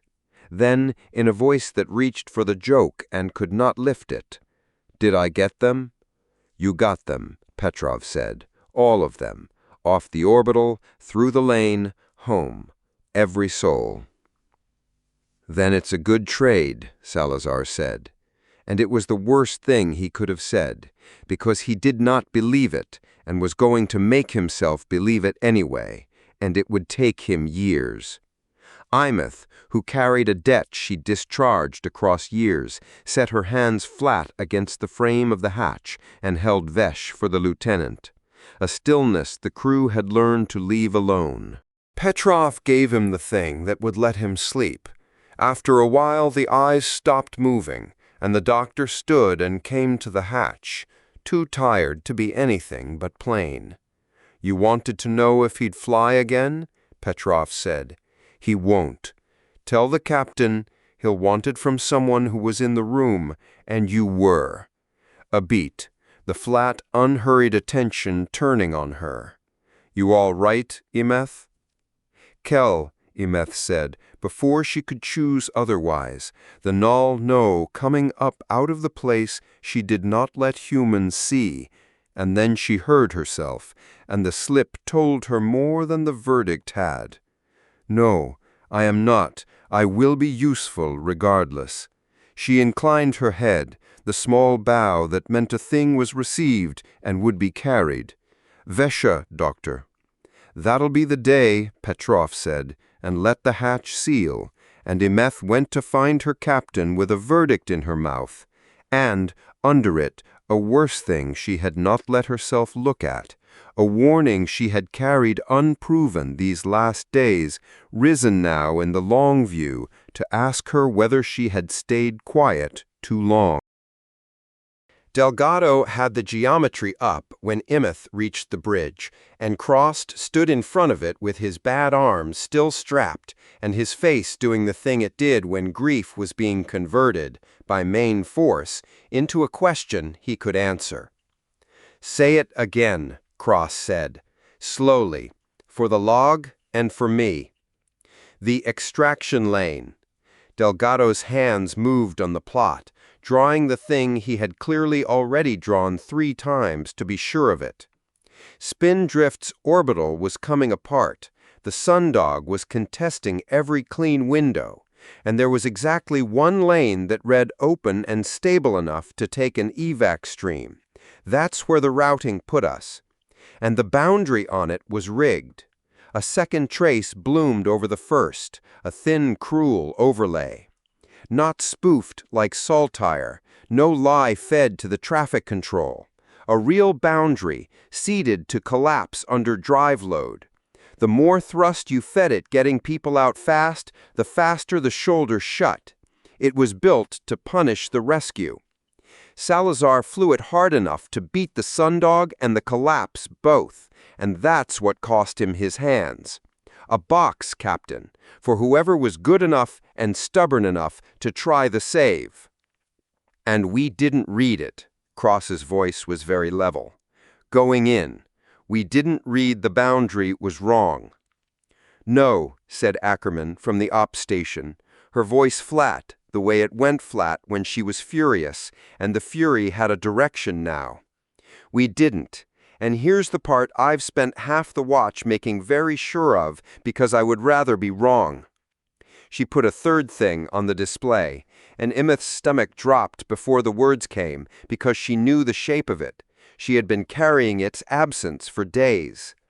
A boundary seeded to collapse under load reads on the right instruments as a thermal bridging anomaly in the boundary skin. Small, specific. A human survey set sees noise, and null set doesn't. Emeth's people read the network at a resolution we don't have. That's half of why the Alliance is worth what it's worth. She looked up. And null element surveyed the Spindrift region before we routed there. Sevoth's channel logged the read and passed us the clean lanes. The lane we used was in it. A breath. The anomaly was inside their resolution. It wasn't flagged. The list came to us with that one lane left on it. The bridge was quiet in the way the Lodestar went quiet when it had stopped pretending. Say what you're saying, Cross said. I'm saying the people who could see the box didn't tell us it was one, Ackerman said. Our allies handed us a lane they had the eyes to know was rigged, and we flew our pilot into it. She did not look at Emeth as she said it, which was its own kind of mercy and its own kind of accusation, and Emeth was grateful for the not looking and despised her own gratitude. I can't prove it was deliberate. I can prove the anomaly was inside their resolution and the lane came to us clean. The space between those two facts is where the question lives. Cross turned to Emeth then, and the warmth that was always in him was nowhere, and what was under it was just a tired man who had run out of places to put the blame that were not the mirror. I'm not asking you to answer for your people, he said. I'm asking you to find out if Ruth is right. You have a channel I don't. Use it, and whatever it says, you bring it to me straight. I've had enough roads lie to me this season. I will bring it straight, Emeth said. The verdict on Salazar was still in her mouth, and she gave it to him now. Captain, the lieutenant will live. He will not fly again. I was there when Dr. Petrov told him. He thanked her for the trade.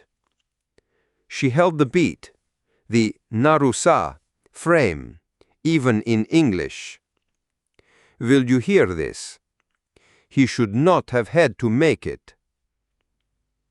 Then she went to ask her own a question she already knew the answer to, and hated that she knew. The channel to Ralhun was not one a human could have opened, which was the whole of why Cross had asked her, and the whole of why it cost what it cost. Emeth opened it the Enhal way, slow, with the proper standing quiet around it, because to come to her own line in Thresael, the breech speech, the human habit of rushing at a thing before standing, would have told Ralhun everything he wanted to believe about her before she said a word. He thought she had gone native. She would not hand him the proof on the way in. Ralhun answered without greeting, which was itself an answer. Imet Aune, of my line. He used it the way you use a thing to remind someone it is still true. His voice came across the link, cold and intimate at once. The two registers a hard-line speaker held together that a human voice could not.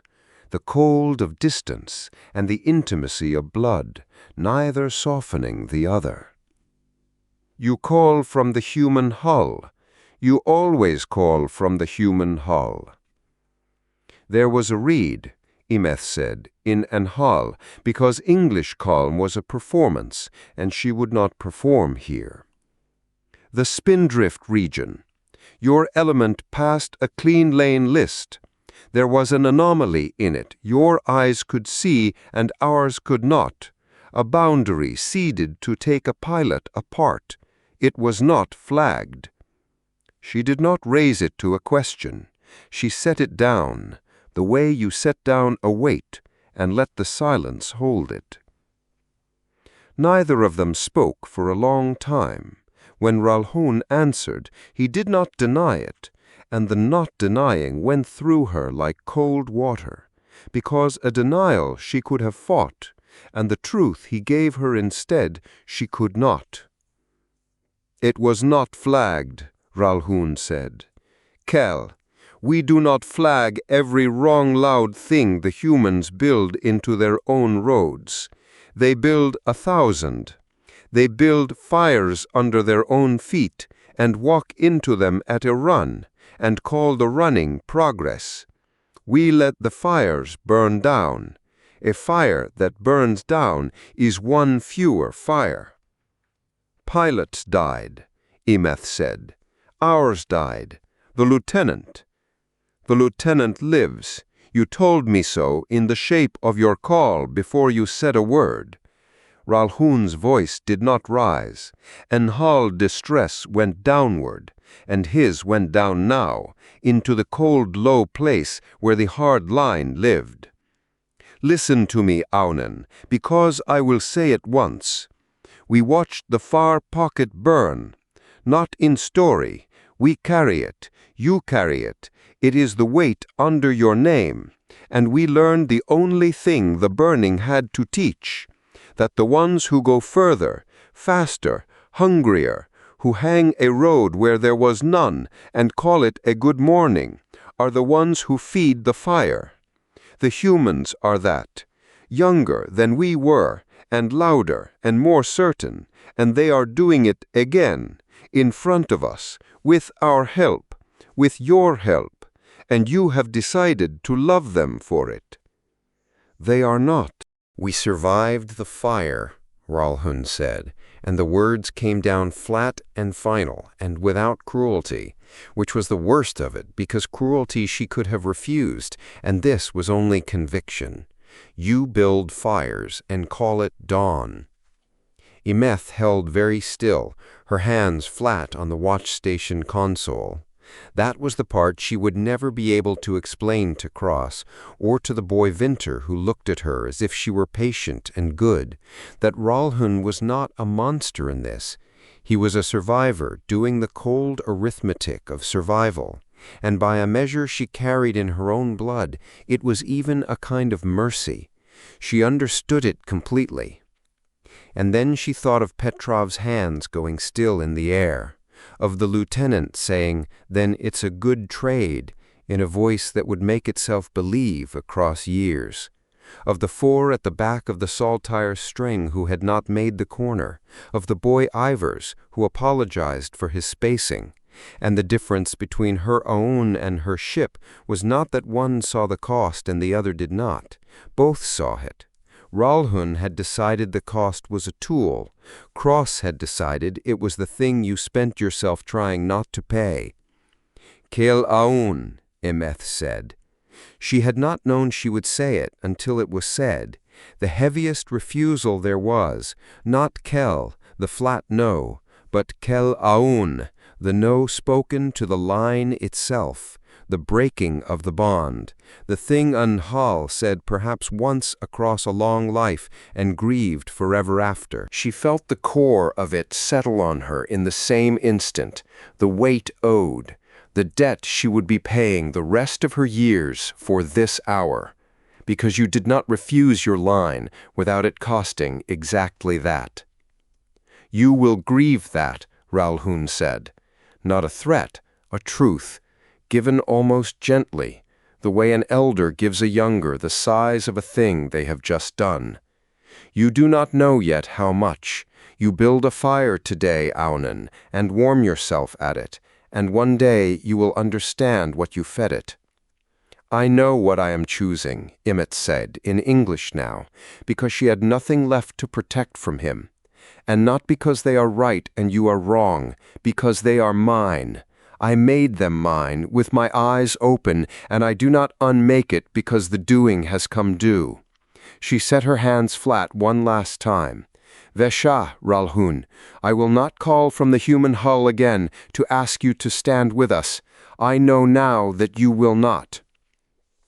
"Vesh'a imit Aune," Ralhun said, and used the line name one last time, and that was where the cruelty finally was, not in the withholding, not in the cold, but in the Aune, spoken to one who had just unmade it, the bond named in the moment of its breaking. And the channel closed. Emmet sat in the standing quiet a while, alone at the watch, and held a Vesh'a for her own line that no one on the ship would see, and that she would not have shown them if they could. Then she stood, because the dead were counted, and the living were not, and she had a thing to bring her captain straight.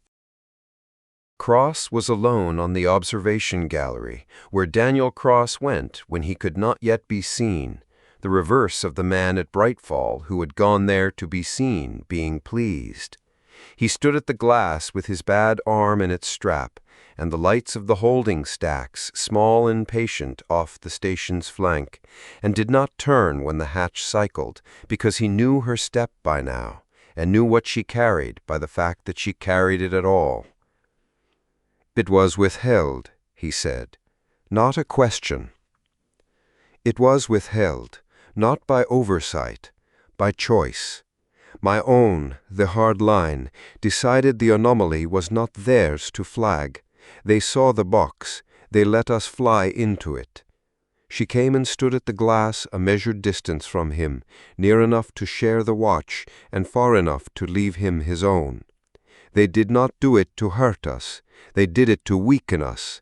A humanity that bleeds goes less far, and they have watched where far ends." She held the beat. "It was reasoning, Captain, not malice. Malice you could fight." Cross was quiet a long moment. "You said they," he said, "not we." "I said they." "That cost you something." "A great deal," Emeth said, and did not perform the calm she did not have. There is a word for what I did on the channel tonight. There is not one for it in English. The breaking of the bond to my line, the heaviest thing one of my people can do, and the most lasting. I do not regret it, and I will grieve it until I die, and both are true at once, and I have stopped expecting them to resolve." She looked at him. The patient, unnerving accuracy of her turned full on him for once. "I do not tell you this so you will comfort me.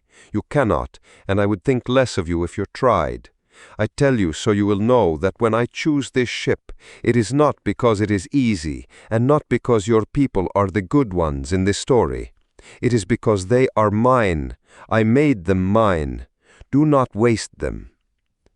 Cross turned from the glass, and Imeth saw the thing happen in him the night had been building toward, the grief and the gratitude, and under both the colder thing arriving, the thing she had not come to give him, and could not stop.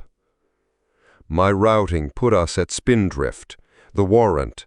Castellan retimes the lanes, concentrates the force where it'll do the most good. That's the pitch, the thing I half believe. And it put us onto the one lane your line had decided to leave on the list. He said it the way a man says a thing he is going to have to carry. They withheld the warning, but I flew us into the place where it mattered. I had a hand on the road that put Salazar in that box, the same hand I keep being told will save the next Pelin." "Both are true," Imeth said, because they were, and because the kindest thing she had left for a man like Cross was the refusal to tidy it. "Your hand and their silence. The road does not care which." She held Vesh'a a moment and let him have the size of it. "You are not the only hand on it. The man who built the silence into the road has a name, and I have chosen the side that will find out whose. It is not comfort. It is a direction, and on the night I broke my line, a direction is what I have to give." Cross looked at her a long moment. He did not thank her. Thanks would have been him aiming something hot at a woman who had just put her own line down to stand at his glass. He turned back to the dark and stood with her in it, the two of them at the window, with the holding stacks patient in the cold, sharing a watch that neither of them had words for, and let the silence do the work words would only have spoiled. Out past the glass the lanes ran their threads across the dark, certified and open and entirely indifferent. Somewhere down one of them a boundary had been built to take a good man apart, and on the Lodestar a doctor was writing, "Will not fly again," in careful words for the morning. Cross felt his certainty take its first real crack, and reached, already, without knowing he was reaching, toward the pen, toward the full warrant, toward the hand on every road that would never again have to ask anyone's silence. The dead pushed him toward it, and the guilt with them, and he did not yet know it was the exact wrong direction, or that the man who had built the silence into the road was counting on the push. "Stay on the bridge tomorrow," Cross said at last. "I'll need someone who tells me straight. There's not a lot of that left aboard." "I will be on the bridge," Imeth said. "I told my line I would not call them again. I did not tell them I would stop being useful." She inclined her head. "Vesh'a, Captain. Rest if you can find it." "That'll be the day," Cross said, which was Petrov's line, and Imeth did not tell him so, and left him at the glass with the dark and the Count, and went to begin the long work of carrying what she had chosen. Chapter 14. The Pen. The full warrant lay open on the desk in Cross's cabin, with the constraints already gone out of it, and he sat looking at the place his name went, and understood, with a clarity that arrived the way the worst clarities always did, quiet, late, and entirely too reasonable, that he was going to sign it. Somebody had struck the clauses through. Not Castellan.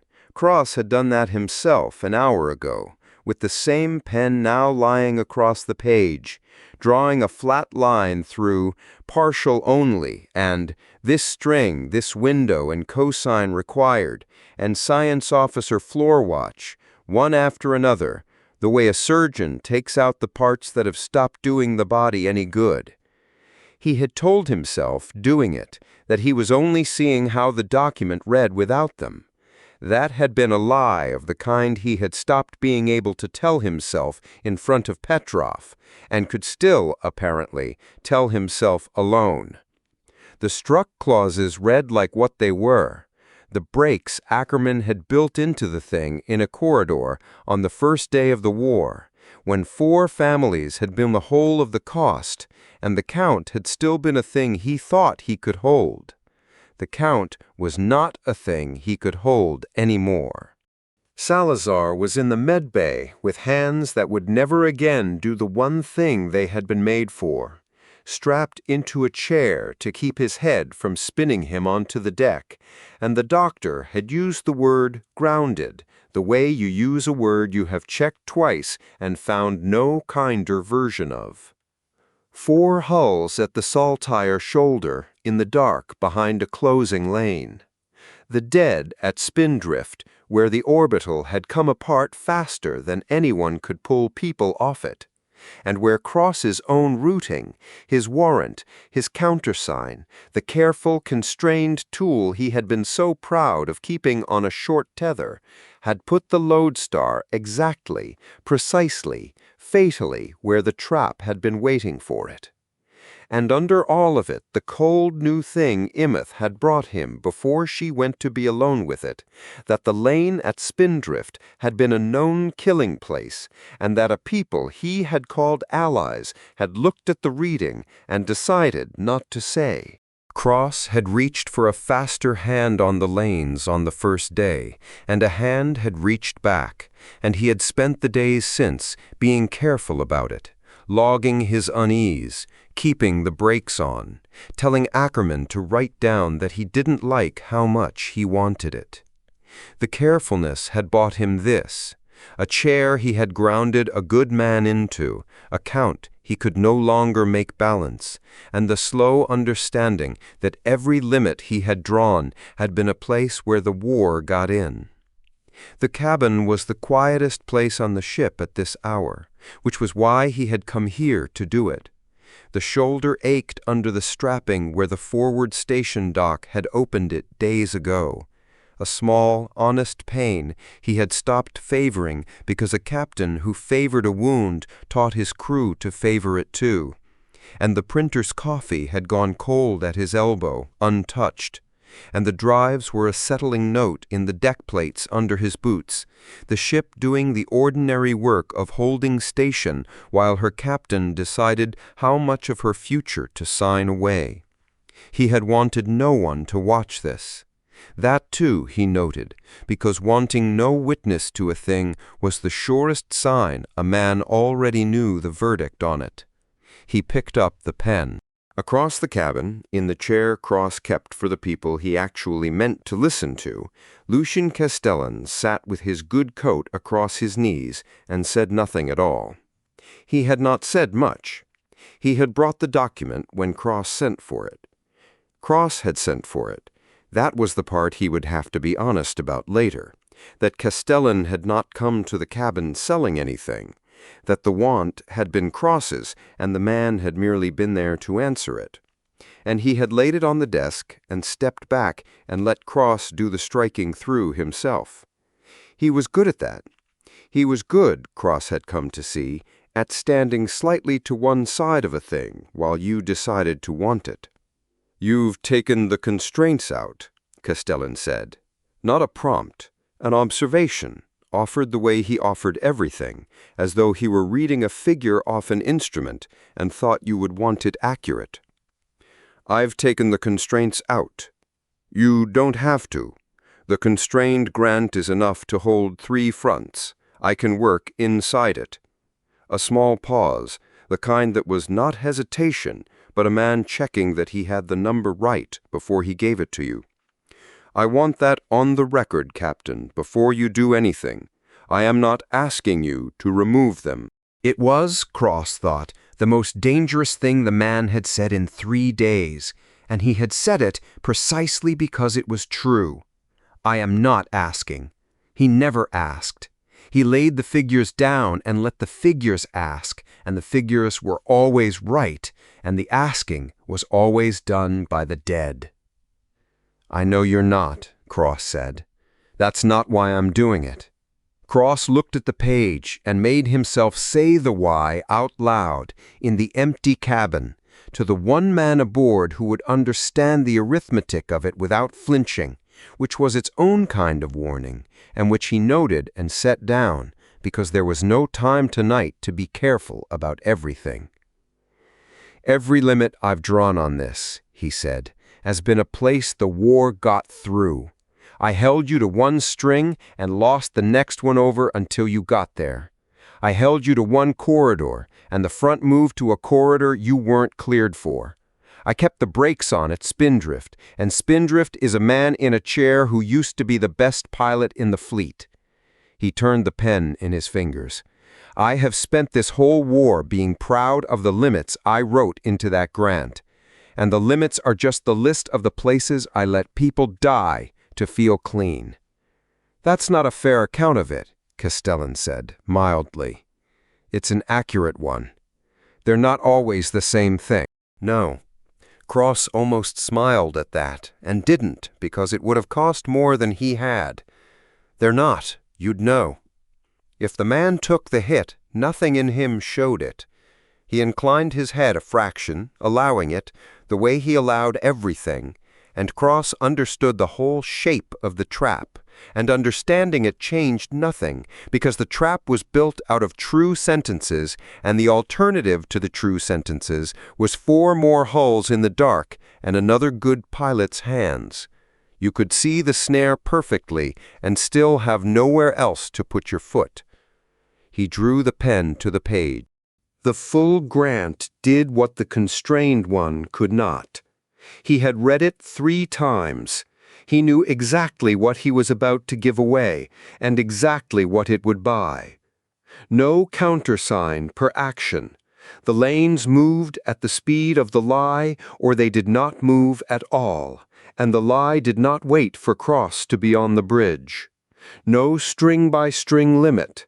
The corridors were one weather system now, and you held the weather or you held nothing. No floor watch veto, because Delgado, watching the geometry, had not saved one single life that Castellan's routing had not already been saving, and a veto was only a slower way to arrive at yes. It was all true. Every clause he had struck through for a reason that would read in the log like a reason. Log that I did it because the careful way killed people, he thought. Log that it was true. Ruth will hate that it's true. His name went at the bottom of the page, under a line that gave the active keys of every lane in the theater over to a single standing authority, answerable to no countersign and bounded by no string, no window, for as long as the emergency ran. Which was to say, Cross thought, for as long as somebody chose to keep the emergency running. And there was a thought he did not have time for, either. The pen touched the paper. He got as far as the first stroke of the name, a downstroke, the start of the D, a mark that meant nothing yet and could still be a slip of the hand, a tremor, a thing scratched out and apologized for. And on the cabin's small repeater plate, on the desk beside the document, a single new mark came up on the regional plot, and Cross's hand stopped on the page with the ink not yet a letter. It was not an alarm. That was the first thing his body understood, ahead of his mind, the way the body always got there first. Nothing had shrieked, nothing had gone red, the war had not arrived. The plate had simply changed color in one place, the way the worst news and the best news both arrived out here, as a quiet alteration in a corner of a chart, while the loud things happened somewhere you were looking. A mark had lit up where no mark should be. Cross set the pen down across the half-made letter without finishing it. He did not decide to. His hand did it, the way Salazar's hands had used to know the middle of a lane before Salazar did, and the part of Cross that had been a captain for 15 years before it was ever a symbol turned, all at once, away from the desk and the document, and the reasonable, terrible thing he had been a single stroke from doing, and toward the small lit mark on the plate. "That's not the corridor," he said. Castellan had already come forward off the chair. The coat went onto the seat behind him without his looking at it. He stood at Cross's shoulder and looked at the plate, and for the first time in 3 days there was something in the man's stillness that was not perfectly composed. A half-beat of pure attention, the look of a man who has read a figure off an instrument and found it does not match anything he knows how to expect. "No," Castellan said slowly, "it's not." The mark sat out past the bright tangle of the contested region, well clear of the lanes the war had been eating, in a stretch of chart that Cross had not looked at properly in days, because there had been no reason to look at it. A junction, a small one. He could read the class off it even on the cabin repeater. Low-trafficked, low-value, one of the patient, unremarkable knots of geometry that held a frontier together without anyone ever thanking them for it. Nobody fought over a junction like that. Nobody bothered. There was no grain through it worth a privateer's fuel, and no claim on it worth a governor's breath, and the whole patient, leaning machinery of the war had gone past it on every side for 3 weeks and left it exactly, conspicuously, alone. And now it was lit. "Talk to me," Cross said. "What am I looking at?" "Give me a moment." Castellan's hands moved over the plate, not with the easy mechanical confidence he ran the lanes with. Something more careful than that, a man working without his usual ground under him. "There's a signal coming off it, off the junction itself. Not traffic. There's no traffic out there. There hasn't been a transit through that not in—" He stopped. Started again, more exactly. "Something's making that junction's geometry move, and it isn't anything I've put a key into, and it isn't the spoof, because whoever's running the spoof has no reason to be out there and nothing to gain by it." He looked up, and the careful composure had a thin crack across it that Cross had never seen in him before. "Captain, I built half the topology of this region. I know what's supposed to be able to do that. Nothing is. Nothing should be coming off that junction at all." Cross looked at the small, bright, unaccountable mark, and at the document on his desk, with the break struck out of it, and the first stroke of his name unfinished beside the pen, and the night reorganized itself around him. For days now he had been narrowing, and he saw it whole only now. Every want he had, the faster hand, the held lanes, the count made to balance, the war ended by main force of a single competent will, had been a want that pulled inward, toward control, toward the desk and the document, and the one terrible mercy left to him. He had thought, striking out the clauses, that he was widening his options. He had been doing the opposite.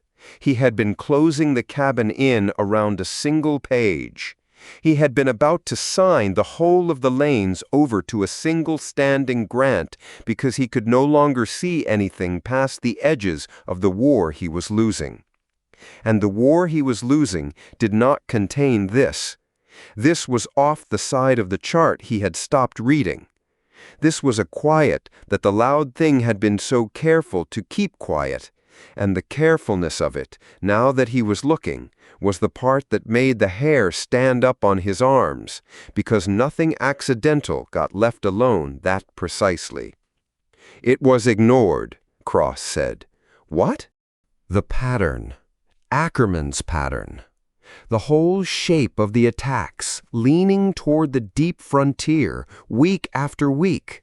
Every lane in that region got leaned on, every one. Grain lanes nobody cares about, dead-end strings, ports with nothing in them.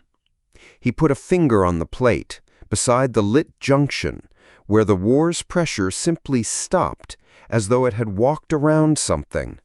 Except that. 3 weeks of pressure, and it went round that knot on every side and never touched it. I marked it and called it nothing, a junction not worth attacking. He took his finger away. And now it's the only thing on the chart that's moving.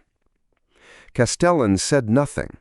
He was looking at the junction with the expression of a man doing the sums twice, and Cross watched him do it, and saw, clearly, and made nothing of it, because there was nothing yet to make of it, that the man genuinely did not know. Whatever Lucien Castellan was, and Cross had a war's worth of unease about that, logged and unproven and set aside for a quieter night than this one. He was standing at Cross's shoulder, looking at that lit junction the way Cross was, as a thing that did not fit the war either of them thought they were in. "I don't have a routing answer for this," Castellan said at last, very quietly, and it was the first time he had ever said that to Cross. "I can't retime something I don't understand. I don't know what it is." "No," Cross said. "Neither do I."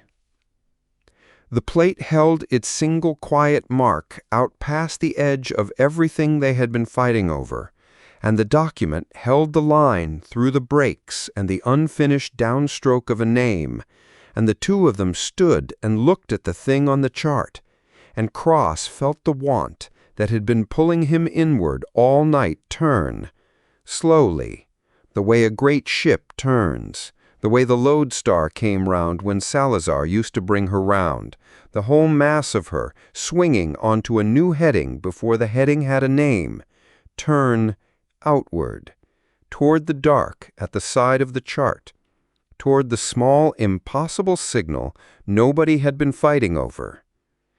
"Get me Ackerman and Delgado on the bridge, now." "Captain." Castellan glanced at the desk, at the document, at the place the signature wasn't.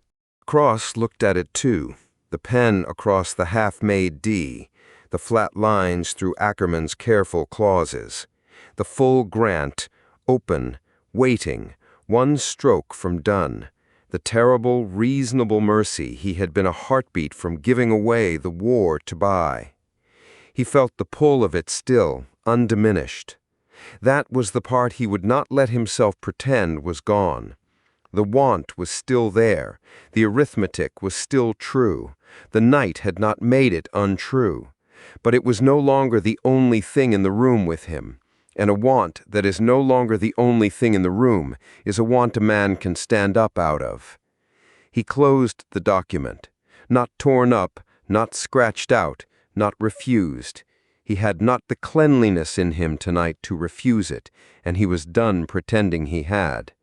He simply folded it shut over the unfinished name, and set the pen on top of it, and left the breaks struck out, and the signature unmade, a thing decided and undecided at once, the way the won and the lost had sat in the same frame all war. "Later," Cross said, "that waits." "It may not wait long." Castellan said it without weight, a man stating a figure. "The fronts won't hold themselves while you—" "I know what the fronts will do." Cross was already at the hatch, the war and the document and the chair in the medbay all behind him, and the small lit mark ahead. "And I'll give you what holds them. Just not tonight, and not all of it, and not because I couldn't think past my own dead." He stopped, one hand on the frame, and looked back at the man standing over the closed warrant, with his careful composure put back together, and his eyes still on the junction that had no business moving. "Something just came home out of a part of the dark we wrote off, Castellan. I want to know what it is before I sign the whole of the lanes over to anyone, including you, especially tonight." Castellan inclined his head, allowing it, the way he allowed everything, and Cross noted even that dimly, the way you note a thing you'll need later and have no time for now, and went out and up toward his bridge with the want still in him, and the document unsigned behind him, and the small, bright, impossible signal pulling the whole of his attention out, at last, past the edge of the war he had been about to lose himself inside. The pen lay across the folded page. The downstroke of the name stayed unfinished underneath it, where no one but the two of them would ever know how close it had come to being whole. Chapter 15. The Ghost. The pen never touched the page. Cross had the full warrant open on the desk. The constrained clauses struck through in Castellan's neat hand, and he had got as far as uncapping the thing, the small ceremonial weight of it, the deliberate slowness of a man making a choice he wanted to be able to say he'd made awake, when the command channel chimed with the flat tone the Lodestar used for a contact she could not classify, and Delgado said, from the science station 2 decks down and patched onto Cross's cabin speaker, "Captain, you should come up. I've got a ghost." Define ghost. I can't. Delgado did not say it lightly. Delgado was a man who defined things for a living, who had read a spoof off a moving boundary and a trap off a closing shoulder, and called both before they were proven. And the not defining was the part that put Cross's feet on the deck. There's a hull threading out of the quiet junction at the edge of the region, the undermapped one nobody's been fighting over, and the profile doesn't match anything in the active registry. Privateer, salvage, somebody running dark off Spindrift. No, sir, it matches something in the retired registry. A breath. I'm pulling the file now, so I don't say the thing out loud and be wrong. Come up. Cross capped the pen. Cross looked at it once, the warrant, the struck clauses, Castellan's patience folded into every margin of it, and he left it open on the desk because closing it felt like a decision, and he had just been handed a reason not to make one yet, and he went up to his bridge. The contact sat at the far edge of the plot, alone in a stretch of frontier the war had not bothered to want. That was the first wrong thing, and Cross's eye found it before Delgado said a word.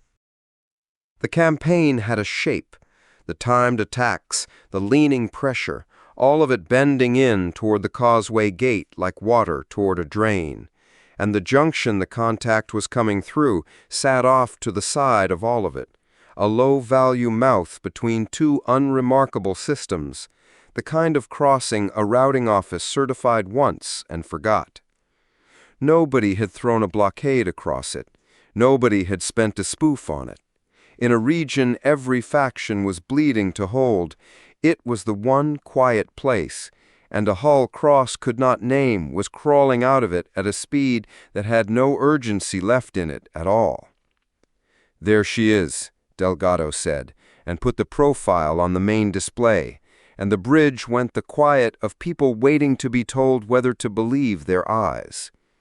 The contact resolved as the Lodestar's long-range optics ground their way through the distance. Not a clean render, not the crisp, tactical silhouette the war had taught them to read in a heartbeat, but a smear of returns, slowly cohering into a hull. And the hull was enormous. Not warship enormous. Cross had stood in the shadow of Combine line cruisers and center heavies, and they did not look like this. This was the wrong shape for a weapon. Long-spined, deep-keeled, built around volume rather than armament. Survey booms folded against her flanks like a creature with its wings broken in. A forward array the size of a cathedral window gone dark. Lab modules and habitation rings strung down a spine meant to be away from home for a very long time. A hull built to go out and look at things and come back and tell the species what it had seen. And then the optics ground a little further into the distance, and Cross saw the part of it that wasn't a survey ship at all. A long stretch of the aft spine, a third of her maybe, didn't match the rest of her. The plating ran the wrong vintage there, sealed over in great irregular sheets that had no business on a meridian hull. The seams not where a yard would put them. The geometry of the patch belonging to no class Cross could name. From this distance, it read as two ships welded at the keel, a deep explorer forward, and aft of her something older or stranger or simply other, grown over the original lines like bark closing on a wound. The drive bloom when she crawled ran uneven, one signature where there should have been a clean pair, and that one wrong in a way the plot couldn't quite render, as though whatever was pushing her had stopped being the thing the builders had installed.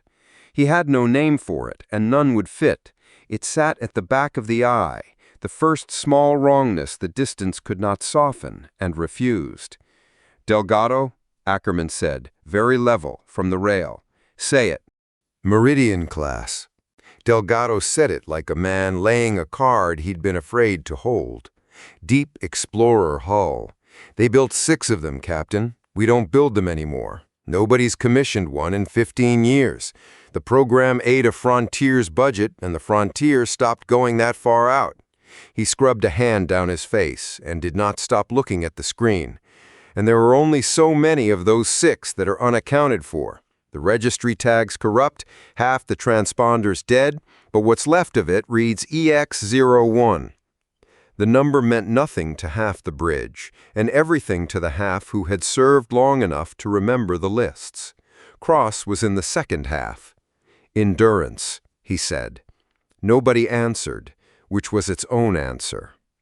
The Endurance had been one of the names you learned as a cadet the way you learned the names of mountains, a thing that had gone out further than the maps and not come back, a survey expedition swallowed whole by the dark beyond the certified frontier, mourned in the institutional register, and then, in the cold arithmetic of the service that could not afford to grieve forever, downgraded.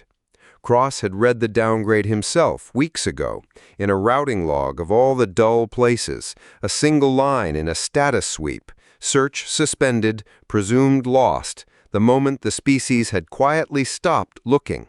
5 years gone, written off, a ship the institution had decided to stop spending hope on.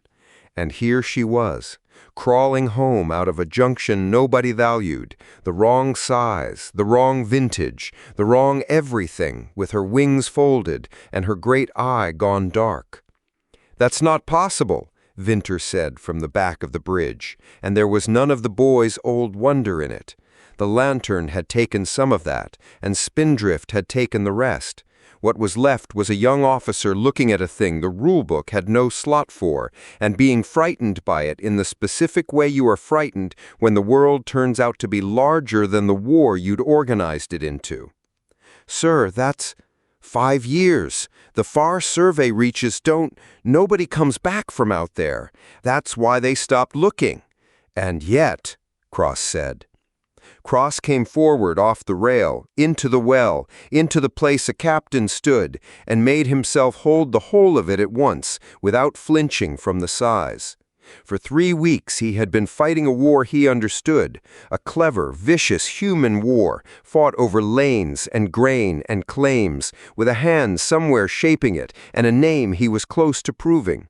A war that fit.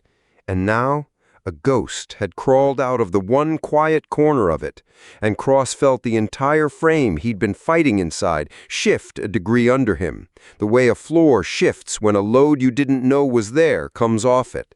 What is this, he thought, and did not have a piece of it. Not who's shaping the war. What is this? "She's hailing," Delgado said. "Trying to. It's bad. The transmitter's running on something that isn't a transmitter, I think.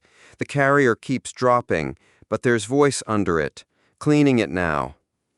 "Put it up dirty. I don't want it clean. I need it now." Delgado put it up dirty.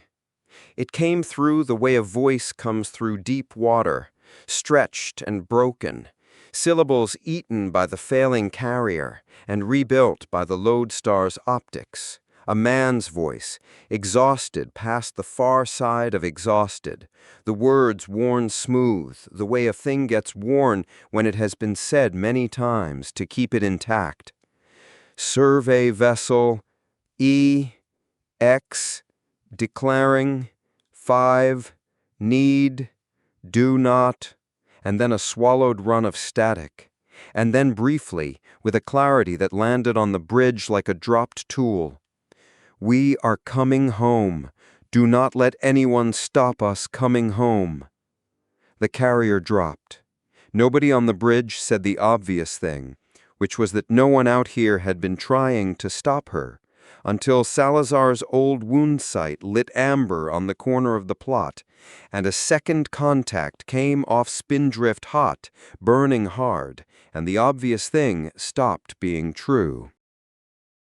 That's the sundog, Salazar said.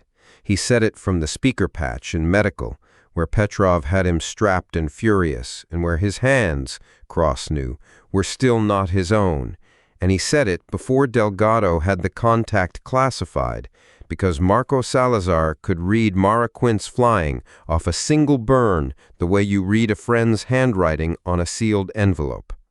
That's her line. That's exactly her line. She's not running to anything, sir. She's running to that. She broke off Spindrift the second the ghost lit up. She's going for the ship. Confirm it, Cross said. Confirmed, Delgado said, a beat behind. Sundog and at least 2 escorts off the Spindrift theater, hard burn, bearing on the quiet junction. They left a fight they were winning to go and get there first. He looked up, and the arithmetic was already in his face, the cruel clean line of it. Captain, she's closer. She broke off from Spindrift, and Spindrift is nearer that junction than we are. If both of us run flat out, she reaches the Endurance before we do, by a margin. How big a margin? Big enough to board.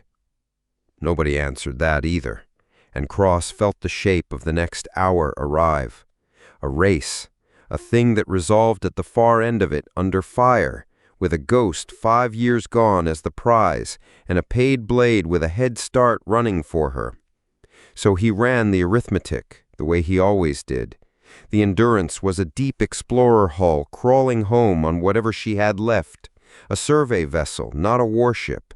If Quint reached her first, there was nothing aboard her that could keep a privateer off. And Quint had not redirected a winning fight to go and admire an old ship. Somebody had told Quint that hull was worth more than the Spindrift theater.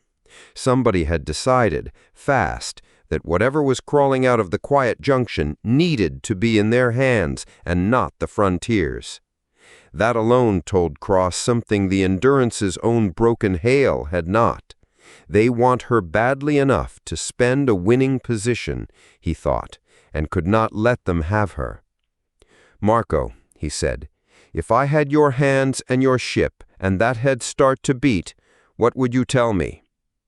A silence from medical, and in it Cross heard the cost of the question, asking the best pilot he had ever served with to fly a race from a cot with hands that wouldn't hold a stick. I'd tell you you can't beat her on burn, Salazar said. She's closer, and she flies dirty, and she'll redline before you will. You don't beat her on burn. A breath. You beat her on the road. The lanes between here and that junction are a mess right now. Half of them contested, half of them retiming under the attacks. She's going to pick the fast geometry and fight the traffic the whole way. If somebody could hand you a clean run, a lane retimed true, slots cleared, the road honest the whole way to the junction, you'd cross her line. That's the only way.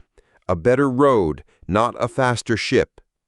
Cross stood very still, because there it was, the thing he had been about to sign for, the hand on every lane, the tool that concentrated the war and walked Salazar into the dark and grew its debt every time he used it.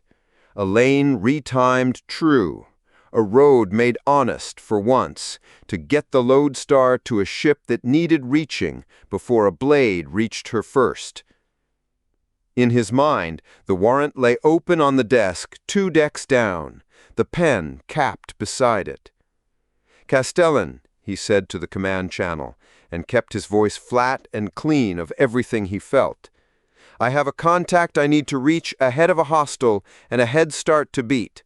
I need a true road from our position to the quiet junction at the region edge, retimed, slots cleared, honest the whole way. This window only, this run only. Delgado watches the floor of every lane you touch and aborts you the instant it goes somewhere he can't follow. Can you do it?" The pause was a man checking a figure before he gave it to you. And then Castellan's voice came on, calm, already somewhere ahead of the question. "I can do it, Captain. I'll need a moment to retime the corridor and another to clear the slots. You'll have a clean run." And then, with no triumph in it at all, which was somehow worse, "It's a good use. Whatever that is out there, it's a good use of the thing." "Don't," Cross thought. "Tell me what's a good use of it." But he didn't say it, because the road was being made honest under his feet, and a ghost was crawling home, and a blade was running for her, and there was no version of the next hour that did not need the better road. "Delgado, watch him." "Every figure, sir." "Salazar." Cross said it quietly, off the open board, the way you say a thing to a man in a cot. "Stay on the channel. You can't fly her, but I want your eyes on Quint's line the whole way in. Tell me what she does before she does it." "Aye, Captain." A beat, and then rough, the old crack of light a man puts in a true thing because he can't help it. "Go and get the ghost, sir. I'd hate for something to crawl home for 5 years and run into Mara Quint a stone's throw from the front step of it." Cross let it go past, a man reaching for the homely thing in the middle of the strange, and no reason yet to hear anything more in it. The Lodestar took the retimed road. Cross felt it as a captain feels it, not a pilot. The ship coming up to her drives, and the corridor ahead going honest, lane after lane clearing to a true schedule, slots opening, the contested traffic shunted aside on a road resolved faster than the war could relie it. It was the thing that had saved the Harrogate string without a hand on a stick, turned now to a chase, and it worked the way it always worked, beautifully and without cost the log could find. He let himself be glad of it for the length of one breath, and under the gladness kept the cold thing. On the plot the 2 lines drew toward the same point.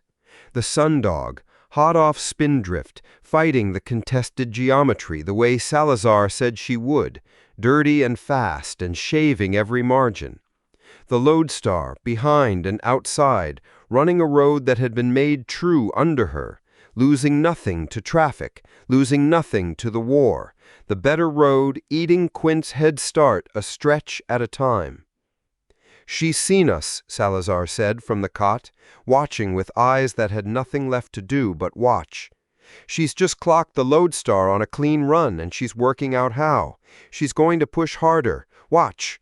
There. She's gone for the inside line, the fast geometry through the contested stretch. She's going to try and trade safety for the margin." A grim small sound. "She'd open a boundary doing that. She doesn't care. She wants the ghost more than she wants to live careful." "Then she wants it very much," Cross said. "Yeah," Salazar said. "That's what I'd be thinking about, sir, if it were me. Not whether you'll get there first. What's worth that?" That was the thing about Salazar the war had not been able to take. He saw the line, even when he couldn't fly it. What's worth that? A ship 5 years written off, crawling home through a forgotten junction, hailing the dark not to ask for help, but to beg that no one stop her. And a paid captain spending a winning fight to reach her, because someone with money and a long view had decided she could not be allowed to come home to anyone but them. The two lines closed. On the main display, the Endurance held her slow crawl, out of urgency, a haul kept together by something Cross could not name from this distance, her wings folded and her great eye dark, and around her the dark thickened with two faster things converging, the blade and the Lodestar, the race narrowing toward the point where it stopped being a race and became whatever came after a race, under fire, at the edge of a junction nobody had valued until an hour ago. "Captain," Ackerman said, low, at his shoulder, in the voice she kept for the things she would not say on the open board. "Whatever that is, when we reach her, the Sundog's gonna be there or close to it, and that hull can't defend herself. A Meridian isn't armed for this. She's a survey ship. If Quint gets a boarding craft onto her before we're in range to stop it—" I know. Then I want it logged that I said it. We're not racing to find her. We're racing to keep someone else from taking her. And we're going to arrive into a fight, and the thing we're protecting can't lift a finger for itself. A pause. I don't like flying to defend something that can't shoot back. It's the worst kind of fight. It's the only kind worth flying, Cross said, and meant it, and did not pretend to himself that he knew what the ship he was racing for carried in her broken spine, only that whoever had spent a winning fight to reach her had decided it was worth more than a war. The frame of the war he understood went on wobbling under him, the small, clever human war suddenly a degree off true, and out past the canopy the ghost crawled home through the quiet, and the Lodestar ran the honest road to reach her, and Mara Quint ran the dirty one, and the only certain thing left on the plot was that two of them would arrive at a ship 5 years dead at very nearly the same moment, and only one had come to bring her in. "Delgado, time to the junction." "Closing, sir. We cross her line before she boards. Barely. We arrive into it." Delgado looked up from his board, and the man who could not define a ghost an hour ago had nothing left in his face but the plain, hard arithmetic of the thing in front of them. "We get there. We just don't get there first with any room to spare. It's going to be a fight the moment we arrive." Then we arrive, and we fight. Cross keyed nothing, said nothing more. The road ran honest ahead of him for once in 3 weeks, the cleanest thing he'd done since the medal, going to bring a lost ship home before a blade could take her. Out past the canopy, the Endurance held her slow crawl, wings folded, her great eye dark, and the Lodestar ran the honest road for her. You've reached the end of Part 1 of the Doorstep, but the story is only half told. Part 2 is on the channel right now, ready to play, so you can carry straight on and see how far the door swings open. If you're enjoying the journey, take a moment to subscribe. The whole of the Fracture Cosmology is being brought to life here, one book at a time. Part 2 is waiting. I'll see you there.